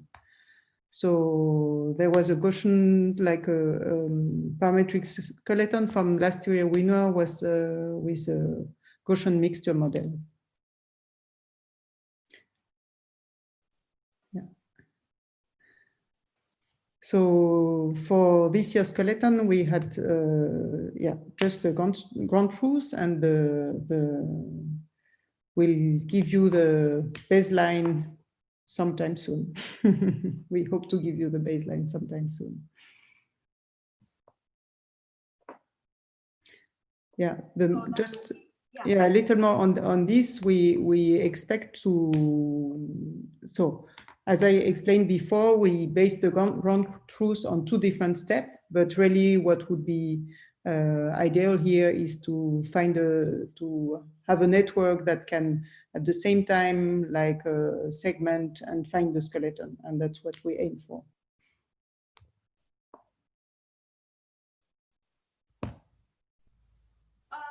Now let's look at the leaderboards of the challenge. Currently, we put the first 3 of each track from last year and from this year, but there are more if you check the leaderboards. So if you overall look at the scores, we are getting similar people from last year, but they have improved scores, which is very happy for us. That means that they are actually improving their networks, and we want to hear from them about what they are building. 4 points again. Metrics are the numbers are getting much better, and we have new people. That's very hopeful. And for parametric, actually this year, I think that we found out a bug in our evaluation script, so there's not much submissions in the parametric domain. But which is what is happy for us, that we have 1 submission in image domain. That is our newest challenge, which was just like out in I guess like 1 month ago. They already have a version that is running there. So we are very curious about learning about all those approaches in upcoming days. So these are the references. So for the skeleton paper and more data, more information about our data sets and data set collection and creation, you can check out our paper. For more details about the ground truth generation and semi-automatic skeleton, automatic part of our semi-automatic skeletonization, you can check the skeleton extraction paper by Bastian. By the way, Bastian is also one of our technical team members, and we thank him for all the work he did in the data preparation. And one of the data sets that we use for our shapes is MPEG-7. I put it there just if you are curious about that. So this is not news, but it will always be news for us. Skeleton challenges are open. We are eagerly looking for your submissions. They will stay as open for some time, and when we have enough submissions on the validation set, we will actually announce the test data set time, and we will share the test data. We will evaluate we will invite all the authors to evaluate their approaches on our test data set, so that we can determine the winners of skeletons, skeletons. That's it from us. The website and scripts and papers are there for the workshop. So for the ABC winners and skeleton winners, I think we don't have any authors that are comfortable to share their approaches in this early stage without being published. So it may be the case that the winner approaches will not be presented today, but they will be presented hopefully in a next conference or next journal, or in an ensemble paper that we will be publishing with all the authors together when we actually release the dataset. So with that, I would like to thank Geraldine for the presentation, and I would like to invite Daniele and Dina for the closing session if they are here. Thank you. Thank you, Ilka. Yeah. Hi, hello, everyone. We are almost at the end of this workshop. And I would like to conclude with just a few words on the IBC challenges and on the dataset itself. So as Alexei mentioned before, like the dataset is composed of CAD models, and you can think of them as the counterpart of the 3D counterpart of vectorial images. And the cool thing is that you can take this model and you can export them in any format amenable to deep learning, like point cloud, distance field, or meshes. And you can do these at arbitrary resolution, making this an ideal way for preparing data set for data-driven models. And it's actually possible to programmatically create variants of this data set for tasks that you might be interested in. And we believe that this is a priceless feature in the current quest for finding the best differential representation for 3D shapes in geometric deep learning, as it was mentioned in the previous keynote. Another side effect, positive side effect, is that it allows to extract ground truth properties, like the one that we use in our challenges, sharp feature, patches, and these are high-level features for which we actually have an objective ground truth. And so this allows a very fair and direct comparison of both data-driven method and non-data-driven baselines. So the tasks are still high-level and global, but this extra feature makes it possible to do more easily this comparison with ground truth. So the data set is growing, both in size, number of models, and in the annotations that we have. And so there will be more challenges coming. So just a few words of what's going to happen in the next few months. So our plan is for the end of the year to double the number of models in ABC. So we want to go up to 2 million. And we want to provide additional channels. For example, we want to provide a representation for the models that has directly patches and line expressed as coefficients, so that there is no need to have a geometric kernel or any other complex piece of software to be able to read the data. In parallel, we are also working on annotating the models with more high-level semantic informations, and things that we are working on now are product category, product classes, and we want to also have manufacturing specific information, such as the materials or how a model could be fabricated or similar manufacturing related informations. One thing that I wanted to point out is that the entire ABC dataset is not only a collection of models, but also of libraries that allows to create variants of a dataset. And if you're interested in these, please reach out to us. We'll be happy to point you to the right material or help you out set up your own version. And also, if you are using the dataset of the challenges, please do let us know. We would like to know. We hope that you will consider joining these challenges. They're going to be open until the end of the year. And I would like to thank everyone that participated in this workshop, and also to thank all the organizer and the speaker that made this workshop possible, despite all the difficulties of doing this remotely. And yeah, this concludes from me, and I will pass it to Dana for the actual real closing. Okay, thank you. So I would also like to mention again that all the data sets of these challenges are of this workshop are as public as they are, and you can access to them via Codalab even after finishing this workshop. And both the Skeleton and ABC challenge are will remaining opening, and we will gradually keep adding new tracks and update them. So we really encourage you to use the data set as a benchmark in your research, and also maintain your contribution actively based on these data sets. So to conclude this workshop, I would like to thank everyone for participating and for attending to this workshop. We really hope that you could enjoy the workshop and it was fruitful for you. And we also would like to express our deepest gratitude to the exceptional and outstanding keynote speakers that we had during this workshop, and all the participants of the workshop for their valuable participation in the challenges, and as well as paper submission. And also I would like to thank the organizers of the workshop for making this workshop happen, and also for some additional effort that we had during this make this workshop virtually. So from my side also, I'm done, but like if there is any question or comment or feedback from the audience about the workshop or about the data sets or the challenges, we are still open to answer.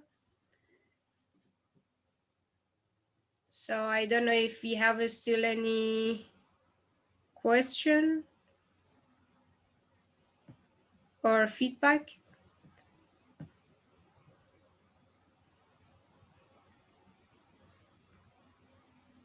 So anything that you would like to share about the workshop, and hopefully the third version of Skeleton challenges and deep learning for geometric computing, geometric shape understanding workshop, that would be very, very helpful for all of us in next year CVPR or in another workshop. And I would like to thank everyone here, because I know that you had so many options right now in your home to watch something, to do some research, or to play with your kids, etc. But instead, you saw value in us, and you wanted to share today our workshop with us. So we are very honored because of that. Thank you, everyone. And anything that will contribute to our life together, because I hope that this is a community you can actually share right now.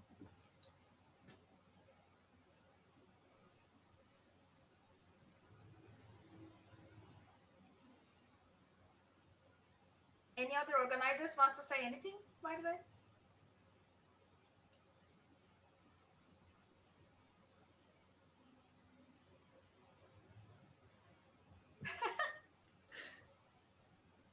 I see Bernard. Yeah, I believe Bernard should say something. No, I just wanted to turn my video on. Okay. Okay, you can always send us emails. You can always reach us from our website or Skeleton challenges. Please use ABC and Skeleton as benchmarks, and you can evaluate your method against everything and everyone. And thank you all for joining. That's our closing. Yeah, thank you.